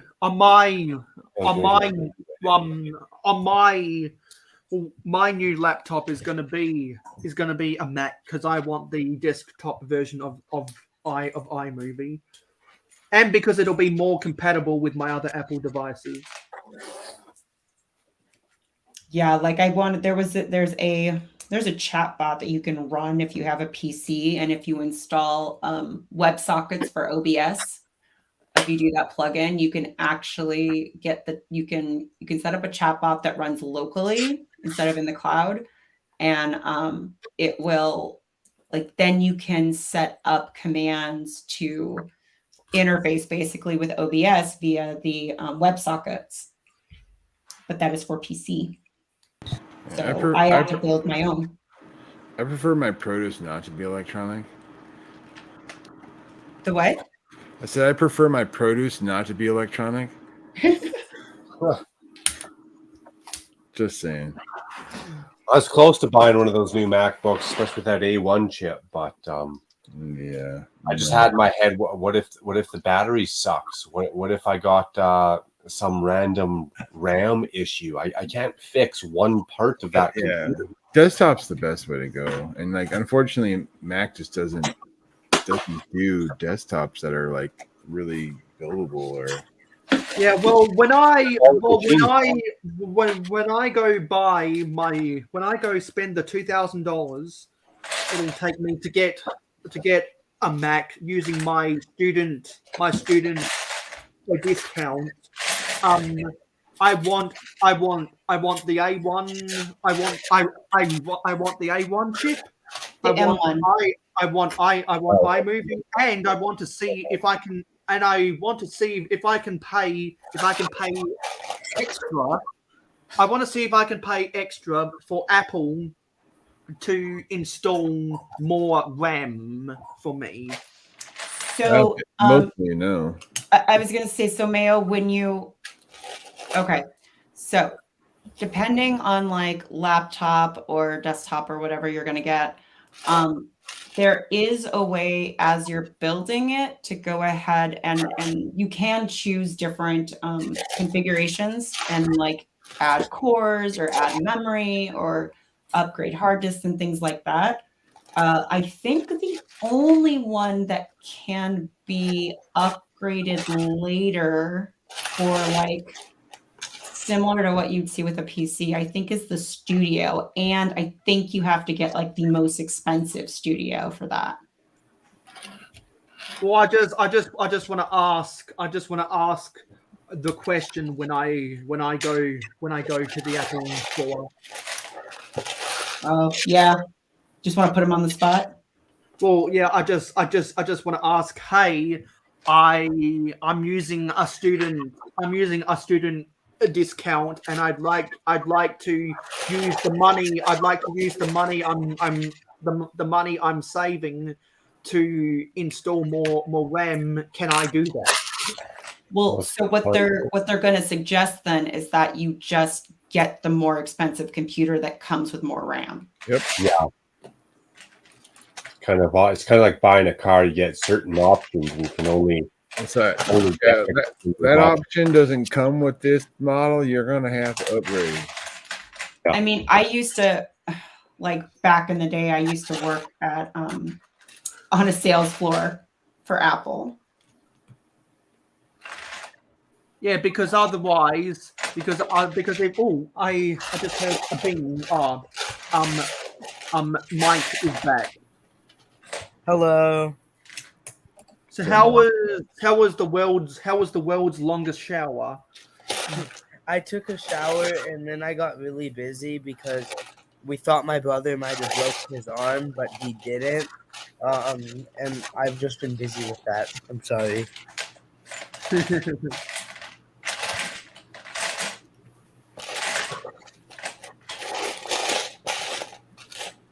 Some people just like to be extremely clean, yeah. M1 Pro, 10 core, 16 core. M1 Max, 10 core, 24 core. I'm actually considering getting one of the Mac Minis. You guys are breaking my heart.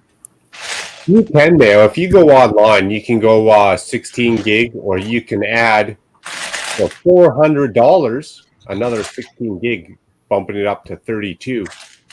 This like RAM on a Mac? Yeah, RAM on a Mac. You can go up to 64 gigabytes. But which computer is this? The Pro. Mac the laptop. Yeah.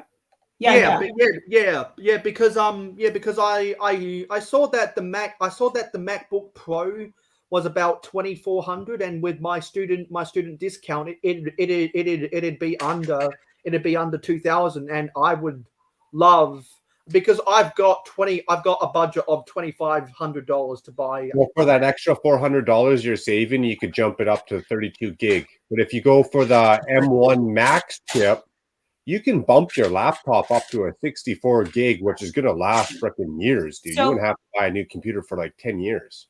keep in mind, I think, okay, I don't know if this is still true, but I think you should get a discount on whatever you configure. So I don't think so. Macro, you know how you're seeing it's 400. I think under the student discount, he would see a discount on that. So I think it would be less than 400.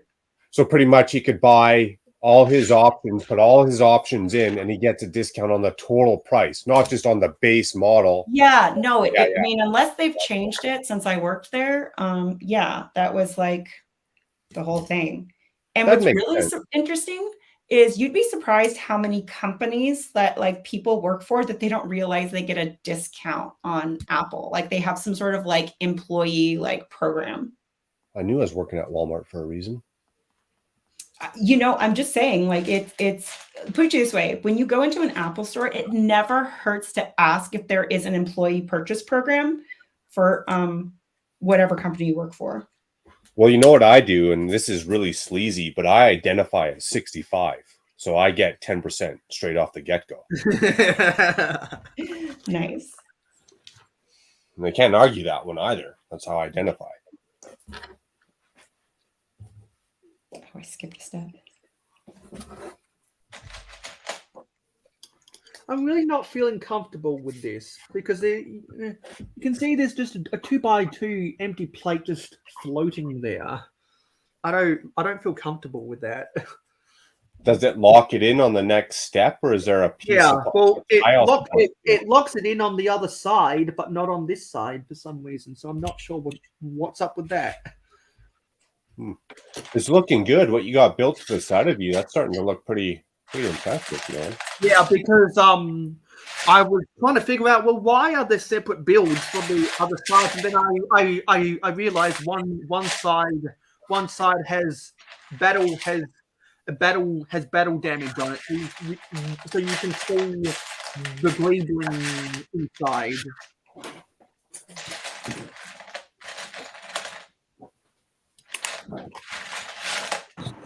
With Amber here, we're gonna have to learn all of Apple's dirty. Oh, I see why.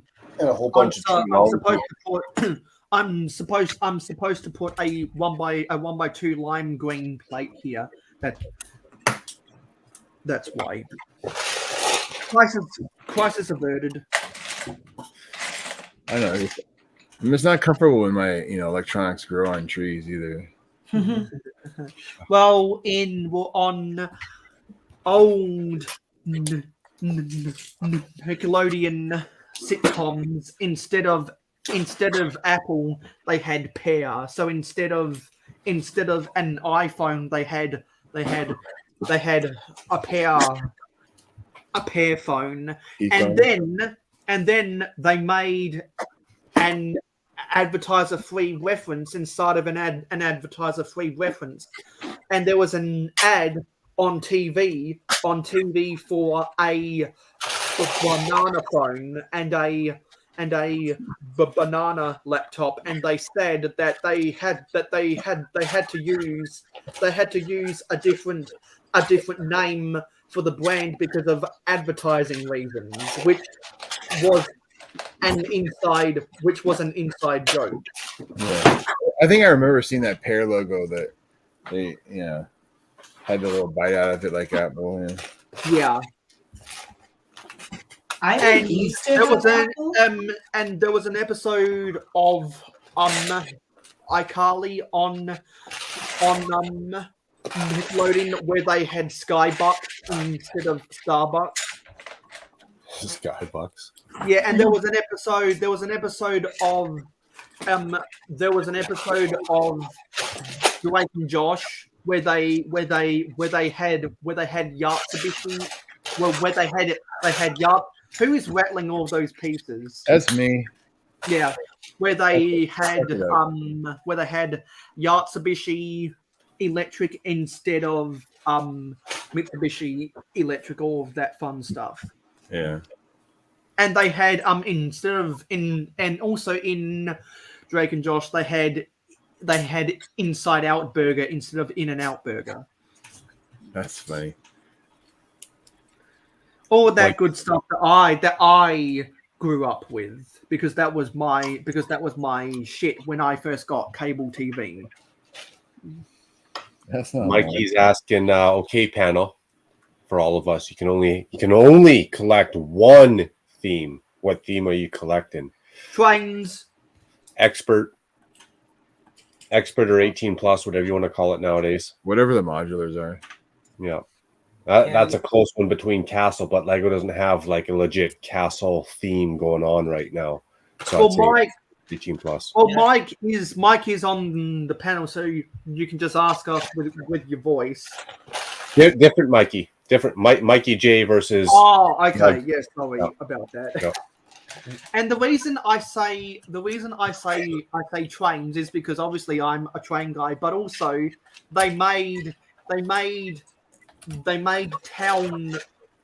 town style sets that you could they made town style sets that were technically under the train thing.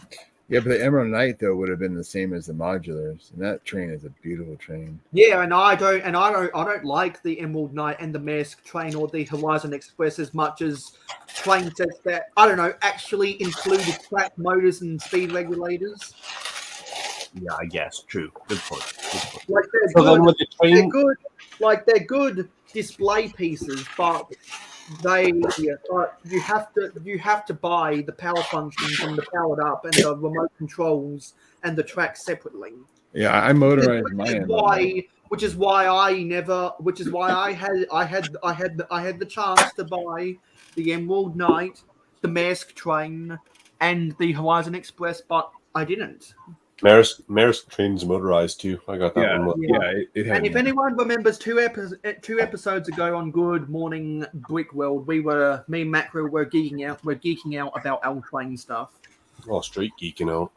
Choo choo. So then what were you gonna say? I was gonna say, would the train stations in the city lineup be under trains, or is that city? Well, that's technically city because Lego got rid of the train theme after they discontinued the 9-volt trains. So when I say trains, I'm directly talking about 1966 to 2005. So you're saying that you wouldn't be collecting any Lego then, because that doesn't exist anywhere? Yeah, that's why I asked the question earlier. What year would you like to be born in? I would have liked to be born in 1978, so I could collect all of the 9-volt trains. I'm 38, Mikey. I'll be 39 in November. So that means Makro was born in 1984. Oh, conspiracy year. 83. My birthday's November. Oh, okay. Ooh, you're November? Yeah, I'm at the very last day of a Scorpio. Okay, so you were born before the conspiracy year. Couldn't tell you. Half my life's been a conspiracy. It's a conspiracy, man. The oil companies are a bunch of lies, man. I think I'm still a Scorpio, although I think they moved things around, and maybe I'm not anymore. I don't pay attention to November, maybe too. I don't pay attention to the zodiacs because only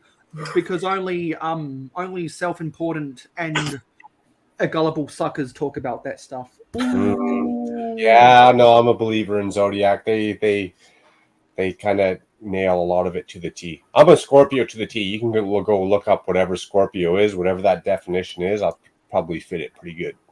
The funniest thing I hear is when people who don't know better confuse astronomy and astrology. You can't mix up astronomy and the Chinese New Year's or the Chinese animals. Yeah. That's a good way to put it. I'm scared of Scorpios. Yeah, I wouldn't ride my back across the river. I wouldn't let me ride your back across the river. I wouldn't ride. It's Scorpios or Scorpions? Scorpios, the zodiac sign. They scare me. Oh.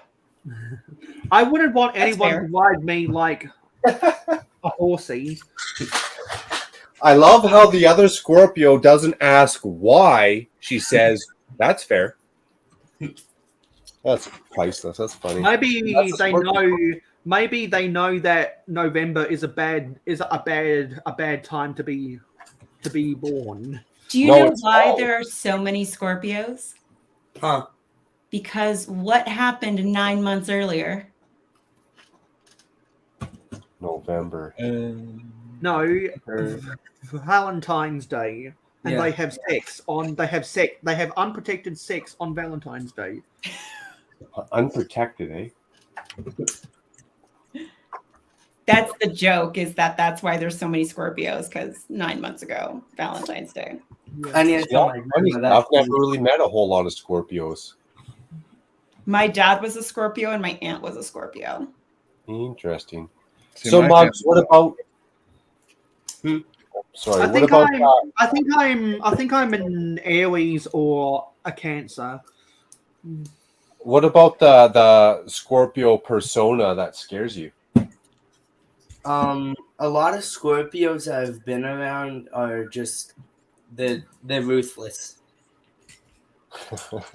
That's a good word. I'd definitely use that word for me. Technically, Scorpios are apparently one of the few, is it triptych, or the triptych signs, where there's actually 3 of them and they're embodied in, like, oh my gosh, what was it? There's like the eagle, the scorpion, and then something else. The snake. Something like that. I mean, I would believe anyone. Well, I would believe anything that anyone told me about that. Because I've never researched their stuff before. See, I just thought Scorpios were kind of the end of the line, like we're an old soul. There's no more reincarnation. There's no more coming back. Like you've I got the piece. supposed to learn all your lessons, and this is the last chance you get. I'm a Capricorn, so Nice neutral soul. The best time to be born is in summer, because you're statistically more likely to be taller than those who are born in winter. okay. I was born in the summer, and I'm like 3 times shorter than I'm supposed to be. It's because the vitamin D when you're born. Well, let's put this to the test. Eric, when were you born? In January. Oh, well, that failed. I'm a giant. 6'7", born in the winter. I thought you were a bear because unlike the New York Football Giants, the Bears are 1-1.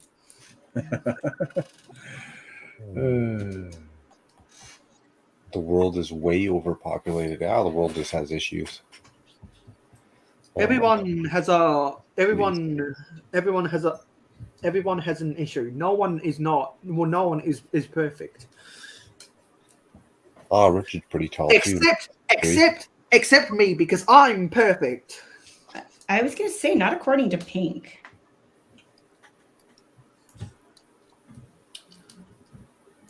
What is Pink made the first Sunday night. Pink made the first Sunday night football ad campaign. What is perfect? Like, if you've never farted once in your life, are you considered perfect? That's statistically impossible. If you've gone to university and never been drunk, are you perfect? What's the definition of perfect, especially in today's? Well, I'm perfect. Well, by that definition, I am perfect because I'm in university and I've been clean and sober my whole life. Well, I'm going to be humble. I'm going to say, damn, I'm flawed. Eric, what are you laughing at? Come on. I'm trying to have a sentimental moment. No, it's just when Mayo funny. says, like, I can beat Mayo on that one. Yeah, there you go. Exactly. Yeah. So how old are you, Eric? Almost 47. Oh, I see. There you go. That goes like that. Yeah, there we go. And May, I've been clean my whole life, and I'm only 47.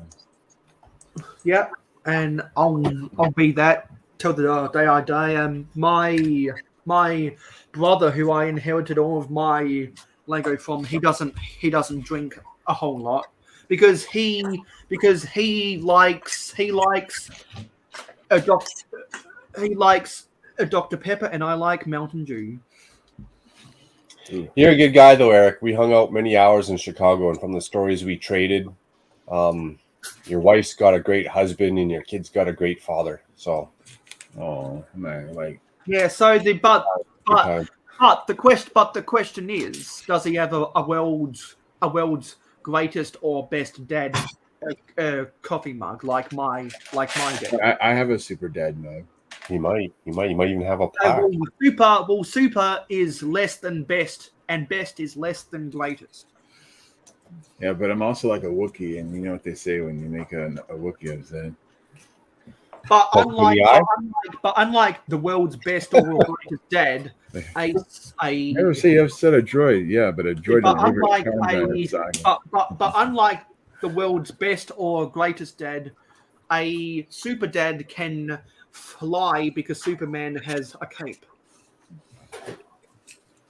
Yeah. I know raising triplets was fun. I can tell you that. So if this is what you all signed up for, please help a guy out. Ring that bell and subscribe. Can I ask you all a question? Give her, yeah. And your question is, the Octane Man reminds you to subscribe to Mayo Hosko. Apple or Samsung? Apple. Oh, I've never used a Samsung, so I don't have any educated info to make a decision on that. I've used Samsung before. It's not bad. I use Pixel now, so. Oh, a Google Pixel phone. Ended up in the past. So. I need an Apple, but that's because I've just stuck and I can't get back out. Sold your soul. All right, let's be honest. Who's using Huawei? Come on, don't be shy. We don't like to talk about Huawei. You don't like Chinese knowing everything about you? I don't like people spying. Well, no, sorry. I like cookies spying on me. I don't like the government spying on me. Just the Chinese government. What harm are they going to do? I've got enough secrets they care about, and if I do, they don't care about those secrets anyways. Yeah, the reason why I say I don't care about cookies spying on me, because that's just for online advertisement. And you know what you do when you get spammed with online advertisement? You don't buy adblocker.com. You don't buy what they're selling. So just kind of throwing it out there, there's a lot more to that cookie stuff that can be kind of dangerous. I know there is. I just don't like to talk about it. Are they because they can sell your information to the highest bidder or whatever. It kind of goes beyond that. Are they counting like keystrokes? I've heard people being victims of identity theft because of that stuff. Yeah, but it goes beyond that. It's getting deep. I mean, it really does, and there's more nefarious stuff than people realize with that. Malware with all these technology companies and Trojan horses. It's not even that. It's it's kind of like a long story to get into, but I've got all day. We can go on that long story. I was going to say, you got to spill the beans now, Emberly. You led us down this path. I'm looking forward to seeing what's at the end. We want all the dark stories now from. Well, so it's not so much that. That's the thing is like, it's they're putting out all these like scary stories of stuff like to really hide the true like bad stuff about it, and it's the Stephen King thing. and it's not even like that. It's that we talk about wanting to have, we think about, oh, they'll sell our data, blah blah blah, but it's a lot less about that, and it's more about people being able to take like aggregate data about like all these different places that you interact Your with and habits. things. Sorry? So it's almost like a control or a mind bending. So it's more about being able to accurately profile people in a way where they can then use that to manipulate people into, obviously right now it's for buying things and stuff like that.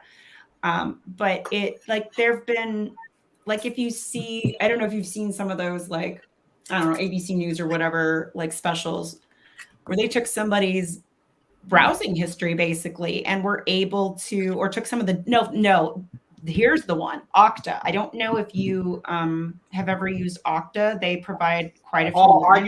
I use Okta all the time for university. Yeah, there is, if I recall, just recently they did a they kind of got exposed because they make available a small, no, not Okta, I apologize. Okta's the one that got hacked. It was oh gosh, why can I say it? Conviva, there it is. They're an analytics company, right? And they were making like slices of their data available to people, for kind of like to play with, like a playground, to see like what you could do with it. And there was enough data in there, as I recall, that you could start identifying people. And it's, again, it doesn't sound like that big of a deal. It's like, okay, so who cares if you can build an entire profile on me?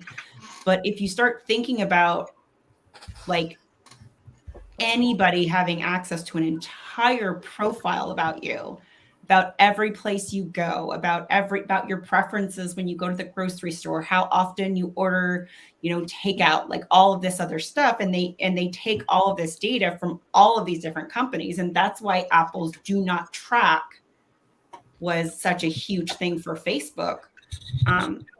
They can build profiles on you, and they can use those to manipulate you because they know exactly what to say. Yeah, they predict your next move before you know your next move. I've heard similar stories about that. That's why I don't go on TikTok. They got their microphones are turned on, right? I'm not on TikTok. Keystrokes are turned on. They know everything about you, and they're feeding you emotional. A bunch of lies, man. It's, and the thing is, sometimes people are like, oh, well, it's Google, it's this or that. But I mean, it's Google. Who's going to have like access to that data and who's going to get it? So, well, especially when humanity is so easily manipulated and they can play on your feelings. So they send you an advertisement that maybe taps into a little bit of the world, whatever we were talking about earlier, wars and politics. They play off your feelings and what you're liking and disliking, and all of a sudden they sell you this shirt that's all of a sudden pro-Trump or dis-Trump or this or that, and you're like, hey, I need that shirt. It fits my government description, my beliefs. I need that. They got you more than you know you. Well, I mean, if you think about like all of the recent, I know it's been in the news a lot, things like Midjourney and like the AI art that's being created. Yeah. That's based off of just, oh my gosh, I can't even imagine how many different data points to be able to recreate those pieces of art, right? But it's all based on that data. And just imagine, as machine learning and stuff, and as we advance, what they can do by collecting this insane amount of your data. Yeah, they can do a lot of scary stuff about that, which is why I just try to avoid getting myself into a situation like that. That's why I don't explore a lot of new websites. I normally go with the websites I trust. I'm weird like that. You could feed me whatever advertisement. You can collect all my data. You can try and play off my emotions. I ain't going to buy it unless I want to buy it. Unless I need it. You know, you're not going to sell me a cucumber when I want a banana. If I want a And banana, also, I think another problem is when people just don't update their passwords every 6 months. damn, I better go update my passwords now that you mention it. Well, so the biggest issue is using the same password in multiple places. You should use a different password everywhere. Yeah. Because then if one gets compromised, who cares? They can't get into anything else. And people use a legitimate password. Stop using 1, 2, 3, 4 ABCD. Like, I'm tired of getting into your game by simply guessing your password. Yeah, that too. You But use your birthday or your address. Like, I'm getting into your shit. But the other thing, like, it's not just about using your data to sell you things. It's also about using that data to show you specific content and to, it's kind of like when Facebook did that test for a while where they were specifically showing people on their timelines, like more depressing stuff. Yeah. They're playing off your emotions. They know what you like, dislike, and they're playing off your emotions to get you to believe something, vote a certain way, buy something. Yeah, exactly. It's just another way to control people. And so it's, the more data points you give them, the more they kind of get to know about you.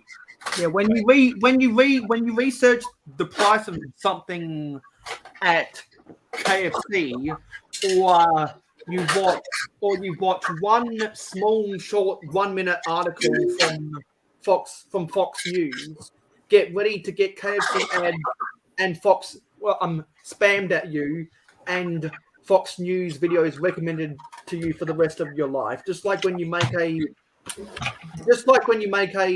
donation to a charity, get ready with your email. Get ready for them to send you a monthly email every month. So there was this really interesting story where this guy had shared that for some reason he was getting coupons on his like grocery card, like his loyalty shopper, for like denture cream or something. And he was super confused, and he ended up doing like an investigation or something into it. And what had happened is that he was staying with his mom for an extended period of time. Wow. And mind you, he's never purchased this. He's never, ever purchased it. But she's purchased it on her card, and his cell phone was pinging from the same area long enough to make the assumption that he must live in the same place as her. And therefore, they connected her data with his data and sent him the coupon for dentures cream. Thank God, I love those. Wow. So what you just explained to me is even in North America, we're being watched like they are in China. It's just, I mean, wow. Go squirrel. Yeah. So Stud City has just said he's worked in advertising industry for 3 decades, and I would never allow cookies.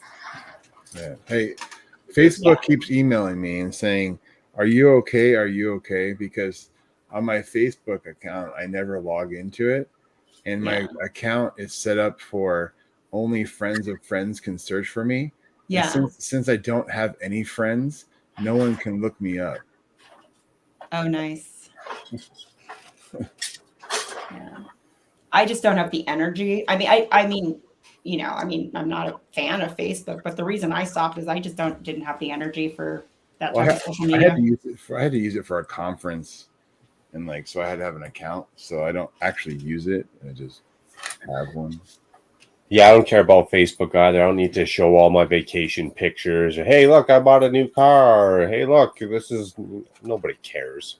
Hey, look, I've got a new home video where I'm showing off all of my new Lego sets that I bought because I didn't buy them. Land sent me to them. Land sent me them free of charge. And also, hey, I bought all of this Lego, and I'm gonna part it out. So if you want these pieces, come buy from my Bricklink store. Crazy CBS. So the other thing that's interesting too is like the sites that you visit. You have no idea. Well, technically you could see, but there are a bunch of third-party pixels that are often, loaded onto those sites and things like that. And they're collecting your data too. And because they are like on the site, they have access to, depending on like how everything's set up. But they have access to a lot of data that you may not realize. So sorry, I'm explaining this poorly.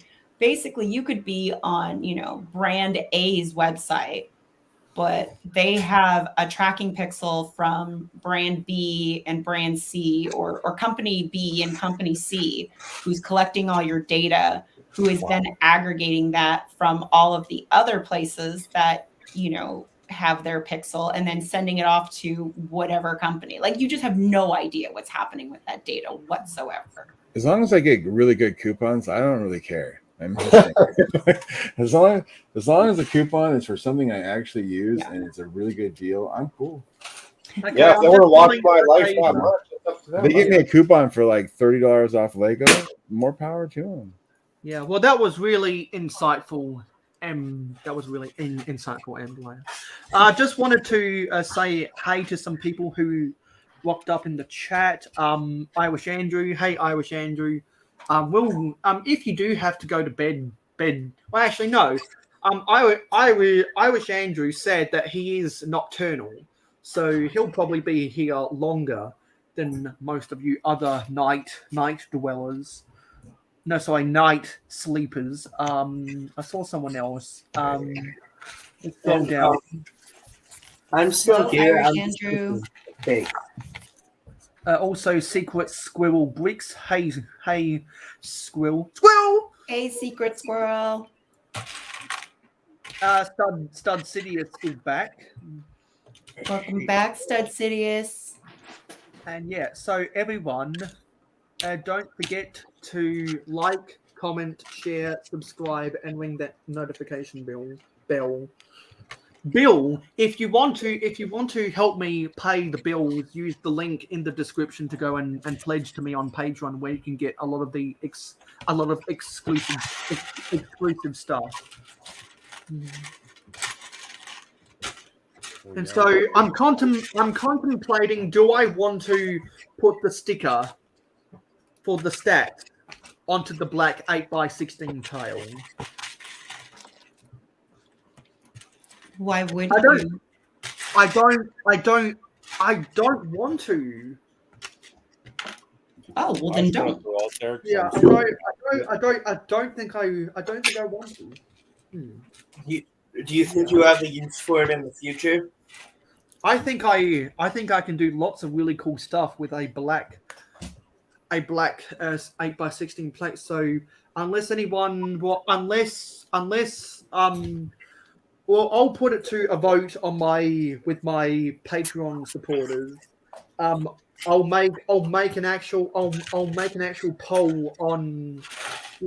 I'll do that right. I'll do that right now. I'll go to the Patreon app. Macro, you remember what the Patreon app is, don't you?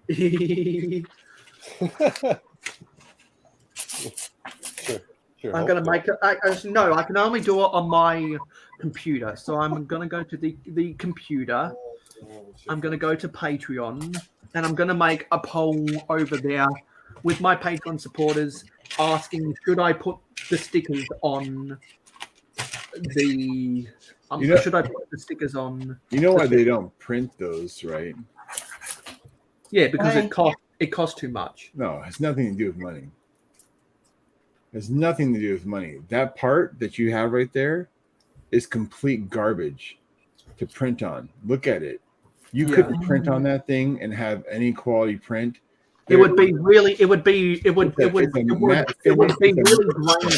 It's a matte finish, and you can see the stud ends on the other side. It's a garbage piece to print on. That's why they don't do it.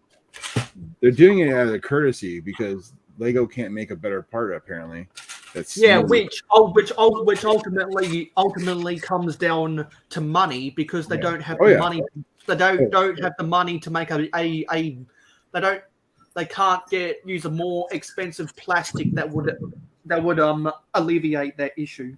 What is that? $1 billion piece of plastic or something? No, I've seen these pieces sell for up to $4. The black ones. I use that piece. I just add all my old stickers for an advertisement. So stickers across all sets, all themes. I was thinking, well, I could use the sticker as in I could use this as a billboard. But for example, I'd rather put a sticker or I'd rather go to Google Images, find a Makro Bricks logo, print it out on a piece of paper and sticky tape it. I'd rather do that. Hey, I'll mail you a sticker. Probably fits. What really sucks is when you take the Red 5 X-Wing and you put it on upside down. I really hate when you put it on upside down because it's such a big sticker you can't take it off again. I feel like Max West Coast Bricks was mentioning one time that there's a trick with Windex. Ah, yes, lots of people have done that. I've seen that too.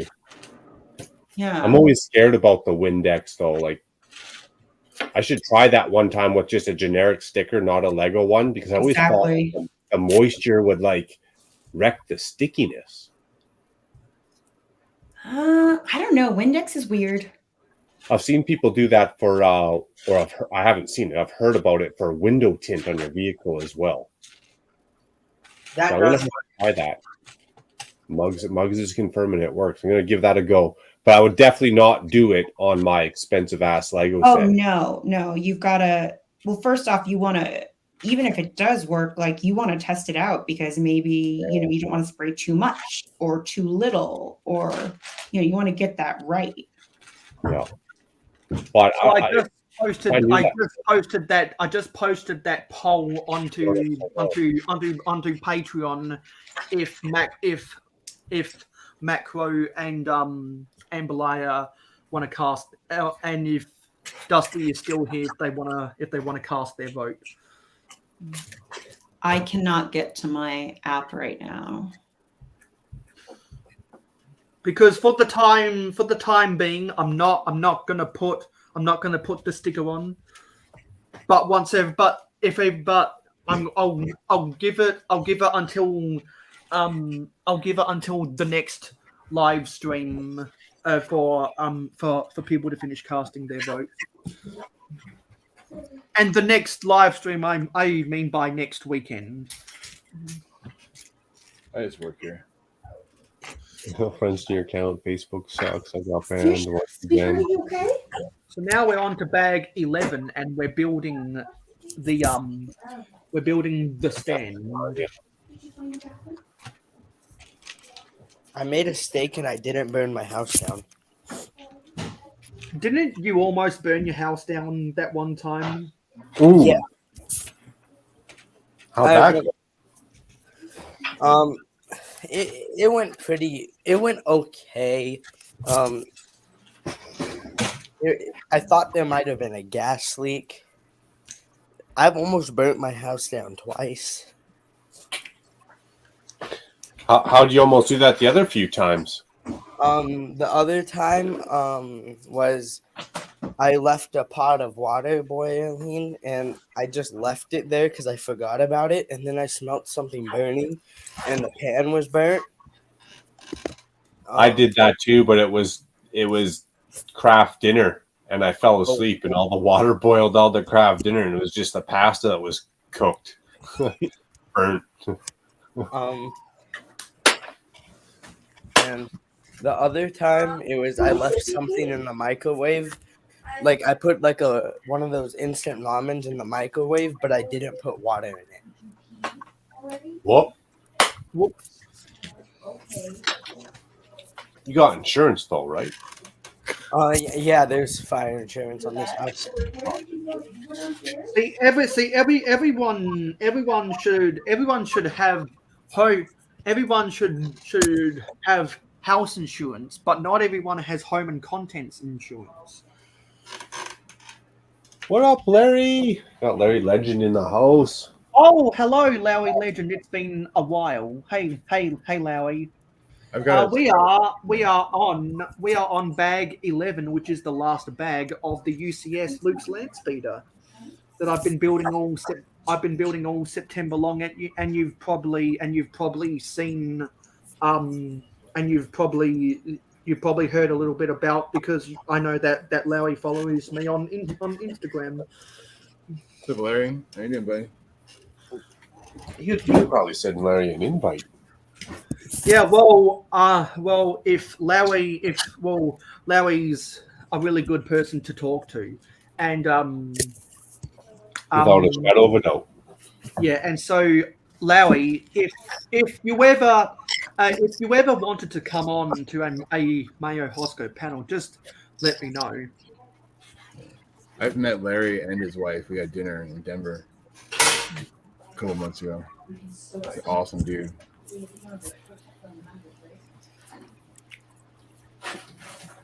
What are you building?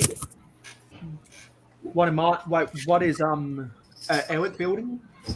Brick lock. I'm not sure if that's Eric or not. Yeah, that's Eric. Yeah. I am building this guy right here. Oh, that looks good. I'm guessing Friday night Bricks must have ended a little while ago. 3 times. Oh, I can send it to Larry if you want. No, wait.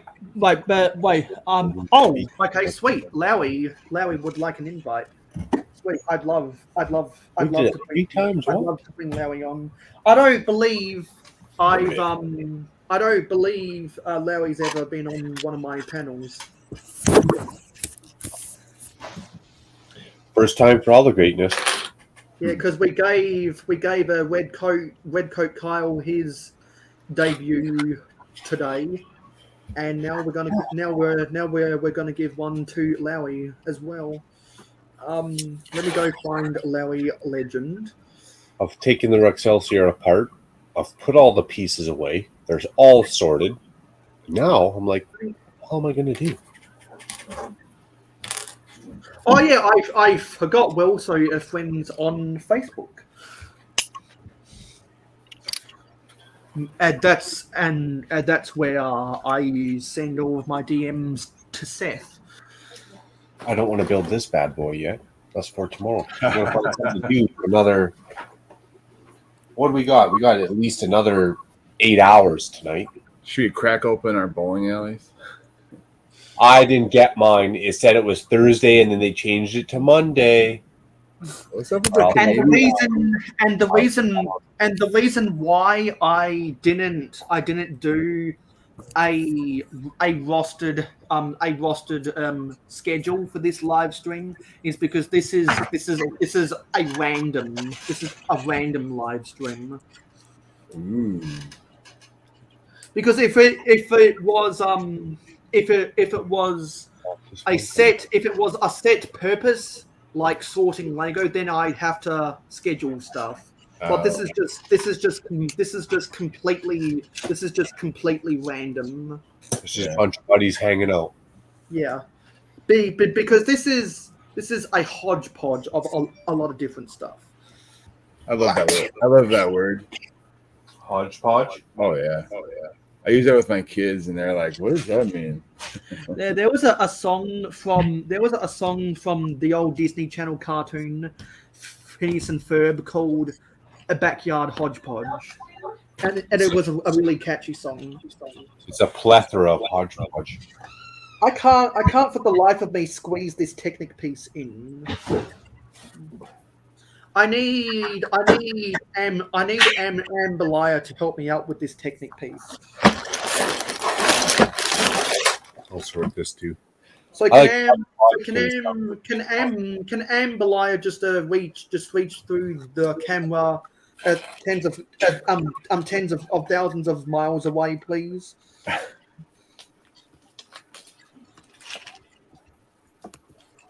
Come on. I cannot squeeze this in. This is going to be the death of me trying to get this in. There we go. Just required some finagling and brute strength. I'll take the pizza here.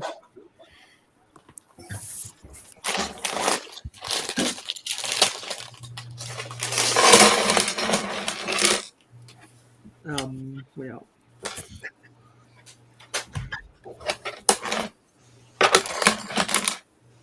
So the AFL Grand Final will be starting in about half an hour. So I'm sure any Australians that are interested in the AFL are probably going to go and watch that if they're watching right now. Yeah, you got me interested. Now I got to see if I can watch it. Yeah, well, I don't watch a lot of them, but I know that all of the Americans who do reaction videos to the Australian Football League are always amazed how well of a balance there is between physicality and athleticism in the sport, and they don't have to wear helmets or knee pads.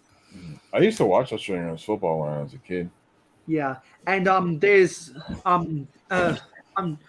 it probably got suspended because of the Rona, but there was for a little while the US AFL, the United States Australian Football League, and there was about 40 teams in it.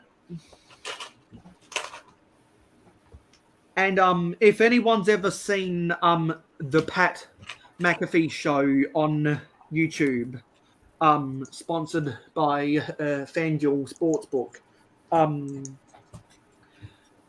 when American sports got suspended in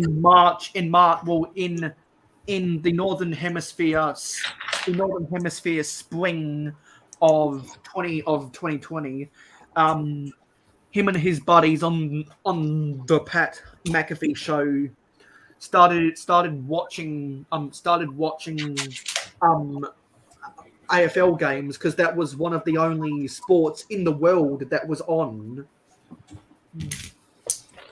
And they were amazed, like I aforementioned, how much physicality and athleticism is in the game, and that was a time when offense was really bad, but from an outside perspective, someone who doesn't know the level of scoring within our game, they didn't care that there wasn't a lot of offense. They were just entrenched by the physicality and athleticism in the game, and so that's when Pat McAfee learned that when all of the Australians go over to college and get signed up into the different college football international academies, and then get drafted as primarily as punters in the NFL. That's when he learned that those people aren't actually rugby players. They're Australian rules football players, and what they thought was a rugby kick is actually just a drop punt, because normally in American football, punters do a torpedo where they hold the ball out in front of them. They drop the ball by letting the ball fall out from under their hands. They put their hands away they try to get as much power on the ball as possible so that the punt goes for more than 40 yards. But in Australian rules football, you have to do a drop punt because you've got to guide the ball more carefully onto your foot so that you're accurate when kicking for goal. And they have to do that because unlike in American football, you have the punter to hold the ball in place when the kicker goes to kick a point after touchdown or a field goal.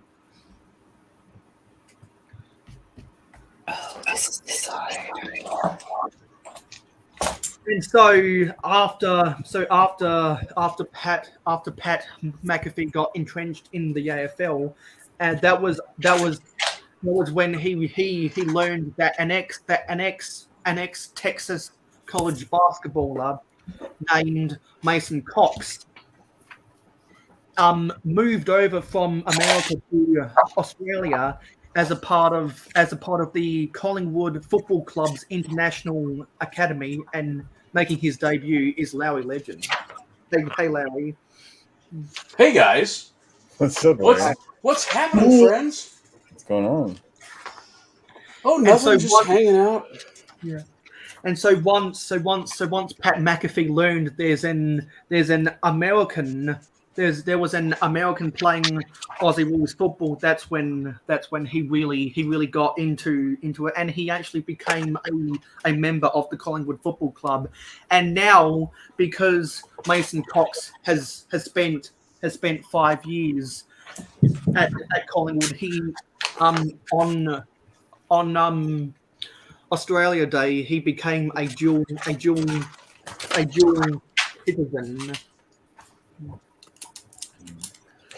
And so he is now, well, because he's 7'1", I believe. He's now the tallest player to ever play in the AFL. The previous record was 7 foot. But he broke the record at 7'1". Dang. Hey Larry, I saw you playing with your that's feet. taller than Eric. Yeah, no, I'm a giant too. He is a gentle giant.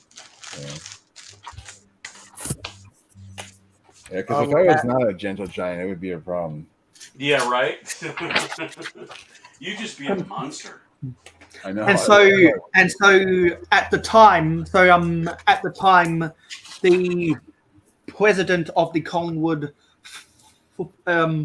Football Club and a commentator of the game named, and one of the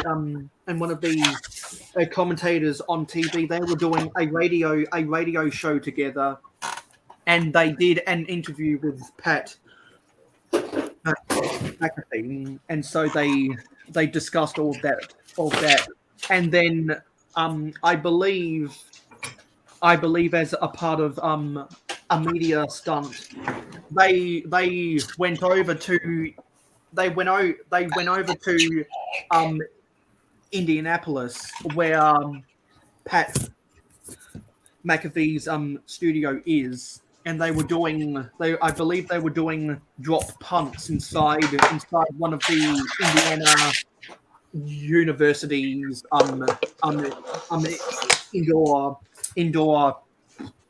indoor practice facilities, because Pat McAfee always jokes about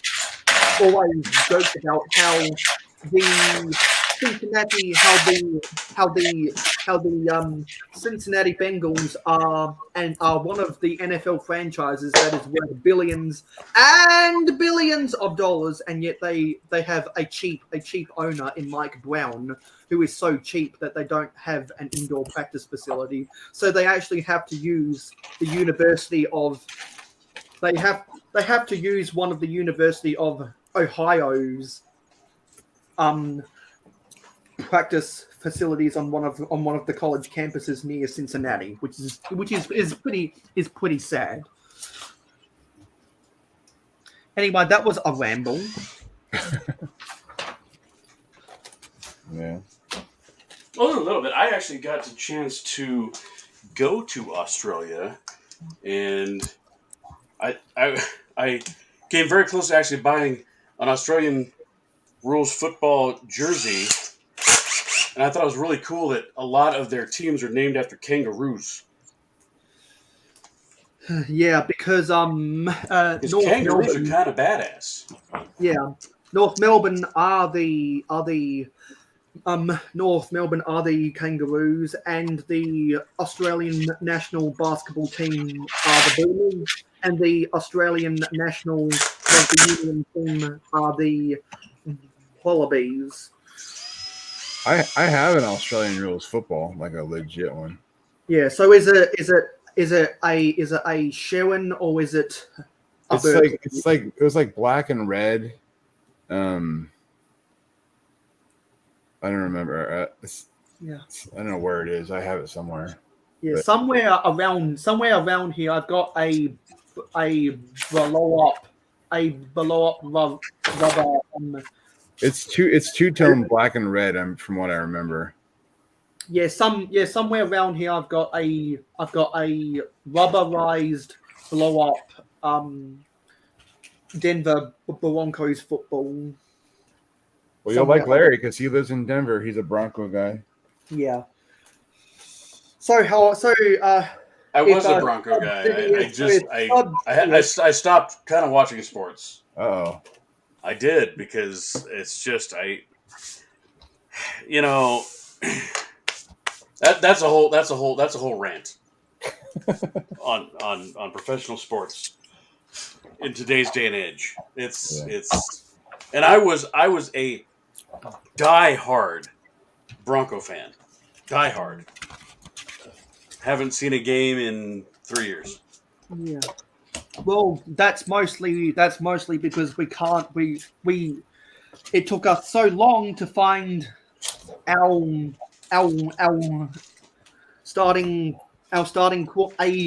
real starting quarterback after Peyton Manning retired. Right.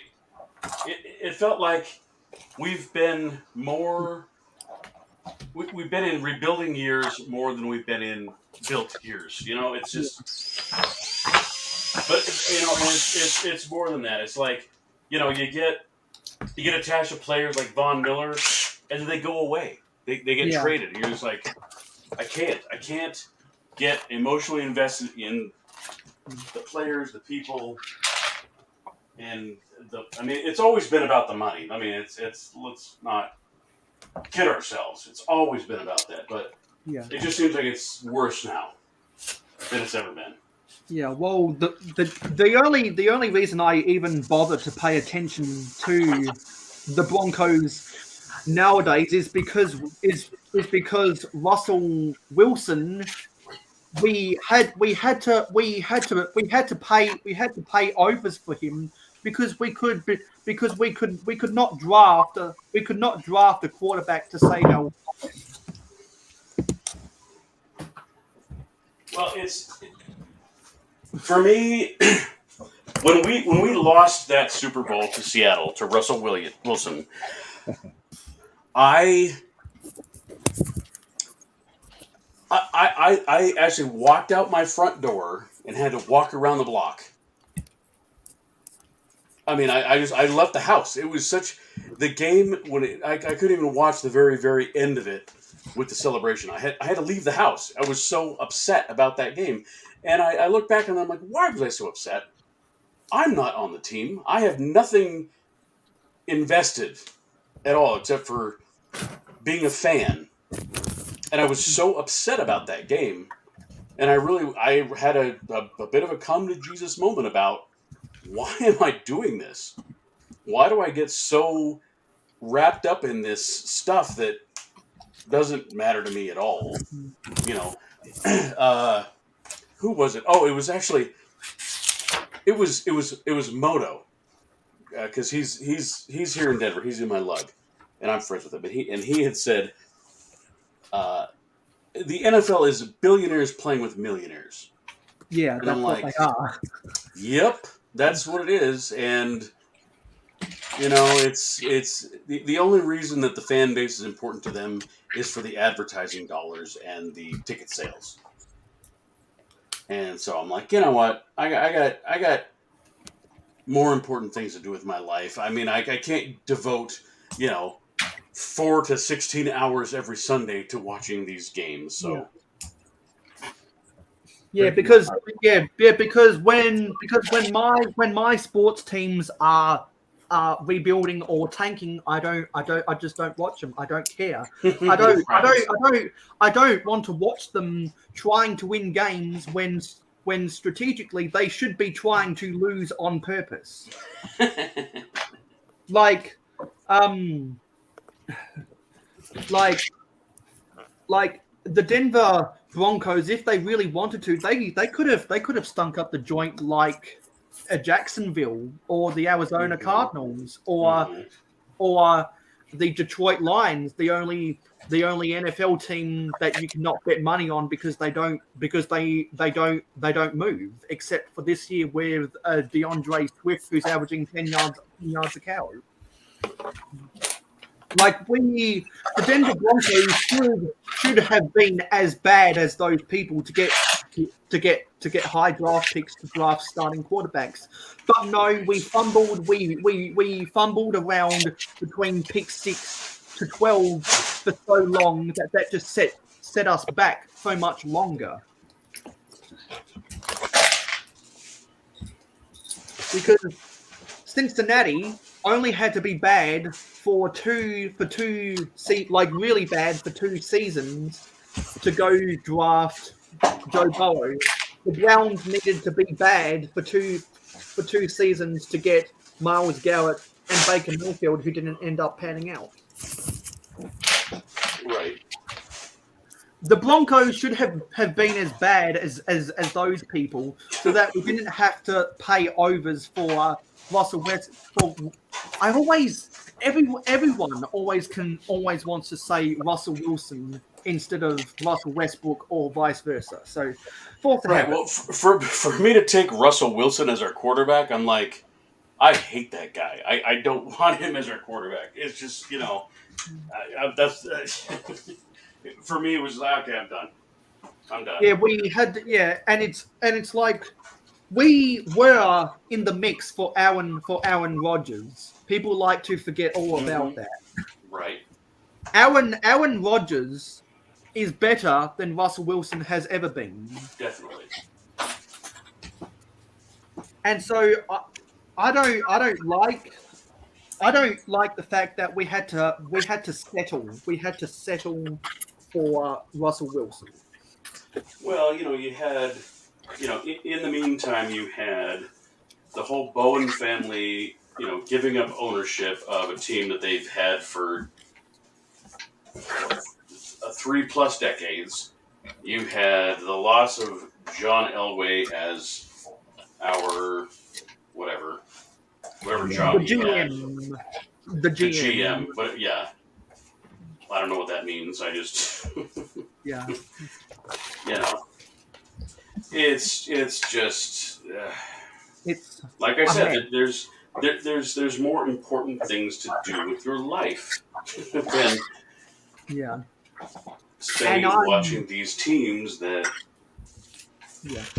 yeah. And I've been talking about the AFL Grand Final all for the past 5 hours, and I'm not watching it because I don't care about the teams who are playing in it. So I've got better things to do with my life. I'm going to go live for 12 hours instead because I've got shit to do on my YouTube channel. Sure. Hey, peacefully that. But we always like talking with Broncos and Eagles fans over here, and we always like to make fun of Jets fans, Cowboys fans, and Bear fans in particular. Raiders fans? I'll make fun of Raiders fans.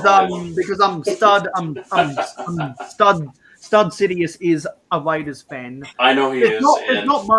There's not much to make fun about the Chiefs of who Clicking Cliff and Irish Andrew support, because the thing I can joke about the Chiefs is what Michael Wilbon says on Pardon the Interruption on ESPN. They're a dynasty of one. Yeah, I honestly, I've as a longtime Bronco fan, it's just like they were always rivals, but they were a rival I respected, like the Chargers. In the years of Drew Brees and all of that, they were a respected rival. I've always hated the Raiders. That's just that was the team to hate. Yeah, and even going back to the old days with when the Patriots were in our league, it was I hated them too, but not as much as I hated the Raiders. Yeah, because the Raiders, Raiders they were always a rival, but not as much as the Raiders. Yeah, the Raiders definitely enjoy being the rebels and the bad boys because that's how when Al Davis owned the team before he died in 2011. That's the Raiders culture that made him money. And he was one of the best owners in the NFL back in those days. Really, the only bad thing he ever did was get into scuffles with the old commissioner Pete Rozelle when they were trying to expand the league in the 80s. Yeah. I actually got to meet Red Miller. Do you remember Red Miller? Yeah. He was the first coach of the Denver Broncos. Oh wow! Back in the day, and he was actually for years I worked at a Lexus dealership, and he and his wife were customers of mine, and it was so fascinating to talk to him because he and those guys back in the day, they were they were the ones that came out of the old AFL and really had a huge impact on the NFL, bringing these teams into the fold, so to speak. Yeah. When the merger happened in 1967. Yep. I got to meet Dan Fouts when I was a kid. Oh, no really? Kidding. Wasn't he the quarterback for the Chargers when Don Coryell was their coach? Well, when we lived in San Diego, my dad was I guess where I grew up. We had season tickets to the Chargers, so so like after the game, we were down where the buses are and everything, and he came up to us and signed autographs and stuff. I think I was I don't know how old I was. I was like 6 or 7. I don't know. Dan Fouts at the quarterback position, and Mark. Was it Mark Zupa Duper who was his wide receiver? It's almost always instructions out. It's like Anthony. No, there's another guy. And the reason why the Chargers and the Dolphins never really did much in the 80s is because their offenses were electric, but their defenses stunk. Oh yeah.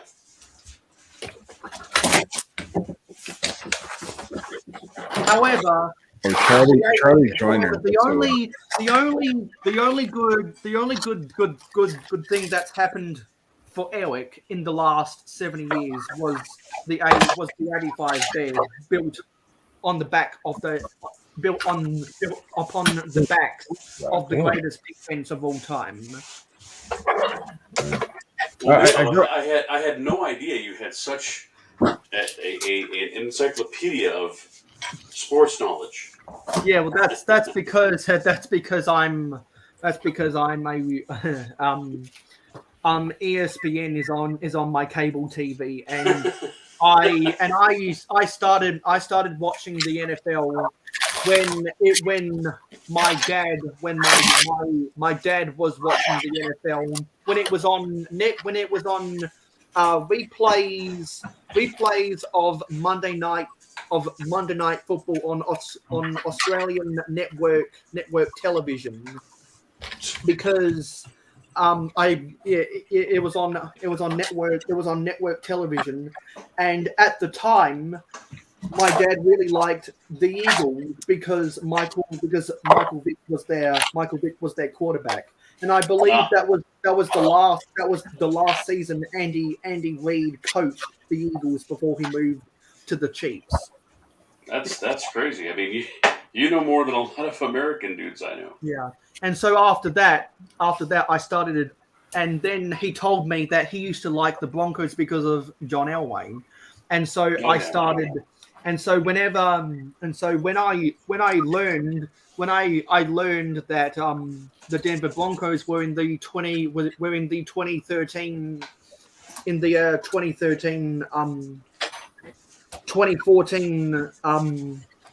NFL playoffs, I started getting I started casually looking at their scores online, and I knew at the time that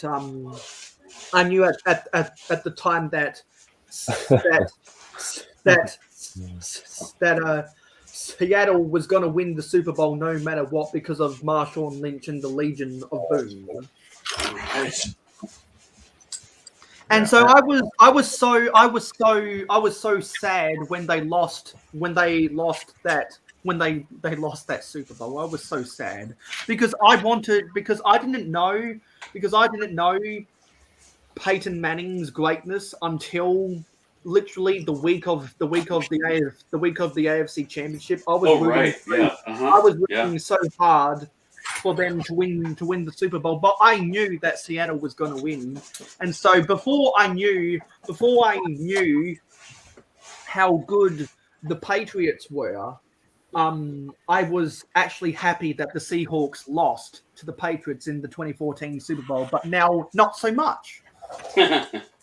Because now I know how much of a split, or how the Patriots are the greatest team of all time. And pretty much a dynasty, to be sure. Yeah, a dynasty winning six Super Bowls from 9 Super Bowl appearances over an 18 period. That was something. Yeah. I mean, I want to hate Tom Brady, but I can't. I mean, you can't hate someone that's that good. Belichick's a different story. But, you know, Tom Brady, I mean, because, I like Bill Belichick more than Tom Brady because I respect his coaching tactics. I've always hated Tom Brady because of jealousy, much like how before LeBron James. Much like how before LeBron James joined the Lakers, I absolutely hated him. But because I'm a Lakers fan, I openly welcomed LeBron James, as would a Celtics fan would have welcomed LeBron James if he had joined the Celtics instead. Mm-hmm. I was never a Charger fan, even though I grew up in San Diego, because my whole family is from Illinois. So I had Walter Payton, everything. Oh yeah, everything was Bears. You know, like in the house. The Bears. It's just when you're a Navy family, you know. Yeah, and the reason with Mike Ditka, and I mean that was those kind of people, you know, and that's kind of my point. It's like you have these larger than life people, but anymore it doesn't matter. I mean, they can be larger than life, then they switch teams or they get involved in some criminal trouble or whatever. It's just like I'm done. It becomes a turn off, and it becomes not the same sport that we grew up with. Exactly. Because of the rapid expansion and commercialization. Mm-hmm. So this has got a point though. Like the Raiders fans will physically harm you. They will. You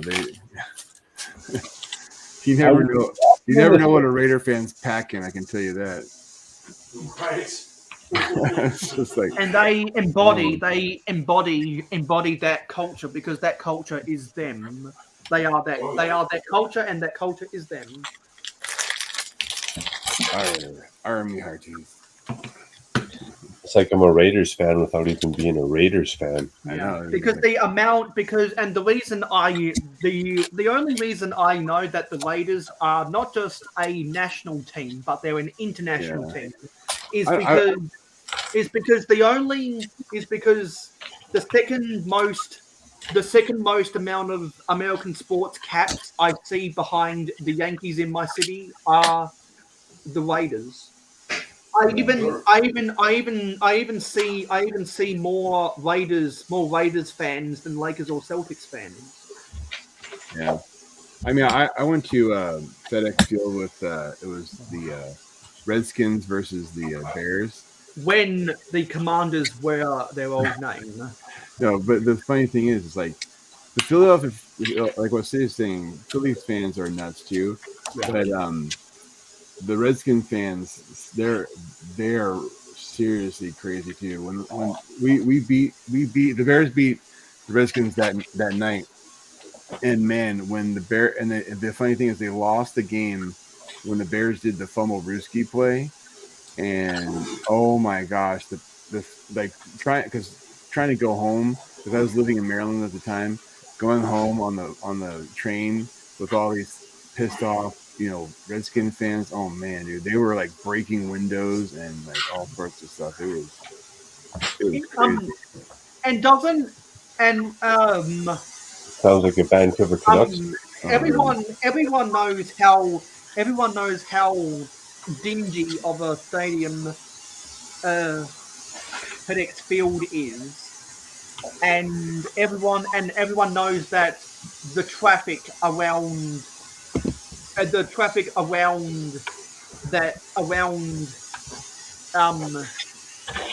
Field is absolutely terrible.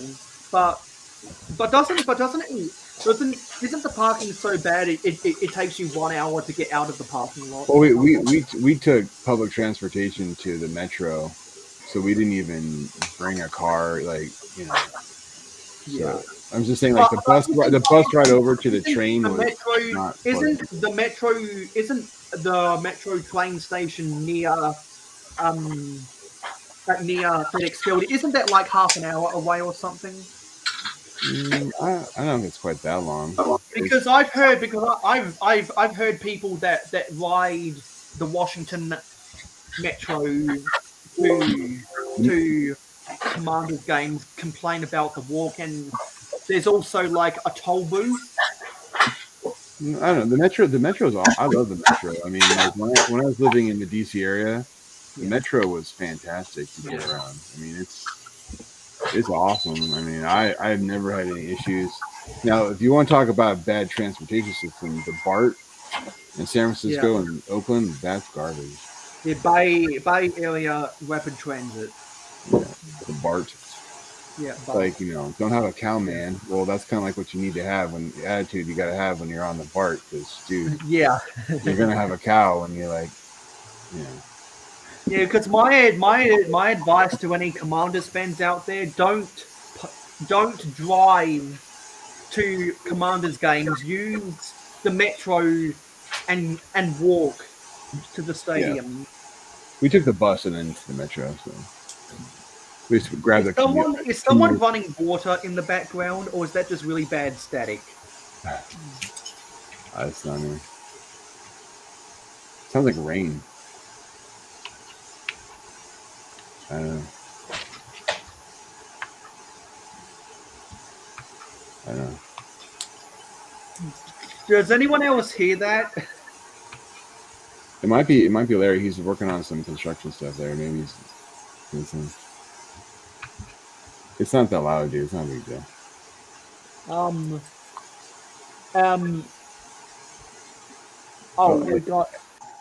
We got. Hi. Ambalaya just dropped out. Muggs is back.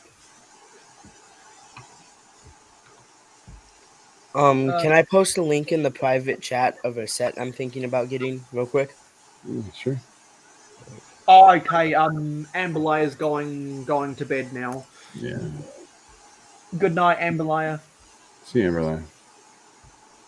Go subscribe to Amberlaya Builds on YouTube. Oh, I know that brand. Okay. Would you say it's a good brand? That brand is actually a repackage brand. So that might be let me look it up here 1 second. I can find its original location. It's going to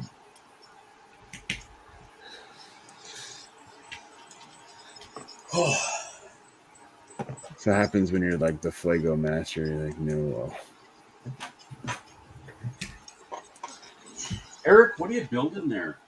It's a little log cabin. That's sweet, dude. Yeah, it's a little set. It's a new Chinese brand. It's an original design. It's just fake Lego. Can't tell. I know. Looks cool. Yeah. That's why I don't care. I buy what I like. Right. And nobody's gonna argue with me because I'm a giant. But you're not from New York. No, I'm not from New York. I am a Bear fan. And you're not from San Francisco. No. And you're not. They might be.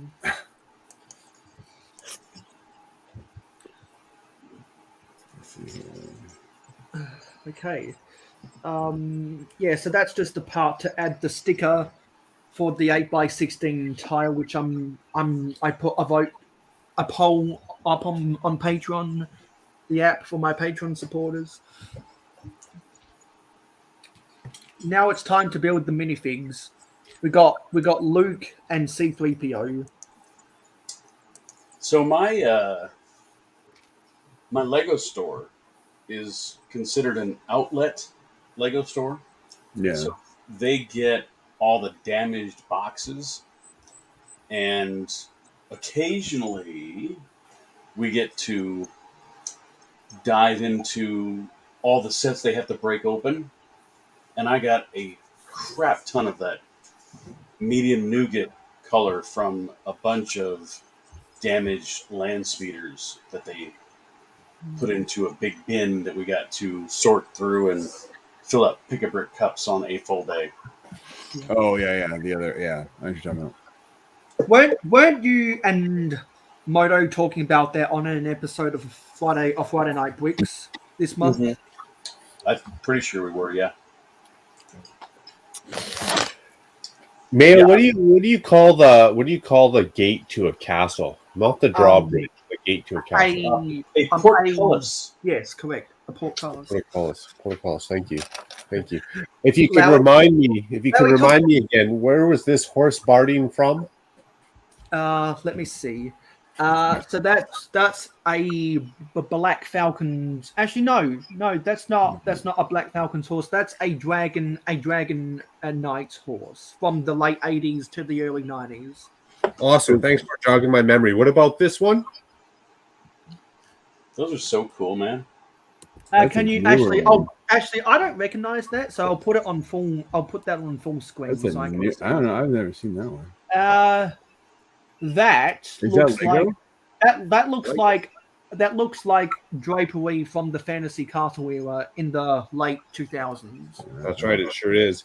And just because I forgot, real quick, if you could let me know about this guy. Okay, that logo looks like the bull. That looks like the bull from Cedric the Bull, but it might be from Knight's Kingdom 2. My bad, I threw in a teaser, but you'll definitely be able to fill me in on. Is it custom? Was that one custom? It wasn't custom, no. That's the lion. Okay, that that's the not the Lion Knights, the Crusader Knights. Crusader Knights, yeah. Awesome, much appreciated. Thanks for jogging my memory. Yeah. If you ever forget, Larry, you can just hold up a Lego piece to Mayo. He'll probably be able to tell you where it's from. Yeah. Yeah, because we all know that Macro totally forgot the names of those and was totally not trying to test me at all. Hey Muggs, I found the original I location showed of my that face set a little for you. bit more. Dusty's back. Oh, what is it? It's What is it? that set's originally a Zagao set that actually the brand quality is so. But the price on it is $1 more than normal, so it's a good price for it. It's just a repackaged set, so that brand doesn't actually manufacture or make anything. They just get Chinese sets and like repackage them into their own boxes. Yeah. So would you Not say I flexing should the get it? perfect pose, just flexing Mayo's memory. That's all. Yeah. But the quality of those bricks are average. They're not great, but they're not like the worst I've ever used before. Would you say it's worth the price though? Is it? Oh, it's how many pieces is it? So yeah, that's a good price for it. I mean, if you like pirate ships, it's a nice pirate ship for $60. Yeah. Yeah. Okay, I finally finished building the stand, and now we're It going to could be stolen though. Now we're going to put the Luke's land speeder on the stand. So let's raise the camera for this. So you're done that set pretty much? Yeah, I'm Nice. done. Nice. Good job, man. Look at the size of that bad boy. My first and only ever UCS set. Nice job. So yeah, I'll keep this on display until I make my video about the meme for my over January for my 10th anniversary on YouTube, and then sometime late next year I'll take it apart. How many bags total was that bad boy? 11. 11. That's Okay, not and bad. you're on bag 8. That is one set I would display. I'm not a big displayer. I get sets, I learn from them, and I take them apart and put them into the collection and build other stuff. But the land speeder is quite iconic. I mean, really, the design of that. If you go back to the original episode 4, that is such a cool design. You don't need to see their identification. Anything. These are not the droids you're looking for. Okay, now that I've finished building Luke's land speed, I'm going to go do a wardrobe change to go get my Makro Bricks t-shirt. Do it. Hey, awesome. I'll go get my Mayo Hosko sweater. Bet. Okay. Dusty's asking, can I get the panels? But you got to take yourself off the big screen. I'm gonna leave it on. We're just gonna look at that. That's fine. We'll just look at that shelf piece. That's what it's meant for, isn't it? Yeah. I just can't bend myself to buy any of those UCS sets. I don't know. No, I can't either. I mean, you know what? I would love to have that windshield piece as a seed part for something else, some kind of crazy build. That'd be fun to have in like some kind of greenhouse design, right? Or some Mars colony. Yeah, like an observatory kind of thing. Like sure. Yeah. I'll probably end up using it for the roof of a building in my interplanetary space base. I think a lot of, because I like to take inspiration from Star Wars sets to build space mocks. Yeah, that might actually look cool, being vertical against the wall as like a, be kind of cool. You know those windshields from the New City space sets? They have like the domes that like close up. I'm gonna do an air traffic control tower with them inverted, have them going up to do a big full circle, Nice shirt there, Mayo. Yeah, Makro Bricks t-shirt. Nice. Very nice. So apparently, according to Eric, what'd I do? You told me that I have to come back to Chicago. Yeah, that's true. To defend my title. Yeah, you don't want to be a jerk. Yeah, you didn't use the word jerk, though. That's true. I did use a little bit more colorful language. Yes, you did. But I'm going to need some kind of a nice, large, transparent windshield type piece. Maybe from the Ship in a Bottle. Maybe from that land speeder. What's that set number, Mayo?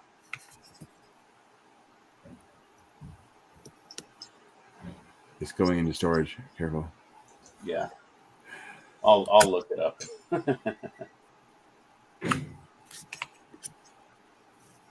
So you're talking about like the curved like atrium pieces or something like they use for the. Yeah, I actually. So, did you know that I went to Brick Slopes? Yeah. Okay. Over in Utah. Yeah. I watched it on Friday Night Break. Oh, cool. Yeah. Let's see here. I'm trying to. I don't stalk you all the time. Just. Are you sure? I'm feeling honored and creeped out at the same time. Doggone it. Well, like with Makro though, like we walked around Brick World and I was basically like his bodyguard. So. Yes. Oh, it's great. It's great. Yes. For once in my life, I actually didn't have anything to worry about.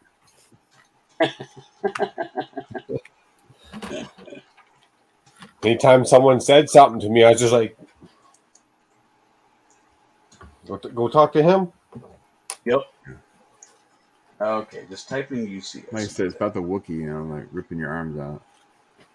And beating you with a wet end. Gross. Nice. For the love of Pete, what's that set number?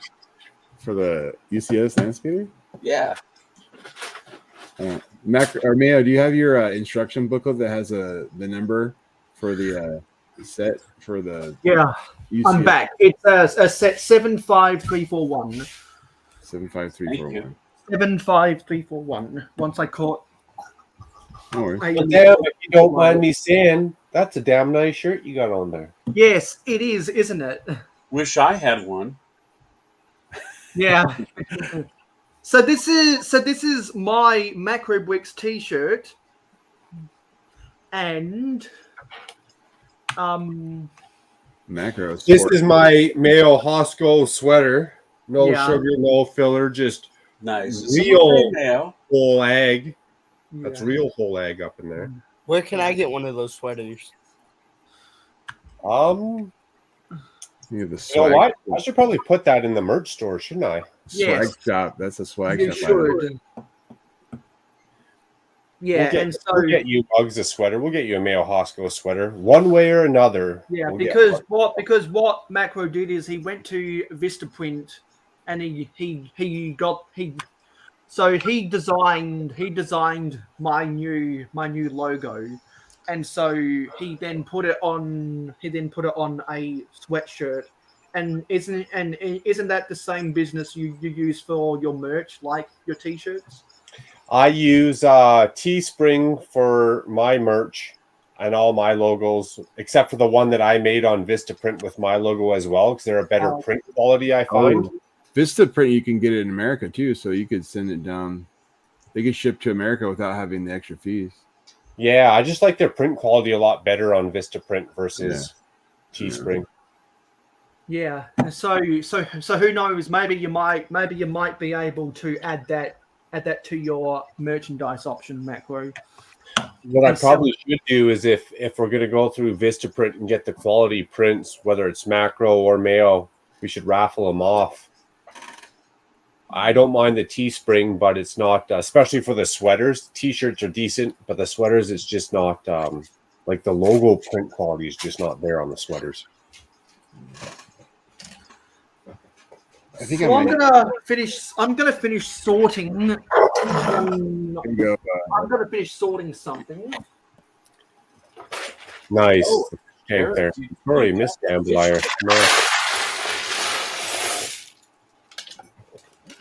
I'm gonna finish sorting this lot so I can get rid of I can get Four rid in of this one. box. God, that looks painful. Sorting in a 4-in-1, right on. Why is that one 18 plus? Because you got to be 18 plus to afford it. Probably. You have to be 18 plus to have the sanity to sort that out. Well, that's going to be starting. You're going to start with color or piece type. I'm actually intrigued. Start with plates, then go to bricks. Let's go by shape. I'm going to I've been sorting for like 2 weeks. I'm just so done, man. It's just like, how much I'm bulk gonna have have you to been picking separate up? all these printed pieces, these small printed pieces out separately. So for the time being, I'm gonna get one of my I'm gonna get one of the storied pens and put them in here just to get them out of the way. So Eric, I saw that. Did you post that on Instagram or No. somebody else? I don't post anything on Instagram. I don't post anything anywhere. Because I just saw this set today. Yeah.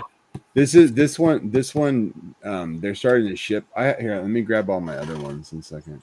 Yes, please. 1 second. What is all of your favorite sets you've built? That's a Ooh, question. favorite sets. My favorite set that I've built by far is the Victory Lap Raceway from 1988. Mine would be actually now it's a toss up between the original Ninjago City and the new Lion Knights Castle. I really want that set, but the price, I don't want it for that price. I'm gonna buy 2 of them. I don't care about the price. Build up the VIP points, or keep an eye out for some kind of deals, discounts at the stores for sure. Yeah, I'm waiting for double VIP points. Yeah, nice.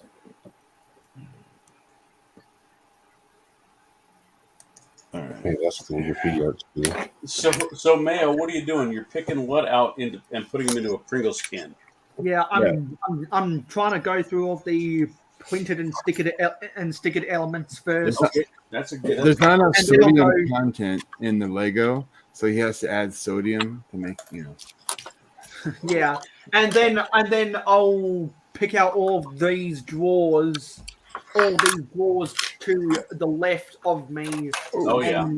And see which of they and see where they belong, because you've got to because as a mock builder, you've got to invest a whole lot, an insane amount of time in sorting your Lego, so that you don't have to resort to spending hundreds of dollars on Bricklink just to buy the pieces that you can't find, but you know that you've got.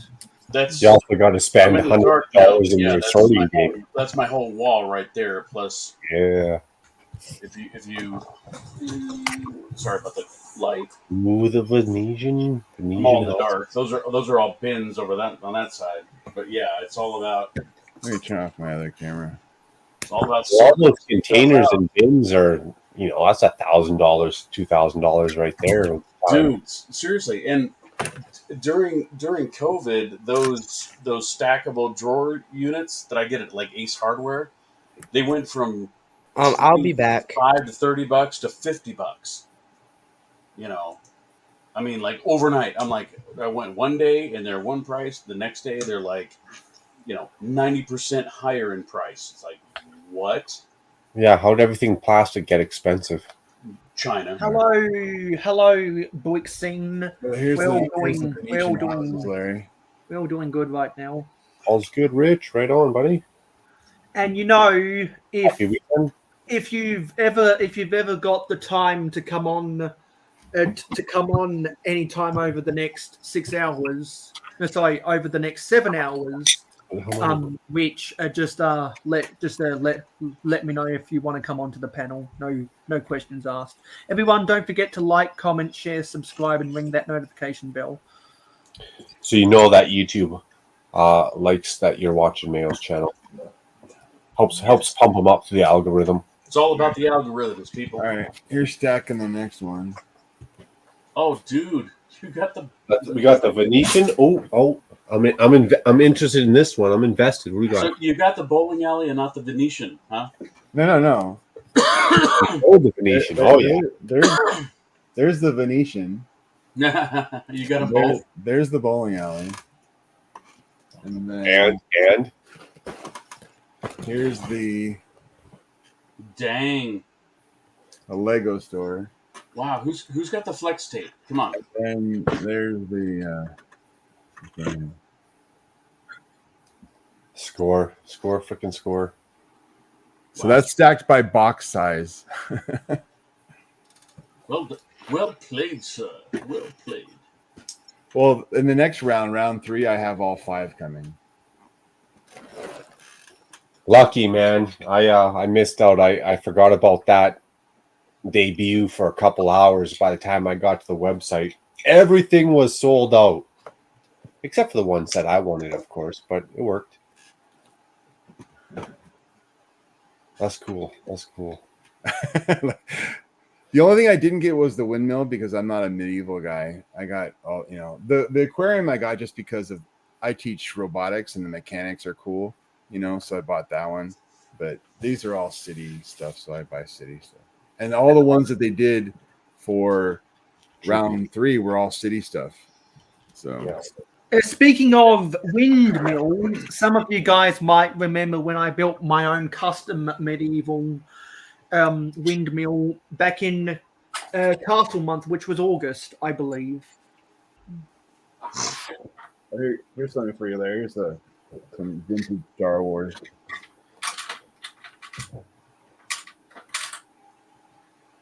Oh, and before I mute myself again, Brixing, you just missed me finished building the UCS Luke's land speeder, and so I'll have to publish the final image of my complete Get build. out of here. I'll have to publish the final image of my complete build on Instagram later, or you can after this live stream is over, you can go back and watch it on the replay to see me finish Luke's land speeder if you want. All right, let's go to Eric and that Yoda. What? That's the original from the 80s. Get out of here! Are you serious? Yeah, that's the original one. That's the original Kenner. Yes, it is. What? Show me that price tag. You can't. Hold on. I can get a good focus on it or not. You could just tell us. I mean, we probably believe you. Hold on. Let me get my glasses on. For like. It's from Toy Kingdom. $375. It was $299. Oh my god. What's the eBay value from $299 till current? It's still $299, except the decimal point has been. The decimal several places over. Here's and this is the first Thrawn appearance in figure form. Wow.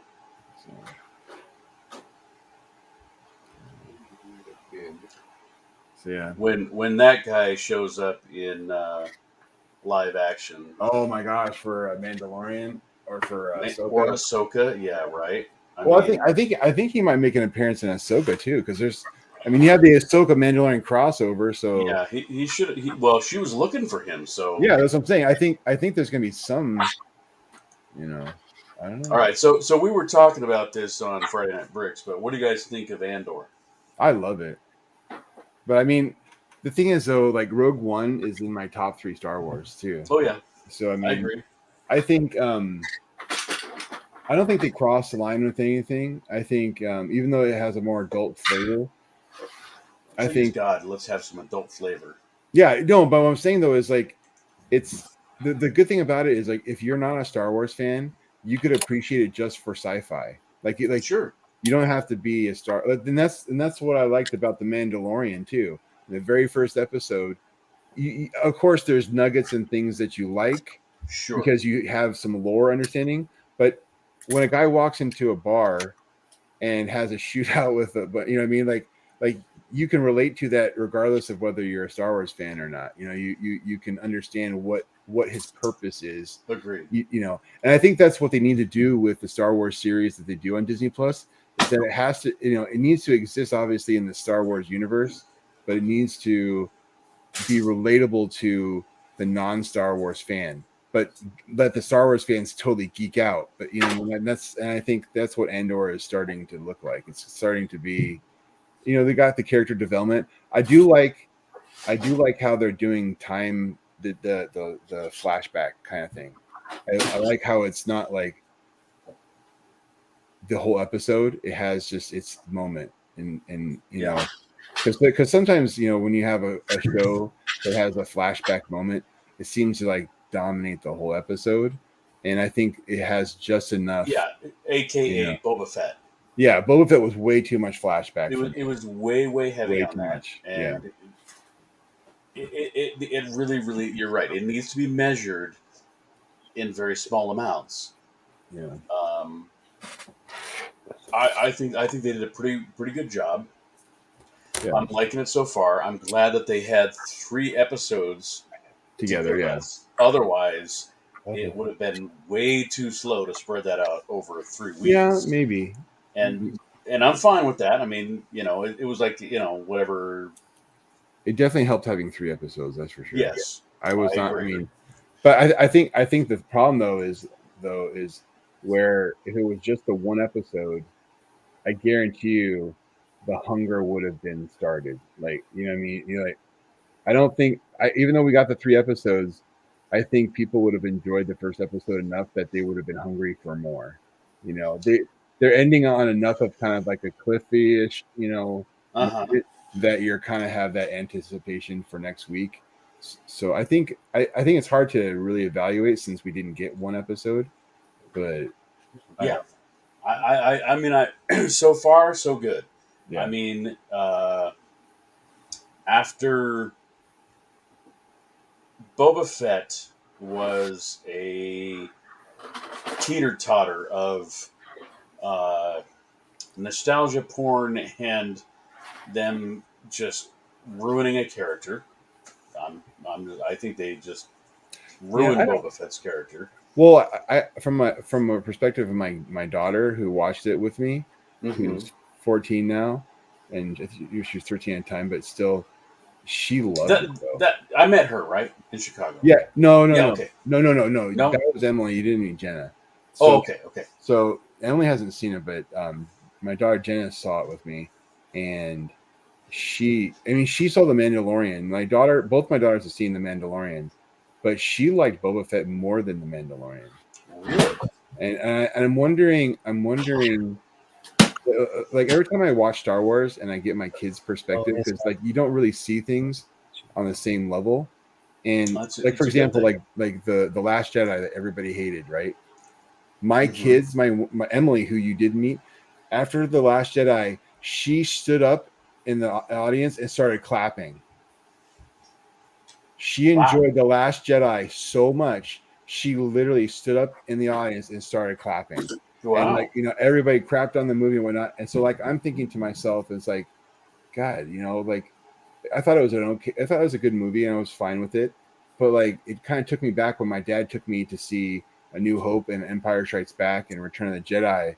And like sometimes I was looking, it's like, well, maybe that movie wasn't really just meant for me. Like you're like when you see it through a kid's eyes, like the kids that watched The Phantom Menace, I enjoyed The Phantom Menace, but like kids that grew up with it, that was their movie. You know what I mean? Like that was their, you know what I'm saying? So like for my daughter, when she stood up, I was like, wow. You know what I mean? It was, you know, like I was like, okay. And then when people just crapped all over that movie, I was thinking to myself in that moment, I'm like, you know, like if you don't like the movie, then buy the Star Wars franchise, make your own movies. You know, it's like, right. You know, I don't really care what other people say about it. And I'm not going to sit here and defend that it was a great movie, but sometimes things are done and they, you know, like how they appeal to different audiences is, you know, it's just what it is. And the only reason the eye of the beholder. Yeah. The only reason we're talking about Star Wars right now is because I'm so glad I finished building Luke's land speeder. And so Definitely. yeah, and so Brixing literally got here at the right at the right time when people are geeking out about Star Wars. Yeah. And so am I, because that set was surprisingly enjoyable to build. I was showing the And, Ewok, Rich. too. If Brixing had the time, it'd be a better time than any. That's cool, Mayo. I'm glad you got your money's worth out of the set. And you actually enjoyed the build, whether you're a Star Wars fan or not. That you appreciated just the clicking of the brick. The Andor episodes are like 35 minutes, 40 minutes. That's with credits, though. It's going to be 12 episodes, though, I think, Larry. Is it a full 12? I think it's 12. So that's what I'm saying. I think even though the episodes are, in that, they're over a half hour, obviously. They're kind of have that like 45 minutes. The first one was like 42, but then you had like 5 minutes of credits. There's like, well, yeah.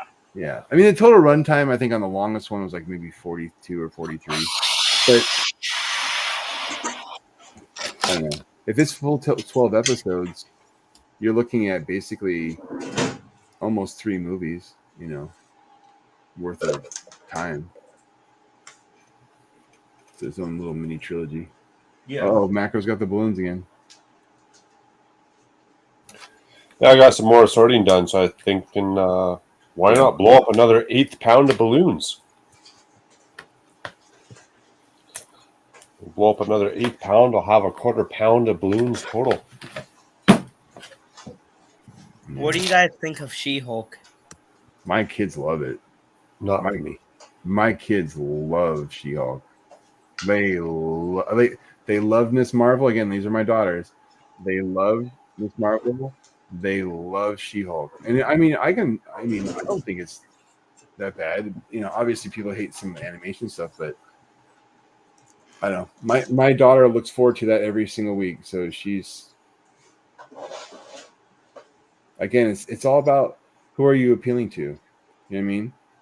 True. Disney Plus is one of those things where they have like shows that are obviously, they have a more kid-centric focus, and then they have the the pure fan focus, and then they have pure. It's all over the place. They're not catering to just one group. They're really not, because they're not catering to me, because I think She-Hulk is hot garbage. Mm-hmm. Like in a dumpster fire on a train that's about to wreck. Yes, about to fall into a volcano. Yes. On a planet that's about to get destroyed by the Death Star. I mean, it's there is so far there's nothing redeeming about She-Hulk. I am so disappointed with that. Some people love it though, and like I said, it's I know what you're saying. I can see where you're coming from, but I'm telling you, man, my girls are just like all over that. Like they are glued to the screen watching She-Hulk. Yeah. Well, I see your point, and I think that's actually refreshing for me as a very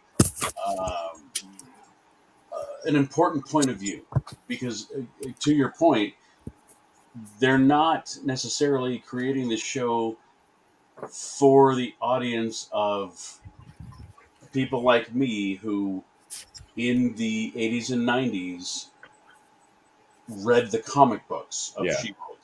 Because if that's their basis, we're all disappointed, because it's not that. Yeah, I think that's like with Ms. Marvel, they're trying to create a new audience. They're trying to attract new people. Unfortunately, I think there is a recipe to getting the diehard fans and the new people together to enjoy it. Yeah. And they are totally leaving out the diehard fans. I'm hoping that they regroup it with, a cinematic release where if they're going to pull from those characters, that they can pull both fan bases, you know what I mean? Like the people that like the newest stuff and then the people that are the diehards. And maybe somehow there can be some sort of amalgamation of, you know, making it worth the while of the producing the show. I hope But, so. you know, I mean, who knows? I mean, maybe She-Hulk is just a one-off spin-off, or maybe it's a couple seasons, but it never hits, you know, the MCU kind of, you know. Well, my problem with that is She-Hulk. I mean, at one point she was a member of the Fantastic Four. You know, she became a pivotal character. I mean, she was introduced in the 80s Secret Wars era, you know, and like that was my biggest problem with Titania. You know, Titania was created by Doctor Doom.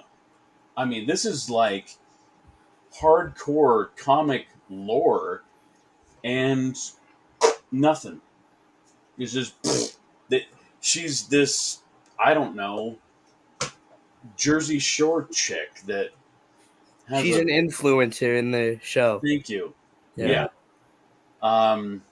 Yeah, they definitely are using a lot of modern flair. I mean, it's, you know, yeah, and nuances, and I just don't think that the writer. Honestly, the writers are too young to be writing this show. But they're cheap, along with the CGI animation. That I think is definitely, they could have, you know. It's driving me crazy. It is driving me absolutely up the wall. I'm like, you're the studio that did Endgame. How are you effing this up so bad? Well, it's because all the people that did Endgame are now making a crap ton of money, and you can't afford them to make a series. So you're farming it off to the, you know, the junior varsity team to do the CGI, and it's garbage. It sucks. I'm not even half convinced. Yeah. Alawi, I know this is your first time, so you probably don't know that on the Mayo Hosko live stream, we are allowed to drop a fucking F-bomb around here. Oh, no fucking way! Are you serious? That fucking changes everything. You don't have to really police yourself. You don't understand. I was in the Navy. Yeah. Oh yeah. No. Trust me. I grew up in a Navy family. I know exactly. I want to join the Navy. Oh boy.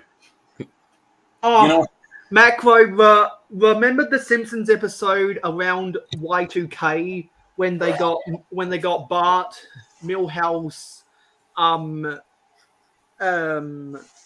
the other boys of Springfield Elementary to become a boy band used for join the Navy propaganda? That one I don't remember. I'm sure if I went and seen some clips, it would jog my memory, but not exact a boy band for the Navy. Yeah. I don't remember that one.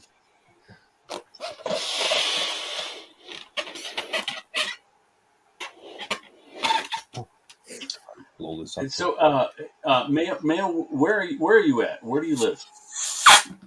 I live in the city of Adelaide in the state of South Australia. So on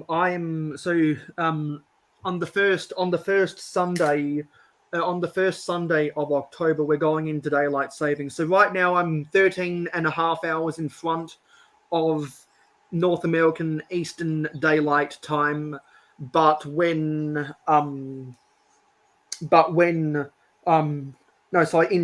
two live streams time for everyone in North America at these streams, I'm trying to decide if it'll be 1 hour earlier for you guys, or if it'll be 1 hour later for me, because do I want to keep waking up at the same time and get people watching this streamer an hour earlier, or do I want to allow myself to sleep in a little while longer on Saturday mornings and keep it at the same time in North America? So people will have to let me know about that one. because I wouldn't. Sorry. We should touch base because North America, or at least Canada, I think we're about to roll our clocks back an hour here pretty quick. Yeah, because clocks back. What did you say? Oh, clocks. Yeah, clocks. I'm not that drunk, am I? What? No, but I am, dude. Eric, you were showing me all the comics that I had back in the day.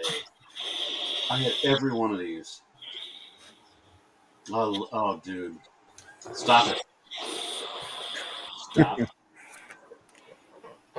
Cheers, yeah, So the reason I was asking, Mayo, so you are again you're south coast? No, the state is called South Australia. Okay, so help me out because again, being in the Navy, I've been to Sydney and Perth, so the east and the west. They're opposite coasts. Right. So where are you between those opposite coasts? Are you? I know that Adelaide is 736. I know that Adelaide is 736 kilometers away from Melbourne, which is southeast of me, and so I think Sydney is about 950 or something kilometers east of me, and then Perth is like I think 1,200 kilometers west of me. So Adelaide is in the middle of everyone, and the reason why South Australia is known as the transport state is because all of the interstate, majority of the transcontinental interstate trains have to come through Adelaide for the freight traffic, and all of the trucking companies that go east to west normally as a part of their routes. For it to be more economical for the trucking companies, they normally offload and pick up freight in Adelaide, and there's such a big distance between Adelaide and Melbourne and Adelaide and Perth that they have at the border between Western Australia and South Australia, they have a trailer exchange. So two different tractor trailers exchange trailers with each other, so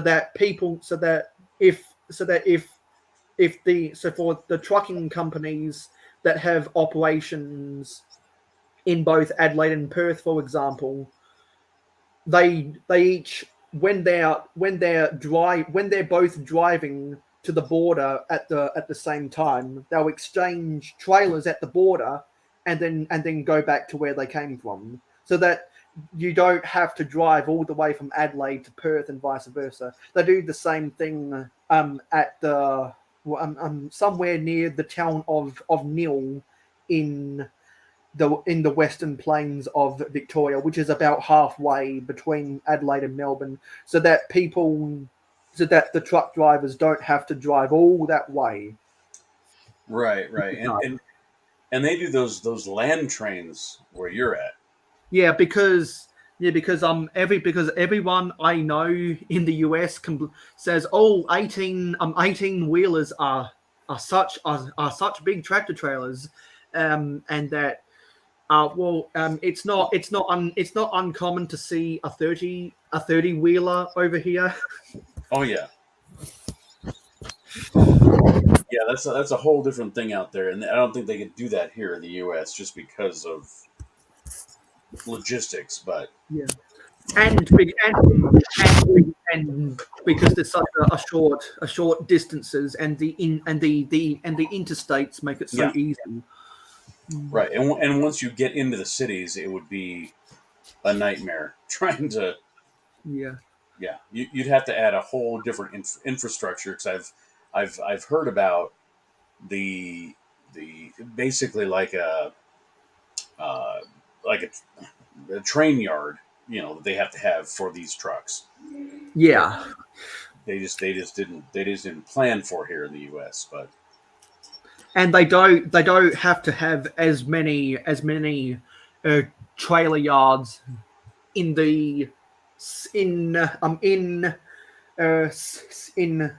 centers in Australian cities anymore, because around Y2K they upgraded roads and highways and freeways coming into cities to allow for longer, for tractor trailers to have more than 2 trailers. right. Because once upon a time there used to be towns like an hour outside of each urban center on all roads that lead into major cities, where they had to do a trailer exchange because the city limits didn't allow for B triples, but they upgraded roads around 2000 so that B triples could come into the major cities. Right.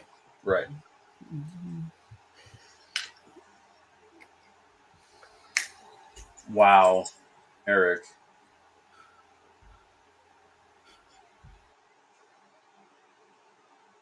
You're a bigger nerd than I ever thought you were. I love you.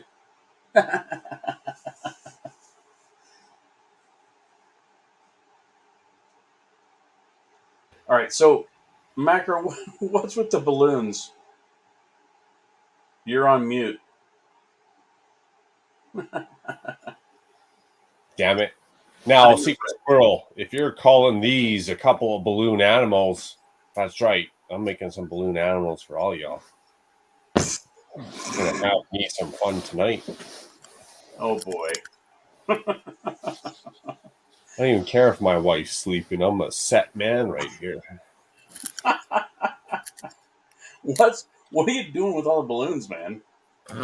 I'm wishing Dusty Bricks a happy birthday. So I went and got a custom-made cake and a quarter pound of balloons. Wowzers. I mean, I know the joke's over. It used to be funny, and then it went ha funny, and now I don't even smile anymore. We're just rolling our eyes at this point. Yeah, and now it's just like okay funny. But we got to run this joke right out to the end. So I went. I know someone who can help laugh, Macro.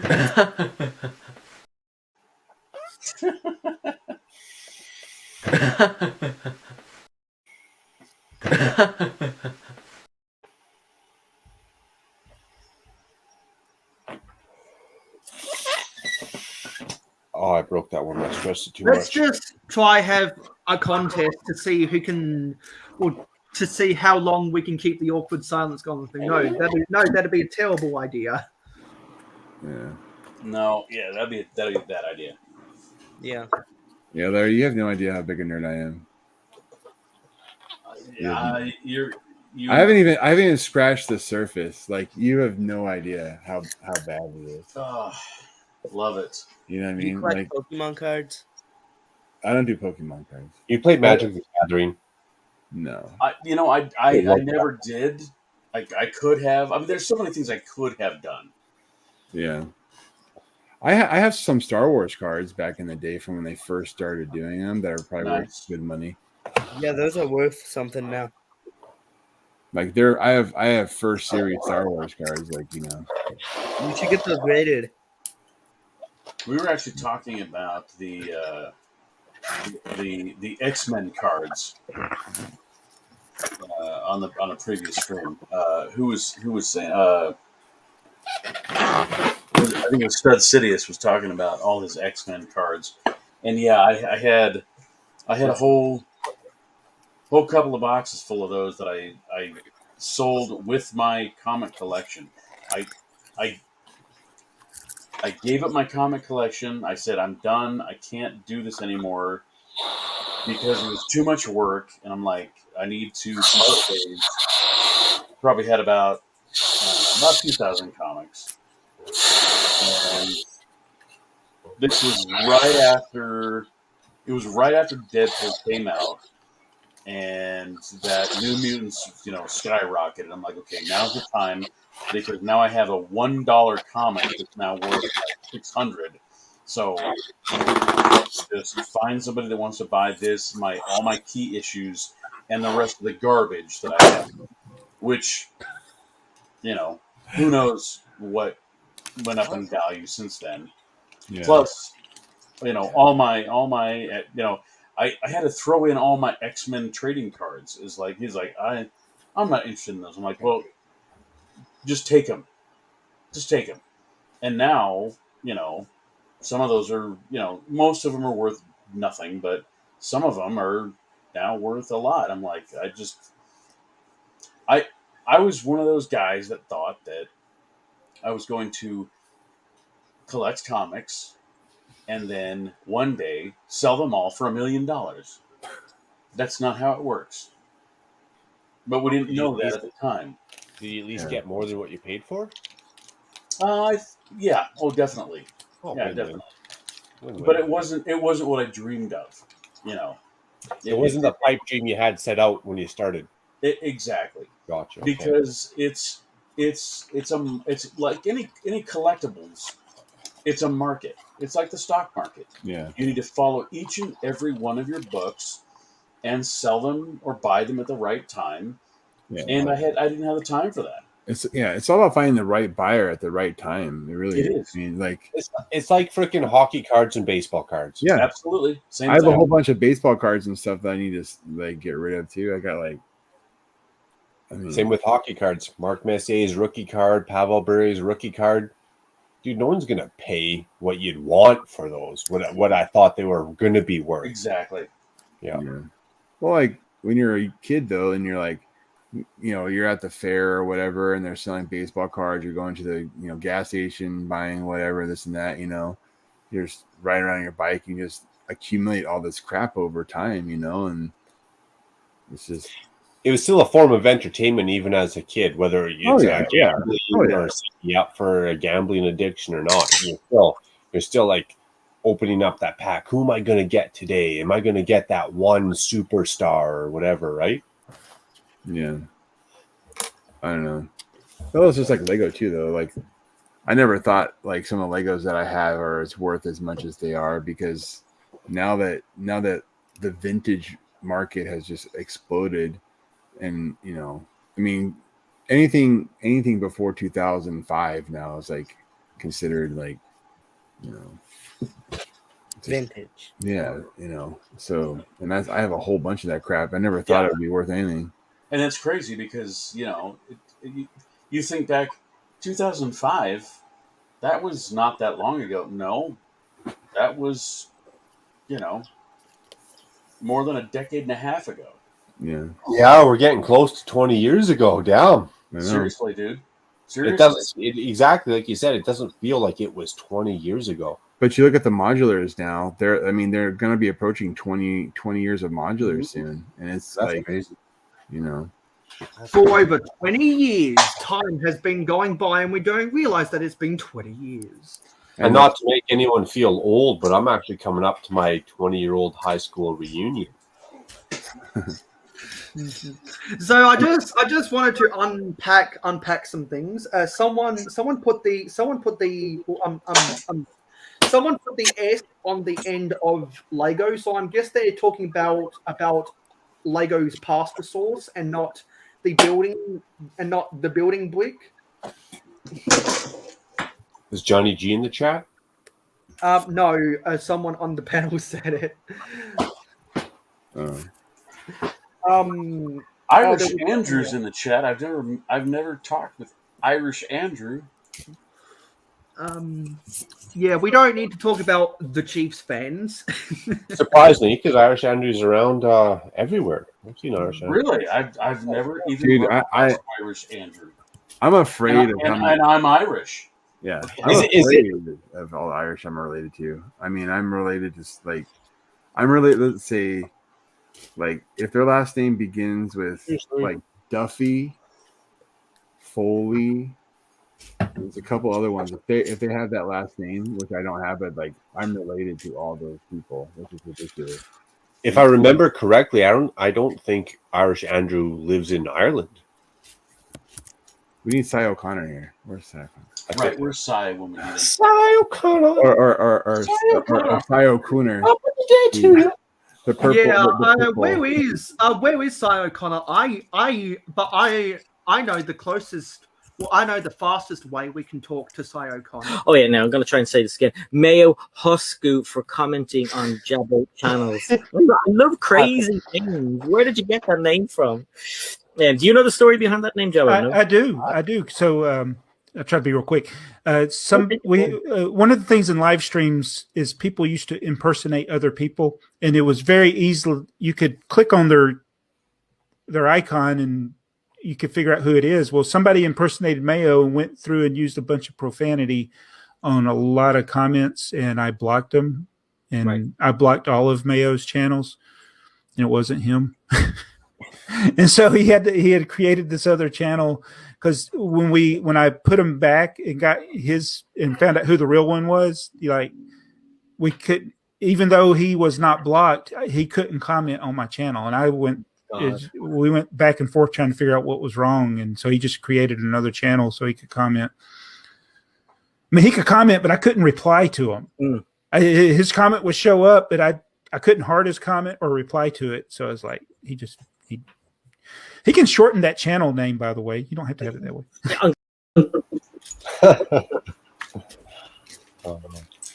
True story.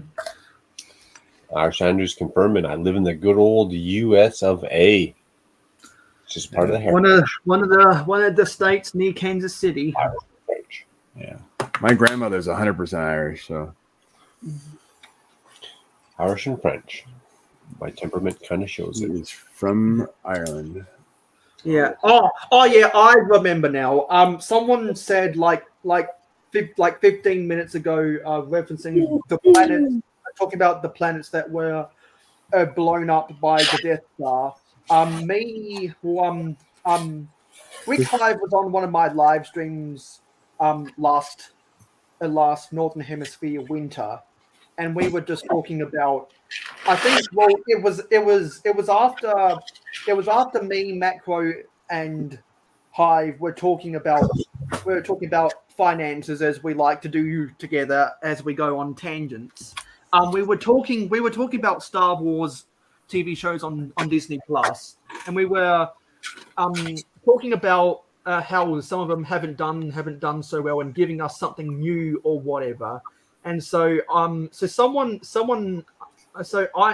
I think someone made a comment about the Real Housewives franchise, and then I just spurted out the Real Housewives of Alderaan, and that became something to talk about. That's hilarious. Speaking of which, I better make sure it's recording. I'd never want to miss an episode. I better go make sure the Real Housewives is seriously going to be on the PBR. Because that was a thing for a little while. People telling me that they'd rather watch the Real Housewives over sport. They have a commercial. Well, it wasn't a thing for a little while. It's still a thing. Well, I haven't heard anyone talking about it for a while, but I was thinking, well, how could I turn that idea into a stop motion? I'd have to get the princess. I'd have to get the Princess Leia minifig, and I'd have to do all this research about Alderaan, and I'd have to research how to become a professional stop motion person, and I have to invest all this other time. And it was like, yeah, that's an idea for the back burner. Well, you could turn it into a meme real quick. Would you rather watch a bunch of men in tights? Would you rather watch a bunch of rich, catty women with cleavage hanging out? That are in that's fear, a tough decision. That are in fear of the inevitable. You know what? As a married man, sometimes I got to pick my battles, and sometimes I lose. And when I lose, I got to watch the Real Housewives. Oh, I totally forgot to do this. I totally lost track of the time. Let's all move on over to part 2. because we've gone over 6 hours. So we've got to move on over to part 2. So I'm going to go get part 2 loaded up. What happens at part 2? Well, yeah. Well, the reason more balloons. Yeah, the reason I need to do this part I got it. Balloon animals are coming. The reason I need to do this part 2 is so that we don't go over. Hey, Larry, have you ever seen Macro's shenanigans that he does on Saturday? What happens? I've seen Macro fall asleep. That's about it. That's pretty much the story. That's how it goes. I mean, that's the. So I'm going to go live over. I'm gonna go live over on the part 2, and then continue this until we can get everyone over there. So everyone that's already on the panel right now, if you're not already in the live stream gang, I'll send a invitation for part 2 your way. Sweet. I'll go over there. I am gonna go grab a quick can of juice and a fresh air break.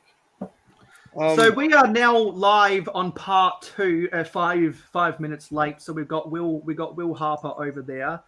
We are just going to migrate over to part 2 of this Will Harper, man, I haven't talked to Will Harper in a while.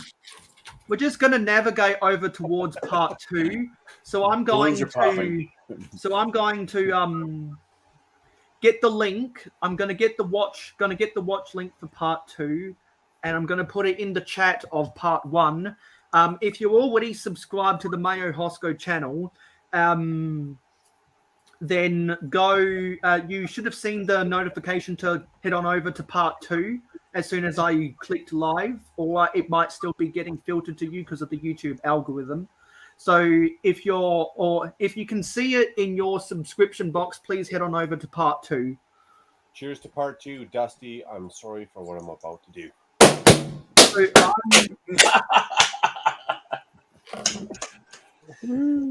Well done, sir. That was pop-horrific. Catch you all in part 2. Actually, so I'm going to go get the part 2 link and share part 2 with people in the chat of part 1. So I'm going to go get Well, put it in my Instagram because I'll get it to you later. Share part 2. All right, cool. In the chat of part 1. Can you send it to me on Discord? Because I don't have access to my old Instagram account no more.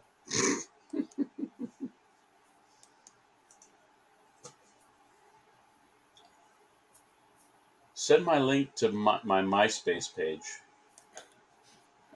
I deleted that one a while ago, so I'm gonna have to re-register. I never had one. I'll re-register. Never had one. I fought Facebook till my wife just was like, "Well, I have Facebook. You have to have it. Everybody's got it." No, dude, I have a Facebook, but like mine is set to only friends of friends can search for me, but I don't have any friends, so no one can find me. I don't have any friends either. It's like I look at the friends. There's like 700 friends on Facebook, but it's like my Facebook is like totally inactive. I know there's terrible audio issues, so let me just change that up. Let's head on over to part 2.